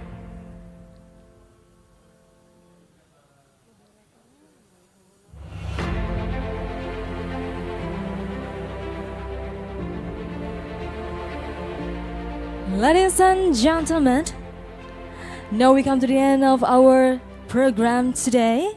We would like to invite Bapak Suminto, Director General of Budget Finance and Risk Management of Indonesia, to deliver our closing remarks. And now, ladies and gentlemen, please welcome Bapak Suminto.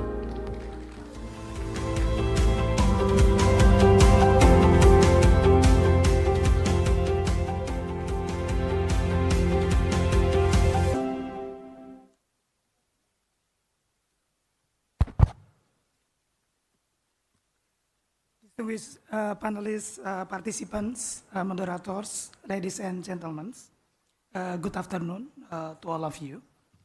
On behalf of the Indonesian Ministry of Finance, I wish to extend our gratitude to all distinguished speakers who have shared invaluable insights regarding sustainable infrastructure development. I also extend our appreciation to today's participants for their attentive engagement and fruitful discussion. It is a pleasure that I address you at the conclusion of this high-level dialogue. Our discussion has illuminated the crucial connection between infrastructure, economic growth, and the quality of life of our people. As we contemplate the road ahead, I would like to emphasize a few key points. It is important for us to go beyond conventional financing models to address the issue of financing gap in infrastructure development. Public-private partnership has been playing a significant role in our infrastructure development. Yet, with the growing needs for high-quality infrastructure, innovation and financing will need to evolve and transform. Engaging various sources, such as philanthropic, donor agencies, multilateral development banks, and institutional investors, while at the same time creating greater values by maximizing not only economic, but also social and environmental impact. Our challenge lies in opening these opportunities and cultivating an enabling environment to make it happen. Hence, in order to foster innovation and financing, the government needs to explore a broad range of mechanisms that can be aligned with the uniqueness of each project and sector to catalyze sustainable infrastructure investment. The government of Indonesia has exercised this approach through the establishment of the SDG Indonesia One, an integrated funding collaborations platform with a blended finance scheme managed by our PTSMI to support infrastructure development that is in line with the objective of achieving SDGs. We believe that engaging the private sector, including philanthropy, while promoting social and environment objective in infrastructure development is not contradictory goals. Private sectors today play a crucial role in promoting ESG principles, in which many of them have incorporated the principles in their business operation and investment decision. As we currently would like to navigate a sustainable path, including in infrastructure development, collaborative action between government and private sector will be key to this achievement. While the government facilitates through regulatory framework and incentive alongside innovative financing schemes, the private sector can provide the funding and develop creative financing instruments. This will create new channels in infrastructure financing that bring greater benefits for the government, private sector, and society at large.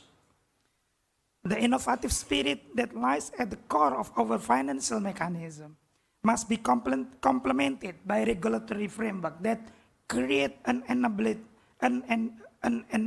environment for broader private sector participations. Government must continue to be responsive and adaptive to ensure the regulations are relevant to the current conditions so that it can boost investor confidence and attract substantial investment, and at the same time serves the social and environmental objective. This is what the government of Indonesia aimed for when we introduced our regulatory reform on job creation, taxation, and financial sector. The Omnibus Law on job creation, for example, led the way to the establishment of the Indonesia Investment Authority.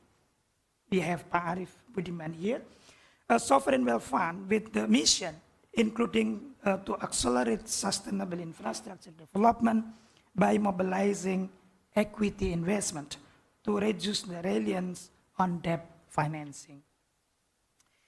In our journey towards increasing collaborative efforts, the role of exchanging experiences and knowledge cannot be underestimated.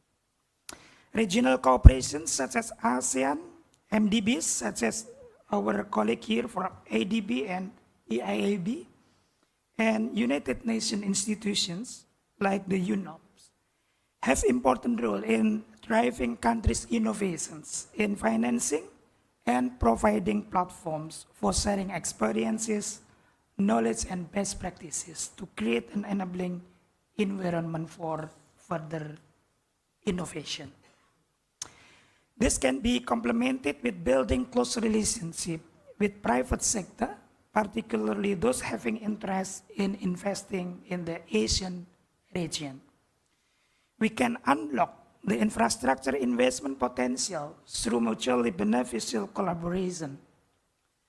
For example, Indonesia has been working with the ADB in establishing our country platform for ETM, Energy Transition Mechanism, which is another blended finance scheme managed by our PTSMI to mobilize financing for our energy transition projects. In conclusions, the pages of history are marked with examples where countries have responded to challenges through collaboration and innovation. Our cooperation in ASEAN to provide sustainable infrastructure development is in line with that spirit. Together, we can carve a path for our future where quality infrastructure fosters prosperity, inclusiveness, and sustainability in our development. Thank you very much. Thank you, Bapak Suminto, for the closing remarks.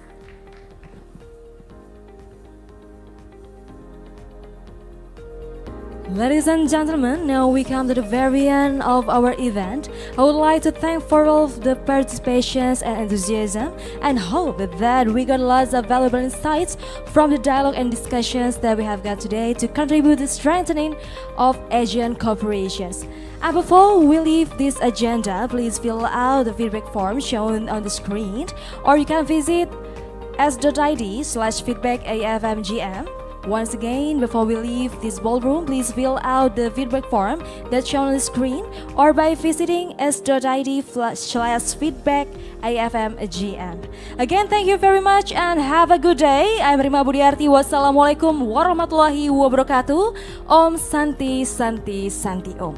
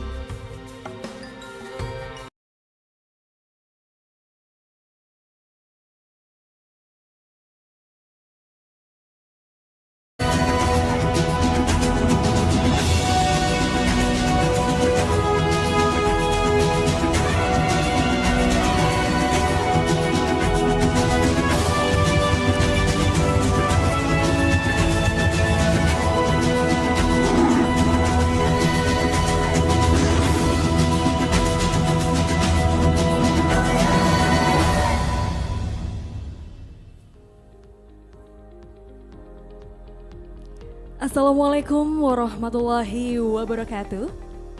Shalom, Om Swastiastu, Namo Buddhaya, Salam Kebajikan. Very good morning, His Excellency Mr. Febrio Kacaribu, Chairman of Fiscal Policy Agency, Ministry of Finance of Republic of Indonesia. Good morning. The Honorable Mr. Parjono, Assistant Minister for Macroeconomic and International Finance, Ministry of Finance of Republic of Indonesia. And also our moderator, Mr. Rahmat Kaimuddin, Deputy for Infrastructure and Transportation Coordination, Coordinating Ministry for Maritime and Investment Affairs. Mr. Nur Syaifuddin, Senior Policy Analyst, Fiscal Policy Agency, Ministry of Finance of Republic of Indonesia. And also Ms. Pande Putuoka Kusmordani, Head of Center for State Revenue Policy, and also our prominent speakers, distinguished guests, ladies and gentlemen. Absolutely, it's a pleasure to welcome all of you to the Jakarta on Seminar on Energy Transition Mechanism, ASEAN Country Updates.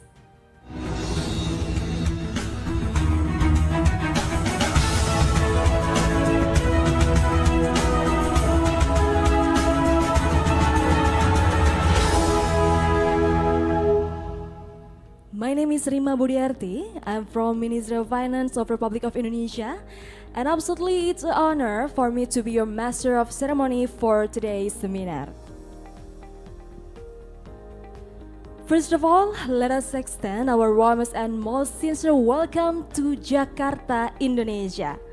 And since now we are in Jakarta, I would like to present one of traditional culture from Betawi called pantun.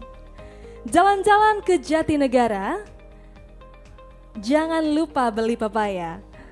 Selamat datang di ibu kota Jakarta, miniatur budaya Indonesia nan jaya.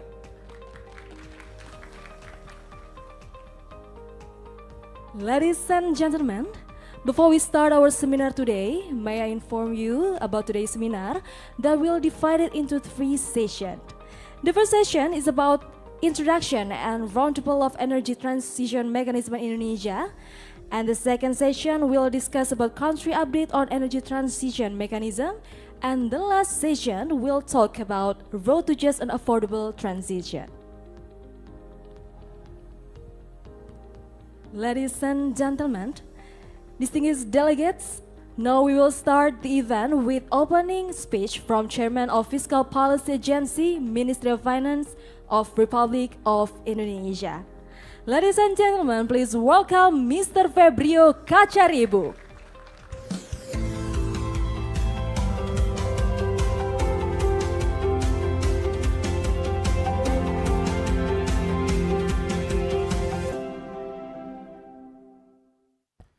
Good morning, Assalamualaikum warahmatullahi wabarakatuh. Om Swastiastu, Namo Buddhaya, Salam Kebajikan. Friends from non-Indonesian, those are sort of like the set of greetings that we've been doing for how many years now in Indonesia. We say greetings in many different background of languages and cultures. So that's just again reflecting how diverse Indonesia is, and also to that note, how diverse ASEAN is really. Today we are gathered here on a very important occasion here, providing us with valuable opportunities to gain updates and progress on energy transition mechanism in Indonesia, in ASEAN. I look at very familiar faces here from Indonesia side, but also friends from many countries as well from ASEAN, and most particularly also our partners have been working with us for quite some time now, building the logic and also the policy and also the projects together on the ground. Ladies and gentlemen, as an emerging market and developing economy, Indonesia takes a crucial leadership role in green transition towards low carbon economy. Last year, Indonesia submitted an enhanced NDC to the UNFCCC Secretariat with an increased emission reduction target to 31.89%. It's very detailed. Why don't we just call it 32? Sometimes I don't remember. I don't know why. But unconditionally, we promise 43.2%. Now, this enhanced NDC represents even greater ambition compared to previous Indonesia's updated NDC, which will align with our long-term low-carbon and climate resilience strategy 2050 with a vision to achieve net zero emissions by 2060 or earlier. Indonesia realized that huge financing is needed to implement this climate action to support these ambitious climate target commitments. Based on our third estimate of biennial update report, this is one of the estimates, total climate financing needs to achieve the previous NDC of approximately $281 billion by 2030. It was projected to be fulfilled by public and private investment. With this increased ambition, surely the number of investment will be also increased. Indonesia continues to develop many initiatives, including, first of all, from the government side, we do our climate budget tagging. So we look at our budget, both at a national level and also at the regional level. We identify to the existing to date that we have so far, how much money has been devoted for agenda of climate action. The cumulative climate expenditure from the national government until 2021 already reaching $20 billion, which is about 8% of that annual our estimate needed for the 2030. Indonesia, ladies and gentlemen, is clearly open for transition and green business. So the government already showed our commitment. We prepared our policies. Now we're looking at the business opportunities, because after all, the government cannot sustain, government cannot solve all of this problem by ourselves. In fact, Indonesia cannot solve the global public good problem by himself. Now, transition and green investment are clearly flourishing in Indonesia. This due to, among others, the government of Indonesia has issued a number of fiscal incentives to attract private investment in green projects and green industry, including, among others, tax holidays, tax allowances, as well as facilities on VAT. There's also import duty and also property tax involved. These policies have fruitfully cultivated a climate of transitional investment and green investment in Indonesia, notably with the electric vehicle supply chain. For instance, there's an estimate by Institute for Essential Services Reform. This is estimate by ISR 2023. During the period of 2021-2022, Indonesia managed to attract investment commitments amounting to $20.3 billion in the electric vehicle supply chain. The largest share of this investment was directed towards battery production, reaching a total of $15 billion. Fiscal incentives and downstreaming policy in green industry are expected to curb carbon emission by about 15 million tons of CO2 equivalent. We also mobilize funds through innovative financing by issuing green sukuk of $6.2 billion and SDG bonds up to $577 million, both at the global and national level, which are expected to reduce about 10.6 million CO2 emissions. Ladies and gentlemen, Indonesia also has issued regulations framework to implement carbon pricing and tax. This policy will utilize carbon trading and non-trade instruments, one of which we call carbon tax, and also upcoming is carbon market that we are preparing to launch by the end of the year. This is to internalize the external cost of greenhouse gas emissions under the principle of polluters pay principle. In addition, Indonesia also plans to implement this piloting of carbon market by the end of the year, regulated and supervised by Indonesia's Financial Sector Authority, OJK. Now I'm going to move on a little bit about transition finance. With many initiatives that I have mentioned above, we realize that more efforts still needed to reach the financing need of our NDC to give actual contribution to reduce global greenhouse gas emission, while also keeping the pace of growth and our own development. In this regard, I believe that the key in achieving is our growth-friendly climate action lays on what we call transition finance. This is because transition finance involves providing financial services and products to high carbon emitting industries to support the transition towards decarbonization in the short to medium term. In G20, under G20 Indonesia presidency last year, the transition finance framework was commenced as a guidance for developing policies and financial services to support the climate-related transition. Indonesia, in this regard, launched and continue to develop our Energy Transition Mechanism Country Platform as an example on how we pursue the financing for transition in energy sector in Indonesia. Now I'm going to go a little bit deeper on this ETM, and I'm going to mention a little bit about JETP as well. Indonesia is proud to be among committed countries in energy transitions. Collaborating with ADB since the beginning, Government of Indonesia launched the Energy Transition Mechanism during the COP26 at Glasgow, aiming to accelerate retirement and repurposing of coal-fired power plants, and also scale up replacement clean energy technology. Indonesia established the Indonesia ETM country platform. Pak Edwin is the manager of this country platform in Indonesia with his PTSMI. And this is as a blended finance framework that will mobilize financial resources to support and also support from international partners, including multilateral and bilateral institutions, philanthropies, and also private sectors for this just and affordable energy transition. Now, our ETM country platform, through international partnership and commitments, we have secured the funding from Climate Investment Fund. This is $500 million of highly concessional fund for Indonesia. This will be leveraged up to additional $4 billion by the ADB, World Bank, and others, including the government of Indonesia.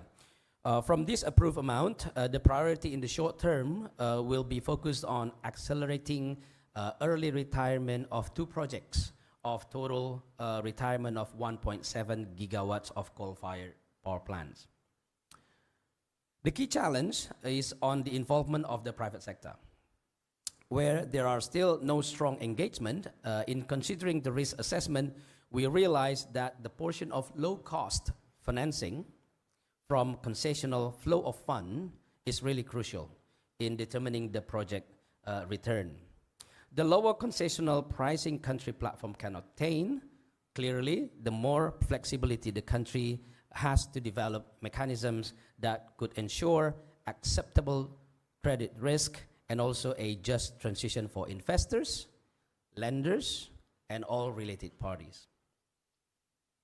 So when we look at it, we're clearly talking about market mechanism. We're clearly trying to internalize all of the cost, and we will determine how much will it cost us to decarbonize. Once we get the number based on market mechanism, also with market mechanism principles, we ask who should bear the cost, how much each party would actually take parts in terms of bearing the cost.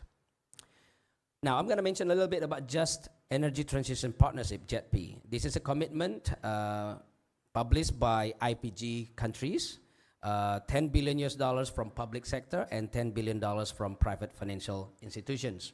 These are commitments. With this international support, we will work together. What it means is, again, Indonesia is open for business. Indonesia is open for transition and green investment. Commitments are very much welcome. Numbers can be announced, $10 billion here, $5 billion there, another $10 billion from that side. But at the end of the day, it will boil down to transactions. It will boil down to how do you calculate the return from the investment, and how do you refine and redefine what we mean by return in this transition and green investment in Indonesia and all over the world. Our first hunch saying that it is not going to be the conventional way of defining return on investment. From the beginning, everybody knows that. From the beginning, everybody knows this is going to involve the idea, the notion of decarbonization. Who should bear the cost? Then the market mechanism will actually help us to talk about how we do the transactions. Now, I'm going to talk a little bit about another regulatory framework that we've done, not only in Indonesia, but also more importantly now in ASEAN. The key challenge to transition finance is clearly the involvement of the private financing. To mobilize private investment, there is a need to establish a credible approach to identify and labeling transition activities. This is to ensure that the private sector participation would be seen not as greenwashing. In addition, to accelerate our global climate transition effort, emerging economies developing need access to fair and adequate resources in timely manner, just like we discussed before. In this regard, Indonesia, during this year, ASEAN chairmanship, we managed together with ASEAN partners, ASEAN countries, to launch our ASEAN Taxonomy for Sustainable Finance version 2. I believe that many of you, or most of you, are already familiar with this.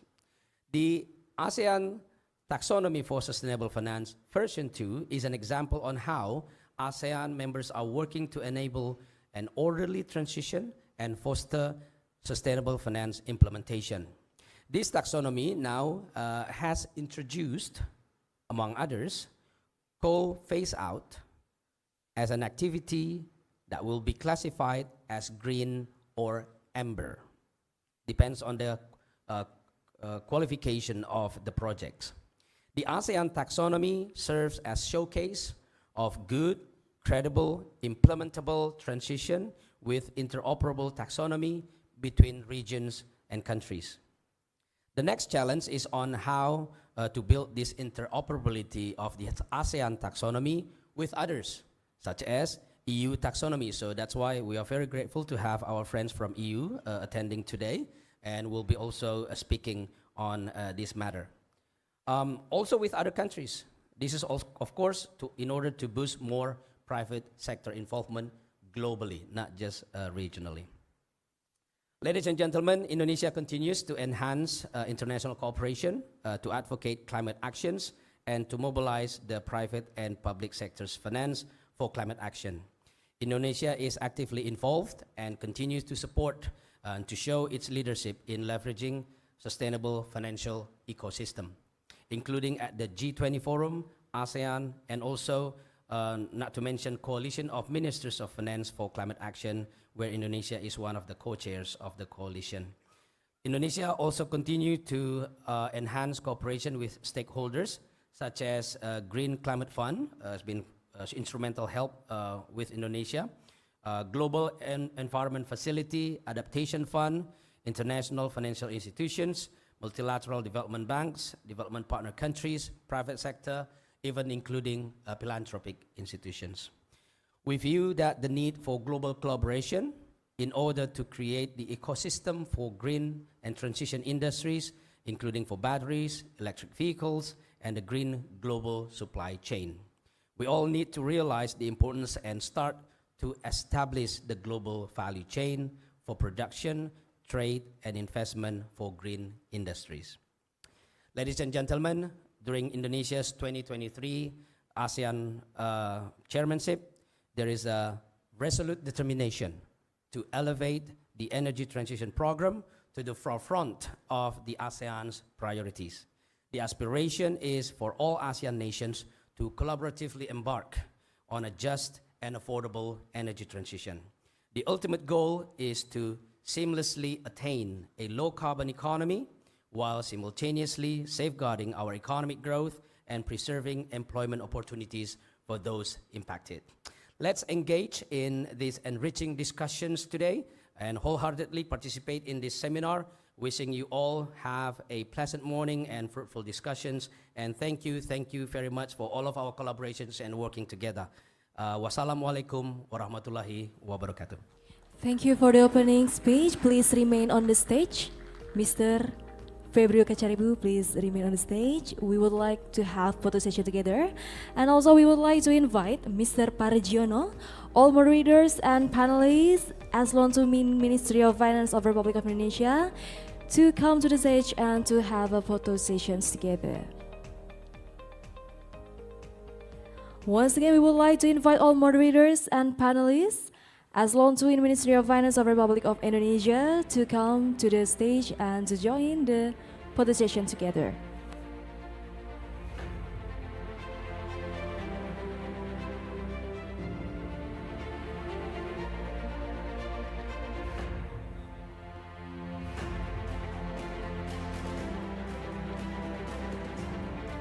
Once again, we would like to invite Eselon II in Ministry of Finance of Republic of Indonesia to join to the stage to take a photo session together.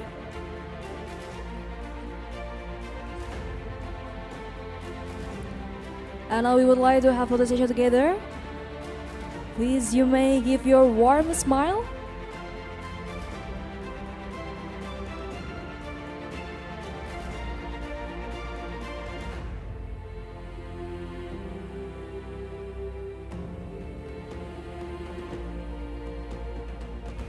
Please, you may give your warm smile, and 1, 2, 3. All right, once again. Once again, 1, 2, 3.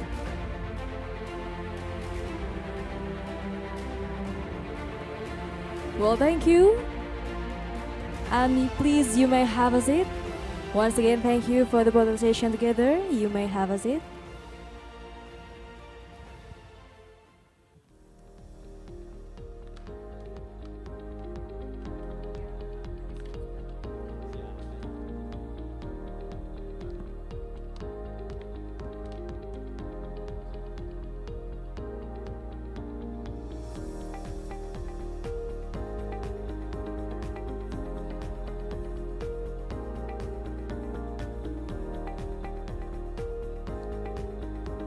Well, ladies and gentlemen, we are coming to the first session of this seminar, Introduction and Roundtable of Energy Transition Mechanism in Indonesia.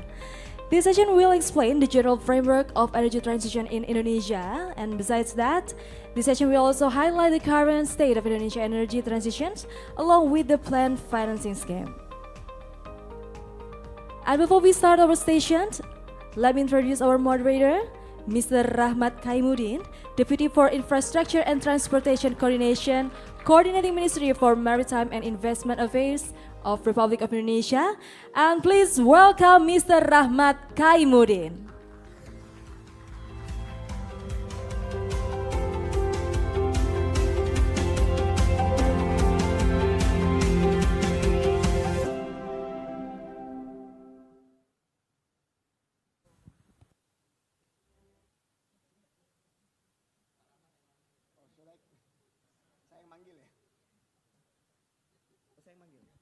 Okay, sorry. Allow me to introduce the panelists. Mr. Pargiono, Assistant Minister for Macroeconomics and International Finance, Ministry of Finance.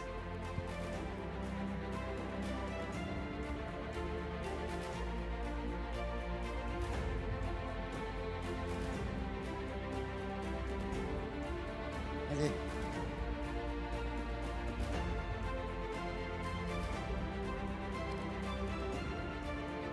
Next panelist, Mr. Gigi Udiatmo, Director for Energy Conservation, Ministry of Energy and Mineral Resources, or anyone representing.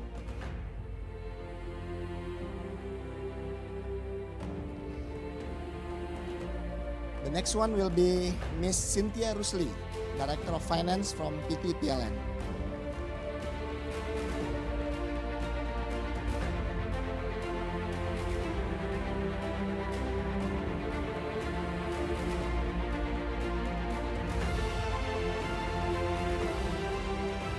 And last but not least, Mr. Paul Butar-Butar, Deputy Head of JATPI Secretariat.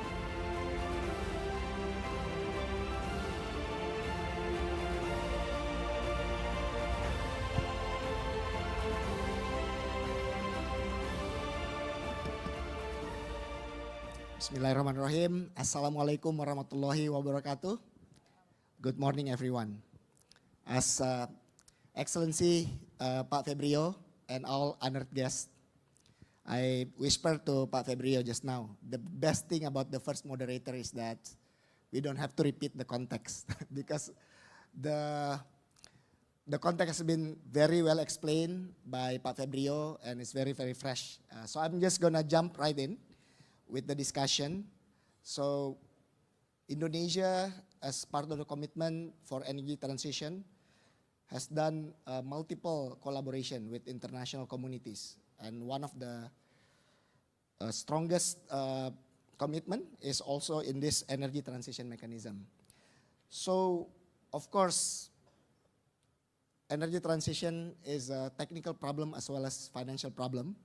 And today with us, we have Pak Pargiono here from Ministry of Finance, who will help coordinate also the financing at some point on this one. So Pak Pargiono, we know that this ETM process has been ongoing for a while. I think it's been discussed in COP26 last time, and there's a lot of work that has been done by Indonesia, government of Indonesia, especially Ministry of Finance, both in issuing the regulation for fiscal support on accelerating energy transition, and also preparing for the pilot project together with MEMR. So, would you like to explain to us how far the regulation has been implemented, and what is the progress on the ETM pilot project, especially on the PLTO Cirebon? Please, Pak. Terima kasih, thank you very much Pak Rahmat. Good morning, selamat pagi, Assalamualaikum warahmatullahi wabarakatuh. Salam sejahtera untuk kita semua. As already mentioned by Pak Rahmat, no need to repeat what I actually think that we have in the Ministry of Finance, because everything is done by Pak Febrio, then my job is actually done actually. Just, if I don't know whether some slide will be shown, but directly to the point that Pak Rahmat explains, some progress that we have in the Ministry of Finance. The first is on the CIF, SCT investment plans. Yeah. It's about 500 million in CIF-X funding together with 2.0 billion in MDV's co-financing, and nearly 1.3 in other co-financing. The investment plan aims to achieve the three main pillars: governance, peoples, and infrastructures. And this is already running so far, Pak Rahmat. And then when you pointed directly to the two projects, PT SME, Pak Edwin is here, and Indonesia Investment Authority are in the process of due diligence on the two energy transition mechanism projects. The first project is being conducted by INA with PT Cirebon Electric Power, which is about 660 megawatts, with a total investment of $877 million. The second project is being also conducted by PT SME with the PLTU Pelabuhan Ratu, which is about 1,050 megawatts, with an asset value of 12 trillion in local currency rupiah. And then currently on this mechanism, Ministry of Finance is also developing a regulation on ETM country platforms that Pak Febrio mentioned. That if you have slide, I think better to mention to open in the slide 12. This is what I mentioned.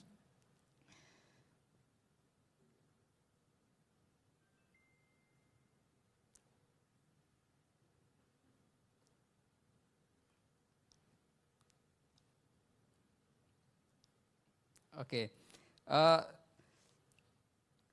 On the ATM country platforms, it regulates the governance of energy transition mechanism, and also flowing of the financing process for the ATM, which include governments, investment, and also concessional loans, guarantees, and PPP that Pak Febrio mentioned, from the de-risking, also the side from the government that can provide, including the incentive from the tax, including also the guarantee and de-risking. And then also we have what we call it Indonesia Investment Guarantee (PTBI), which also doing the on the way. And then on the process, if I just go more deeply on the energy transition mechanism country platform structure, let me start with if you have already ideas on the source of funding, on the purpose of projects, then we can help on the blended financing. Then you have to come directly to country platform that we have here. PT SME, Pak Edwin is in charge. Under PT SME as the country platforms, we are in the governments and coordinating ministers among us, Ministry of Finance, Ministry of Energy, and Ministry of State-owned Enterprises, and other ministries related, will be on the steering board, who will in charge of assessing any proposals, any ideas of projects that we have from the PTSME proposed. Then we assessing for any government's support, whether this is the risking, commercial loans, technical assistance, or other subsidy, which later on the pricing. And then we also be working on the PEE, on the equity, low-cost refinancing, performance-based payments. And then PT SME will be assessing on that way. And further, we will come up with the Clean Energy Fund, or CEF, and then also the carbon reductions funds. I don't know whether you can open on the slide 12. The outcome on the energy transitions projects, certainly with the PLN in charge, is IPP project, is also on the pipelines projects. Then we can measure as well as on the carbon credits. And then the fourth one, Pak Rahmat, on the just transition is among the core also component, the fourth one of ETM, to provide a just transition strategy in Indonesia ETM. The strategic environment and social assessment is now being developed. The SESIA National Workshop has been also held last week in August, and the report is expected to be launched in this next month on October. I think this is for update that I could provide, Pak Rahmat. Thank you, Pak. Thank you, Pak Pargiono. So basically, regulation is there, projects is there, and then platform is there. PTSMI, if you don't know, the leader of PTSMI is Pak Edwin here, the handsome gentleman in batik. So all the international bankers who want to provide blended finance can go contact Pak Edwin here. And of course, we need to make sure that there is a just mechanism as well that has been worked on. So yeah, I think we are ready to conduct this. So maybe the next, I would like to ask Bu Cynthia here as a representative of PLN. So what is the PLN plan on to support this energy transition mechanism? Please, Bu Cynthia. Thank you, Pak Rahmat. So good morning, everyone. So we have been hearing the effort from the government. Once it's a regulatory framework and also the intention for the government to achieve the net NDC by 2030 with the enhanced NDC, and also the support from the global community in terms of the JETP platform as well as the local platform on the ETM country platform. I think from PLN as an operator, of course, we need to also develop our own scenario, which is workable with the global and the local platform. And in order to achieve the enhanced NDC and at least for PLN also to be able to deliver our net zero roadmap by 2060, so decarbonization plan. For PLN itself, we have actually translated the enhanced NDC for 31.9% by 2030 into what basically needs to be done within PLN and specifically in the electricity sector. So PLN needs to reduce by 2030 of 127 million tons of CO2 emissions. And that means by 2030 it has to be at the level of 370 million tons of CO2. And then we have developed various effort basically within PLN. So since planning So last 2 years, in 2021, PLN together with the MEMR have already started to develop our greenest RUPTL, meaning that we have already shutting down the plan to develop, more coal fire power plants, and we have also do a certain initiatives, efforts in co-firing, some other effort within the operational level to ensure that we are able to reduce our CO2 emissions. So by that, from the planning stage and up to the operational level at this moment, we have already been, in the planning stage, reducing the emission by 3.7 billion CO2 emissions. And after that, then along with the government policy and initiatives with the JETP and the plan towards the NDC, enhanced NDC by 2030, we also involve as an operator with the government in the technical working group, specifically developing a scenario. So I think JETP has already, JETP Secretariat has already delivered their scenario assessment. I think yesterday Pak Rahmat has already led the meeting for that, for public consultation with stakeholders. And with that, PN also basically look into what matters in terms of system, electricity, security, sustainability, financial sustainability, fiscal sustainability, and of course, environmental sustainability. So PLN as an operator, as a utility, also has considerations in developing our own scenario and has already delivered our feedback to the JETP Secretariat of the, what we call it, the CIP, the CIPP, or the scenario developed by the JETP Secretariat. So I think the next phase after we have done our planning stage and the scenario assessment, then we need to look into what basically scenario that is executable, workable from PLN perspective in terms of the energy security, fiscal sustainability, financial sustainability, corporate financial sustainability, and environmental sustainability. And we have assessed 4 scenarios, and basically in conclusion, we have achieved to the conclusions that we are choosing the optimum scenario is the accelerated renewable energy with coal phase down. What does it mean? It's basically we have 75% additional renewable energy and 25% with the gas as a transition for enabling us to do this decarbonization roadmap. And the other issue that is also very important here is the number 4, that with that scenario, basically PLN power system emissions for the CO2 is basically below 370. So by 2030, if we are able to execute that plan, so basically it's already beyond the enhanced, already below the enhanced NDC. So that's also quite a good point in terms of planning, scenario planning.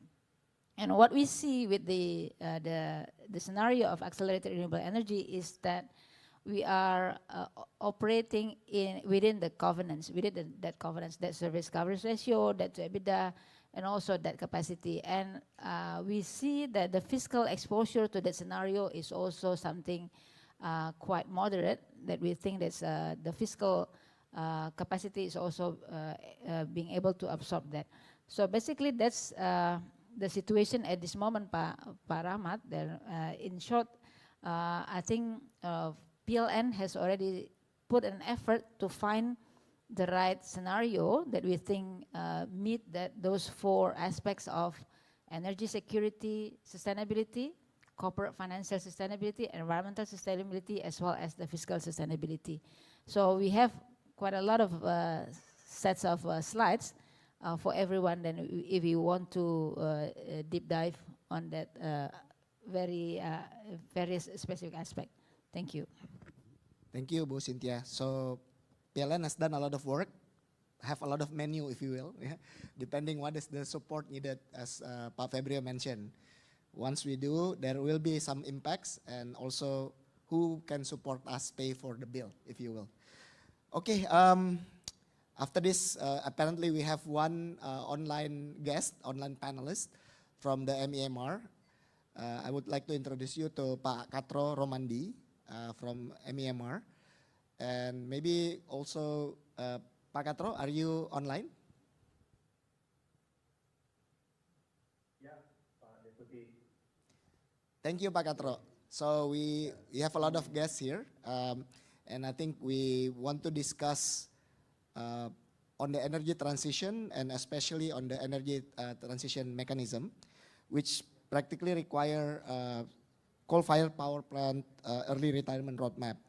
So we understand that MEMR is currently drafting a ministerial decree on the CFPP early retirement roadmap and also the project assignment as in accordance with the presidential decree number 112 2022.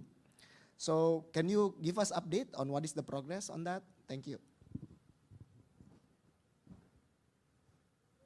Thank you, Pak Deputy. Yang kami hormati Pak Febrio, Chairman Office of Policy Agency, Minister of Finance, Pak Diono, Assistant Minister for Macroeconomic and International Finance, and Ibu Sunja Rusti, Pak Paul Buta, and especially Pak Moderator, Pak Ibu Kirang Kemri. Sebelumnya Pak Yudo and Pak Diki could not attend directly, but because we all are now at Bali for ASEAN Energy Business Forum, and also me myself also now attending for this energy business forum.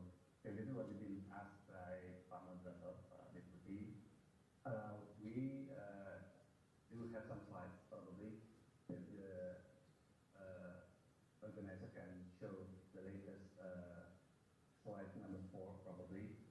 So with the coordination among stakeholders, with Minister of State-Owned, Ministry of Finance, and PLN, UNOPS, ISR, and also ITB, we continue to intensify the so-called pilot return transaction to growth energy transition market mechanism viability. And again, we identify some research to achieve the target for the coal-fired power plant early retirement, and there are 15 units probably at the moment under the roadmap, under the draft of the roadmap has been identified, but still we haven't yet get the exact number, what will be the best options or what will be the best mechanism that we would like to have for the early return of coal-fired power plant. And therefore, we expect that based again with closely working with the KTT, Gas Energy Transition Partnership Secretariat, that already also in the progress of finalizing the comprehensive investment plan and policy, KTT could be aligned with our roadmap from the MEMR based to what are the requirement of the CRTP. So on the roadmap, actually we identify based on the capacity of the coal-fired power plant belongs to PLN, belongs to ITP, and belongs to captive. But at the moment, can you show the slide number 4? Yeah, that's one now based on the CFTP early retirement of captive power plant. So next. Okay. Slide number 4. Yeah, thank you. So we identify the capacity belongs to PLN, IDP, and captive, but still at the moment we only have the data based on PLN data of the coal-fired power plant. And we also considered about the lifetime and capacity factor. How can any the gas productions if we terminate or if we close down or phasing down the coal-fired power plant, and what would be the economic value if we retire this more accelerated. And based on the input coming from the Minister of Finance, especially, and also Minister of Finance and also Minister of State,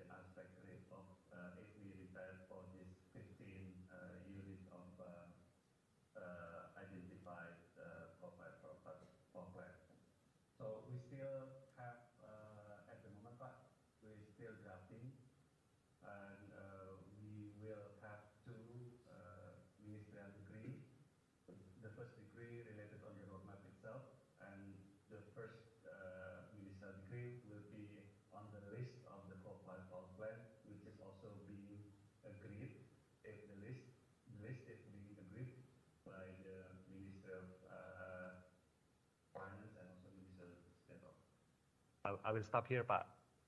Thank you. Thank you for the updates. And I think on the energy transition, we have here the Deputy Head of JETP Secretariat, Pak Paul. And you know, there is a lot of discussion just now mentioning about JETP, Pak Paul. Can you update us, what is the process of financing on the energy transition in Indonesia, and what are the targets set by JETP? Give us update on the JETP. Thank you, Pak Moderator, Pak Deputy.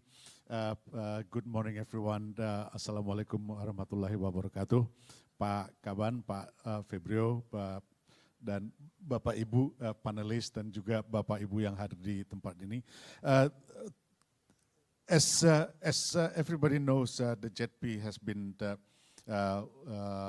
announced in November, and Secretariat has been working since February this year under the guidance of three ministries actually, led by Pak Rahmat from Menko Marves, then led also by Pak Febrio from Finance Minister, and also Pak Dadan from Myanmar.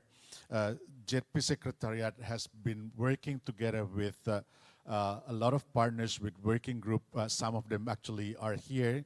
We have World Bank here, we have UNDP, I see here colleague, and other parties, including the civil society from Indonesia, working together to prepare a kind of a credible scenario pathway for the just energy transition for Indonesia. And then as a result, or the initial target of the JETP as announced during the G20 last year, it was said we need to meet 290 million ton of CO2 from power sectors and 34% of our renewable energy. And after the evaluation by technical teams led by IEA, we found out that it would be doable, but it would require a substantial amount of money, substantial effort from everybody, then make it almost impossible to implement. That's why the working group has been the technical working group has been working together to and getting the data from Myanmar, from PLN, and from captive power, and trying to see what would be the credible scenario for Indonesia energy transition. As promised, we have finalized from the Secretariat, have finalized the comprehensive investment policy plan, and then has been submitted to government and also IPG, and now is under discussion by government as well as IPG, and we expect to receive feedback so that we can later on respond to that feedback. If you can go to the last slide, please. So on the scenario that we have, as you may know that we have actually 5 investment plan. So five investment area. The first investment area will be in transmission and grid. The second one will be in coal phase out. And the third one will be investment in dispatchable renewable energy, and fourth investment area will be on variable, and the last one will be on the supply chains for the renewable energy technology. Based on the scenario that we have prepared together with the working group, we see actually the target could be reached to 395 million ton of CO2 in the power sector, but it also will still need a lot of effort. There are preconditions that need to be met. For example, we need to invest in a lot of geothermal, a lot of renewable, a lot of hydro, in particular also a lot of variable renewable, more than 20 gigawatt of solar PV and so on. And then this will require collaboration from everyone in order to make it happen. There are still a lot of issues there that need to be looked at in detail in order to make it happen. And in particular, actually, this issue, the financing, we could only do that if we can get financing. For example, in the scenario that we have now for the JETP, it said that we would need to phase out about 6 point something gigawatt of coal power plant in order to make room for renewable. And also we have to phase down by reducing the capacity factor in order to make more room for renewable. And all of that will need financing. So as already mentioned by Pak Febrio, by Pak Rahmat, by Pak Barjonen, as well as by Bu Cynthia, all of this will need money. So Bu Cynthia has already mentioned about projects that they will include in the PLN ultra accelerated and accelerated scenario, and only if sufficient financing would be available, then we could really make it happen. If not, then we need to, maybe we have to go with our own scenario that we would not meet the target of 2030, but we could move for example, with other target years that need to recalculate later on. But important is, as mentioned by Pak Febri before, there is a commitment for 20 billion to be mobilized by IPG member and GFANS, and we have checked what would be the, let's say, where the 20 billion could be invested. So if we want to move forward, for example, we need really a lot of investment in transmission, connecting Sumatra and Java, for example, or connecting, let's say, areas in Sulawesi, so that the renewable energy can be evacuated to meet the demand of the captive. We might want to think even to utilize the renewable energy potential in Papua, so that we could, let's say, evacuate that to the smelters in Halmahera or in Obi Island, in order to reduce the need for coal captive in that area for smelters and so on. And these need investment. And also, as can be seen in the slide here, we expect that the public money, the 20 billion consists of 10 billion of public money and 10 billion from commercial. We expect that most of the financing from the public sector could be used to finance grid or transmission, and also early retirement, because we expect that this funding, or because this investment would not have sufficient return. That's why it would not fit for commercial. But the other, for example, the variable renewable or some of the dispatchable renewable could go for commercial financing and so on. And I think I will stop here, Pak. Makasih. Yeah, thank you, Pak Paul. I think, you see, there's projects already identified in JETP, and also there's a lot of work on the roadmap, if you will. So thank you, Pak. So maybe I just want to pick up a little bit on your comments on the financing package, because people typically say that there's a lot of money in the world, right? Whether it's suitable to support the financing or not, and specifically on the ETM, and especially also in the infrastructure, do you see that there is enough money available that, and also suitable in terms of tenure, in terms of concessionality to support the projects? Unfortunately, out of the I would only talk about the public money, but out of the 10 billion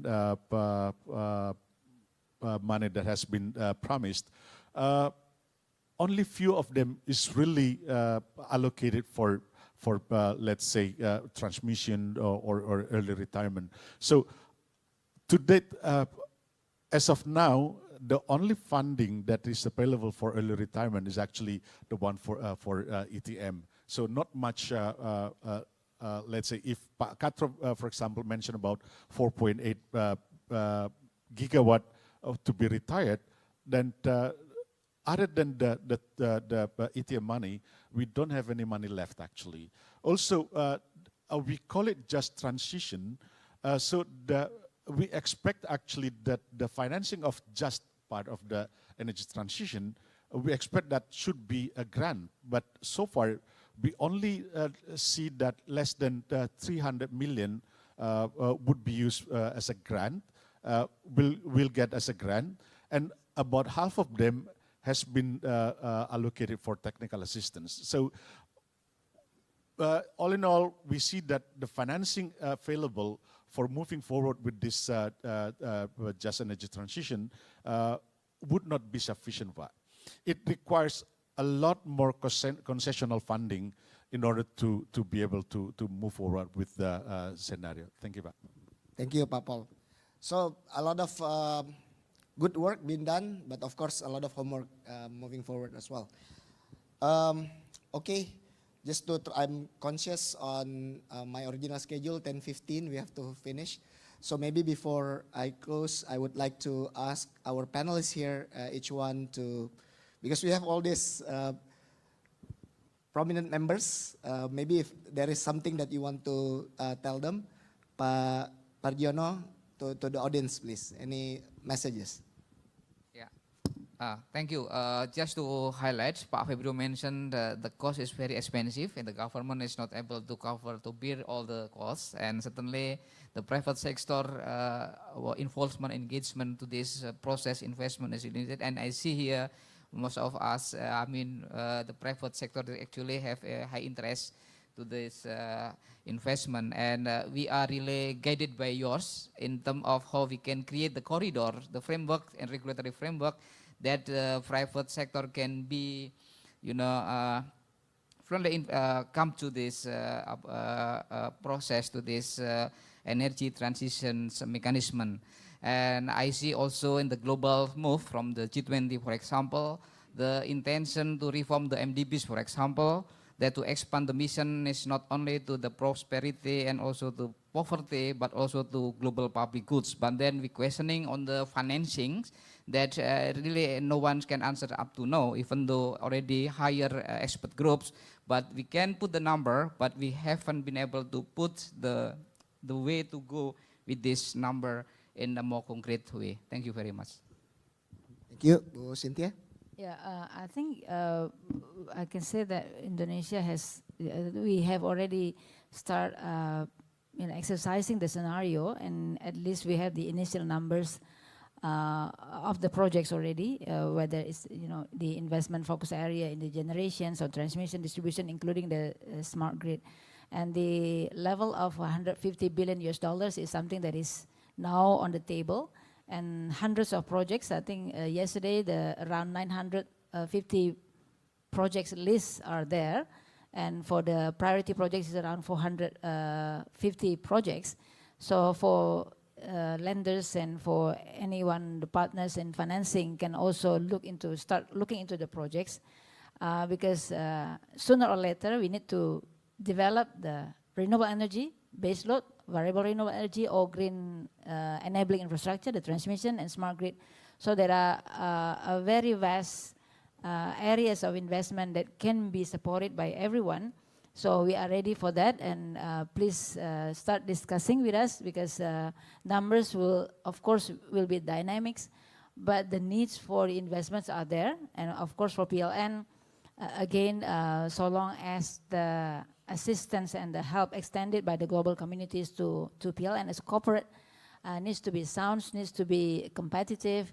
And of course, we also expect some sort of accelerated in terms of the process of the extended financing facility to PLN, so that we start working on each by each, one by one of the projects. For the early terminations, I think we are now working on it on the private sector side in terms of PPA. Of course, consent from PLN needs to be there. We just need to look into how it would fit into the system and how the clause in the PPA enable us to do so. I think this should not be an issue. So we are working on it. On PLN own, it has to be also discussed a bit on the execution in terms of the support from the government, in terms of the stability of the system, etc. So more on the technical. So I think all in all, in the investment plan are there. On the early retirements, we are also working on it. We are quite optimistic that Indonesia is serious and PLN is also serious in this endeavor. Thank you very much. Thank you. If Pak Katro still with us, Pak Katro, any message for the audience? Thank you, Pak Moderator. If I may, Pak, the key challenge and also mentioned by Pak Fabio earlier on the opening is the involvement of the stakeholders, Pak. So how is the flexibility mechanism to ensure the energy transition mechanism exist in the country? So investment is surely needed, and it needs a strong collaboration and among international partners, Pak, government, stakeholders, and its value chain. And I would like also to deliver the high appreciation, Pak, for the Minister of Finance, Pak, for convening this valuable meeting. And we all actually looking for the output and outcome for sustainable finance, Pak, existence. So global participation and collaboration is necessary, Pak, to achieve carbon neutrality in power sector. Thank you, Pak. Thank you, Pak Katro. And Pak Paul. One thing that I take note from what we have done so far as part of in the preparation of the CIPP document is actually the collaboration. So it's really nice to see that under the guidance of the government, Pak Rahmat, Pak Febrio, and Pak Dadan, and also collaborating with all of the stakeholders, PLN and DJK, Pak Katro teams and so on, and also including, of course, the international organization that have supported us in preparing all of the document. This nice collaboration has been able to put up a plan. It is not perfect. It is not perfect, but at least we have a plan that we can, let's say, good as a basis for us to discuss.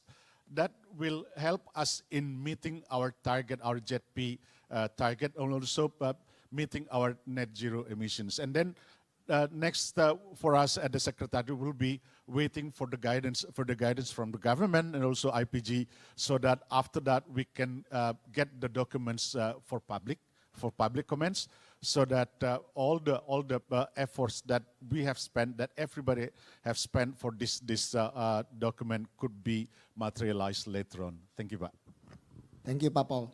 So to summarize, basically it seems like there's a lot of commitment and a lot of good work has been done by the Indonesian government and with PLN, also together with JETP Secretariat and the working groups. That is basically collaboration with a lot of international organizations as well. Policies are being created, platforms being created. But of course, it seems to me it's a very, very complex challenge. Indonesia is very complex. It's a growing country, still middle income. And of course, with the geography, is also facing very unique problems. So bear with us, but we, of course, need to be keep in high spirit, because this is very, very important for all of us. I would like to thank you for the opportunity to moderate the session, Pak Febrio and everyone. And let me give back to the MC. Thank you.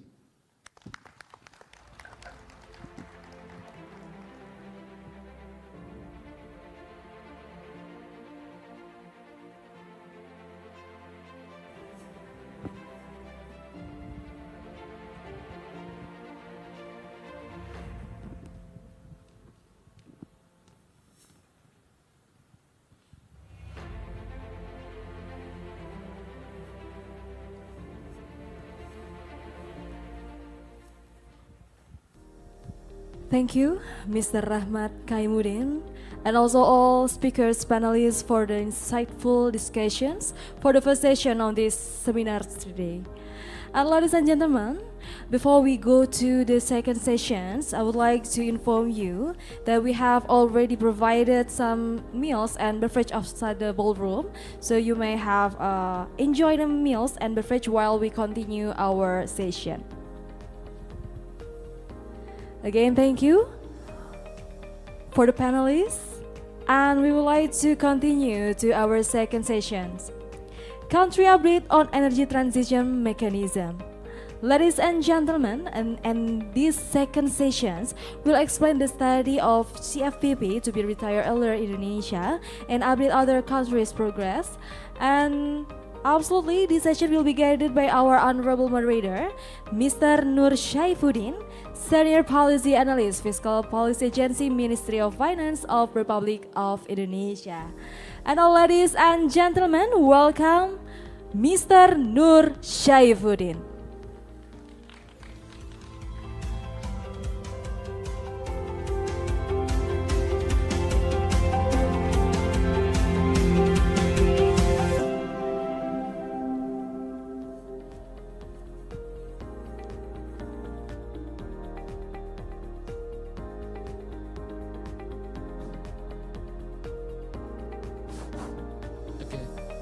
Thank you for Master Ceremony for inviting me to moderate the second session, and I'll take the lecturers as a moderator for the second moderator, just like Pak Rahmat already take the first moderator lecturers. For the second moderator, I will take it much easier because the context already delivered by Pak Febrio, and all the strategic policies and etc. already been discussed clearly on the first session. So then in the second session, just like the Master of Ceremony already delivered, that we will talk and discuss about the study on the CFPP early retirement, particularly in Indonesia and Philippines. And without further ado, I will invite our first speaker, Pak Edwin Syahruzad, as the CEO of PT Sarana Multi Infrastructure in Indonesia.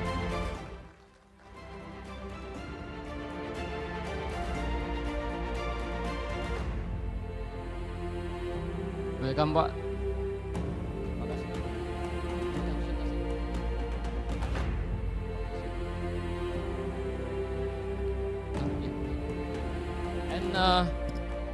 From virtual, we will have Pak David Elzinga from ASEAN Development Bank. Please welcome, Pak.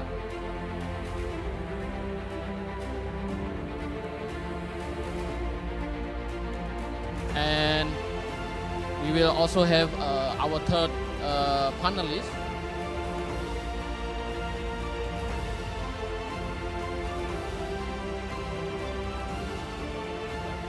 Mr. Michael Osinakros. Welcome, Pak Michael. So I'm very delighted this morning because in this seminar on the second session on the study of the CFPP early retirement, we have three prominent speakers that they are very keen in the process of the CFPP early retirement, particularly Pak Edwin, as the CEO of PT SMI of Indonesia, that been done with couple of initiatives related with the energy transition mechanism in Indonesia, from the as the country platform manager, and we also have Pak David, who have been done with study in the Cirebon coal-fired power plant, and we also have Pak Michael that been studying on the and preparing the policy on the energy transition mechanism in the Philippines, and we'll be hearing further from our three prominent speakers about each of the particular topics. And for Pak Edwin, I think you already prepared with some presentation, Pak, about how the advanced updates on the process of the early retirement in the Pelabuhan Ratu coal-fired power plant, Pak, ya, and perhaps you can also share any challenges as well as the next steps that been preparing by PTSMI. Please, without further ado, Pak. Thank you, Pak. Okay. Thank you, Mr. Moderator. Good morning, everybody. Thank you for inviting me to be part of the panelists in the very important session. I think as a country platform, I think we are involved in the two showcases. Yeah. First, I think is also we are involved in the showcase, which is coal phasing out of Pelabuhan Ratu project, whereas we have formed a consortium with PTBA. It is, like Bu Cynthia mentioned before, it is the asset spin-off modality, whereby on the other IPP modality, we are also supporting and we work hand in hand with INA to support the coal phase out of Cirebon project. I think with regard to the Pelabuhan Ratu project, as I mentioned before, this is the power plant that is quite critical because it is the source of base load modality for PLN, and it is located in Java. And the size is quite big, yeah, as the capacity is 3 times 330 megawatt. And also commercial operation has been commenced in 2014. And I think the estimated book value is quite big, yeah. It's an approximate number of 12 trillion rupiah. And I think this is the first constraint, yeah. There is no way we can have a transaction below estimated book value because it will bring PLN to the risk of state losses, yeah. And I think from technical standpoint, it is main source of electricity production to Java, since it produces an approximate number of 5,500 gigawatt hour per year in 2021. Yeah. I think we structure the transaction in such way. There is an equity portion where we collaboratively with PTBA and PLN would be the shareholders. So PLN will receive money from that part. The indicative equity is approximately 30%, representing the project cost, or 4.13 trillion rupiah. And also we hope that we can get collaborative financing, yeah, to the project in a number of close to 10 trillion, which is primarily, I think that we can have a concessional support, yeah, from the government.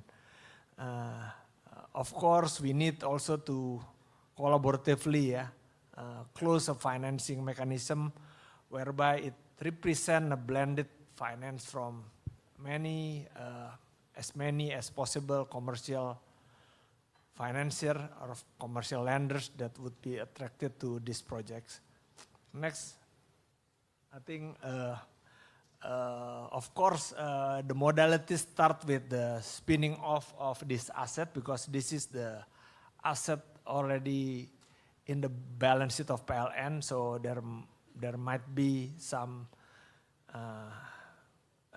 sale of asset to SPV initially owned by PLN, and in the second stage or in the later stage, we are going to conduct a sale and purchase agreement to acquire some shares of SPV, yeah, 100% owned by PLN. And of course, there is an element of early retirement or phase out period, which according to the model, we have appointed consultant KPMG in this particular case, and they have built a building block, not really a financial model that is based on reality, but a building block based on assumption here and there, and we expect to get 8 years curtailing the lifetime of the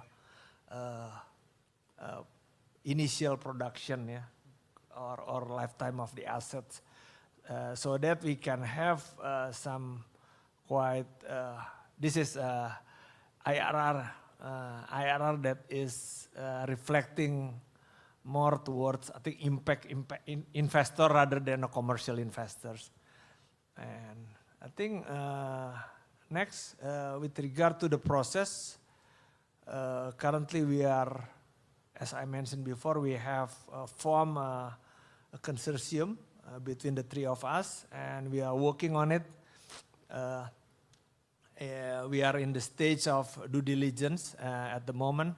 The consultant has been appointed, but there is also critical issues. Yeah, I think we have pointed out several critical issues that needs to be following up. Yeah, because it is not under our control, but it is under.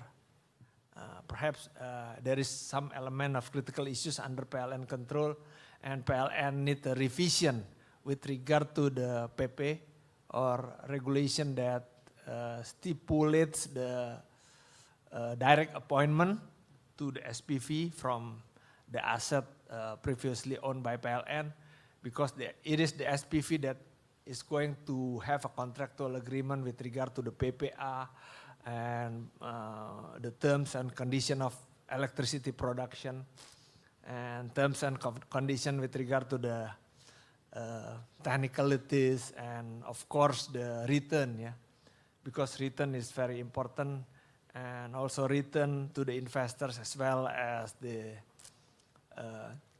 financing support to the project. Next slide, perhaps. This is some of critical issues that needs to be resolved quite soon.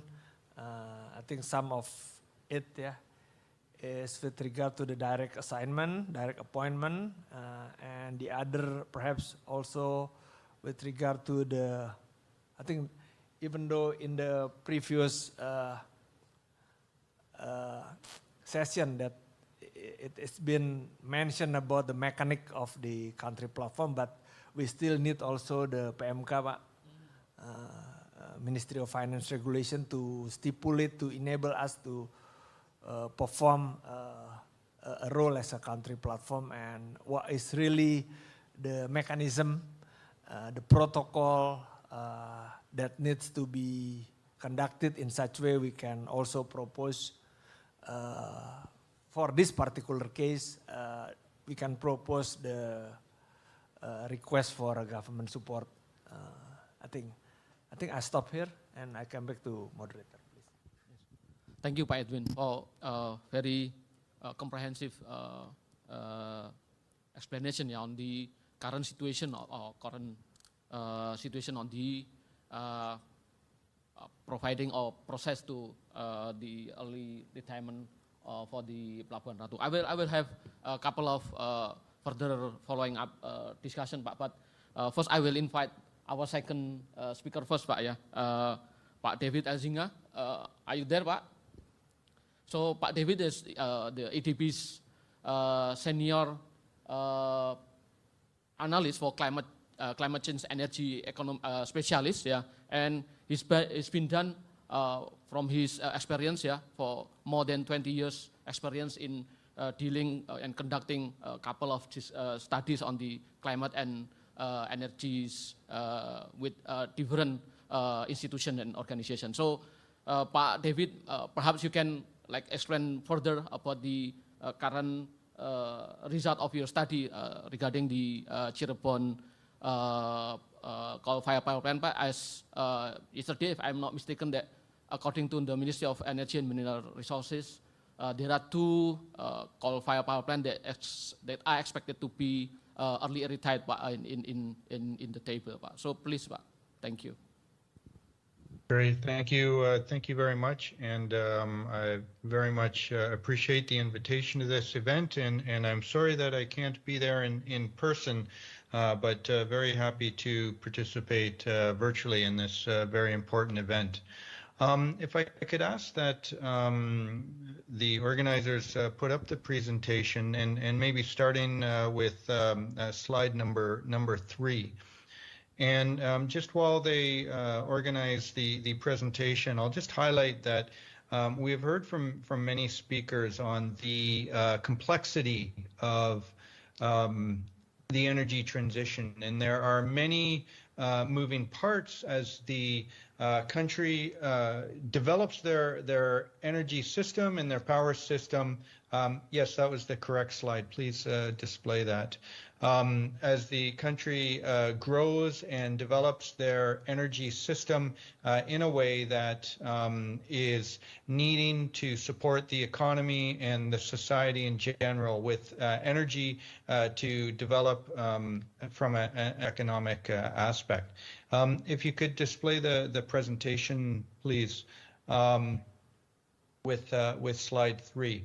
So before I talk specifically about Cirebon, I just wanted to highlight the broad range of activities and just try to put them in context in Indonesia. So, of course, we have heard a number of people speak about the JETP, the Just Energy Transition Partnership, and I'll just highlight here that we see a number of different initiatives numbered 1 through 5 at the top of the slide. Number 2 is one element, which is the early coal-fired power plant retirement. But we have, sorry, could you, yeah, thank you. We see that numbers 1, 3, 4, and 5 have a range of development of different areas in the power sector, as well as developing the value chain for energy technologies in Indonesia that can provide additional economic value. And I think it's really important to look at this holistically to see the need for transmission and distribution, baseload RE as well as variable RE to really meet that cost as well as energy security aspects for the development of the power sector. So really, the just energy transition is about not only decreasing emissions, but providing more power to meet those socioeconomic needs. And when we look at going down to the bottom of the slide, the work on energy transition by ADB has a number of activities that can support this energy transition in Indonesia. So we're looking at a results-based lending opportunity with PLN. This can support a number of both deployment of renewables as well as supporting the accelerated retirement of coal-fired power plants. We're looking at a financial intermediary loan with PTSMI that could support Pelabuhan Ratu project. Of course, the Cirebon transaction, which I'll speak in more detail in a minute. A prime step project which involves education around energy, clean energy system development. Those are 4 projects that are found under the Climate Investment Fund's Accelerating Coal Transition Window that we have partnered with the World Bank to support Indonesia in their application for this amount of 500 million in concessional funding. So this fits underneath. This particular work fits underneath and can be seen as JETP initiatives under specific projects that support that broader strategy that is being developed under the JETP. In addition to that, we are working on a standalone financing on a policy-based loan, which would provide fiscal support to Indonesia that will support some of those policy developments that are happening, and some of those were mentioned by ASDM earlier in terms of the coal accelerated coal retirement roadmap. And then lastly, a range of different technical assistance, including our feasibility study that can really support the analytical work on a range of different areas in the energy sector development, as well as carbon finance, environmental and social aspects, and as well, lastly, I'll simply highlight the ASEAN transition taxonomy, in addition to other areas that are really important for this broader energy transition work in Indonesia. Next slide, please.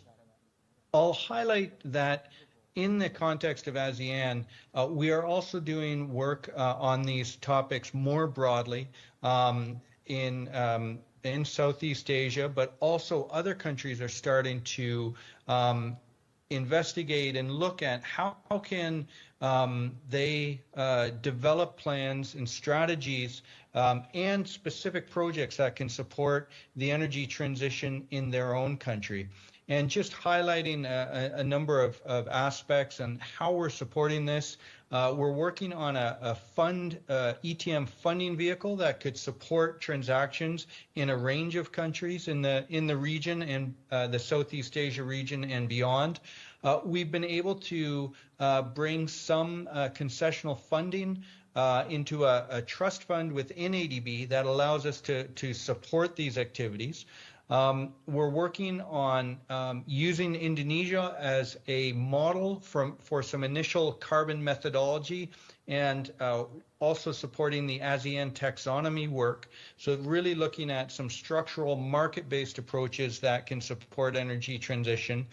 And then the last two topics specifically on just transition, as well as safeguards, and the safeguards including both environmental and social aspects. So that links to the just transition side.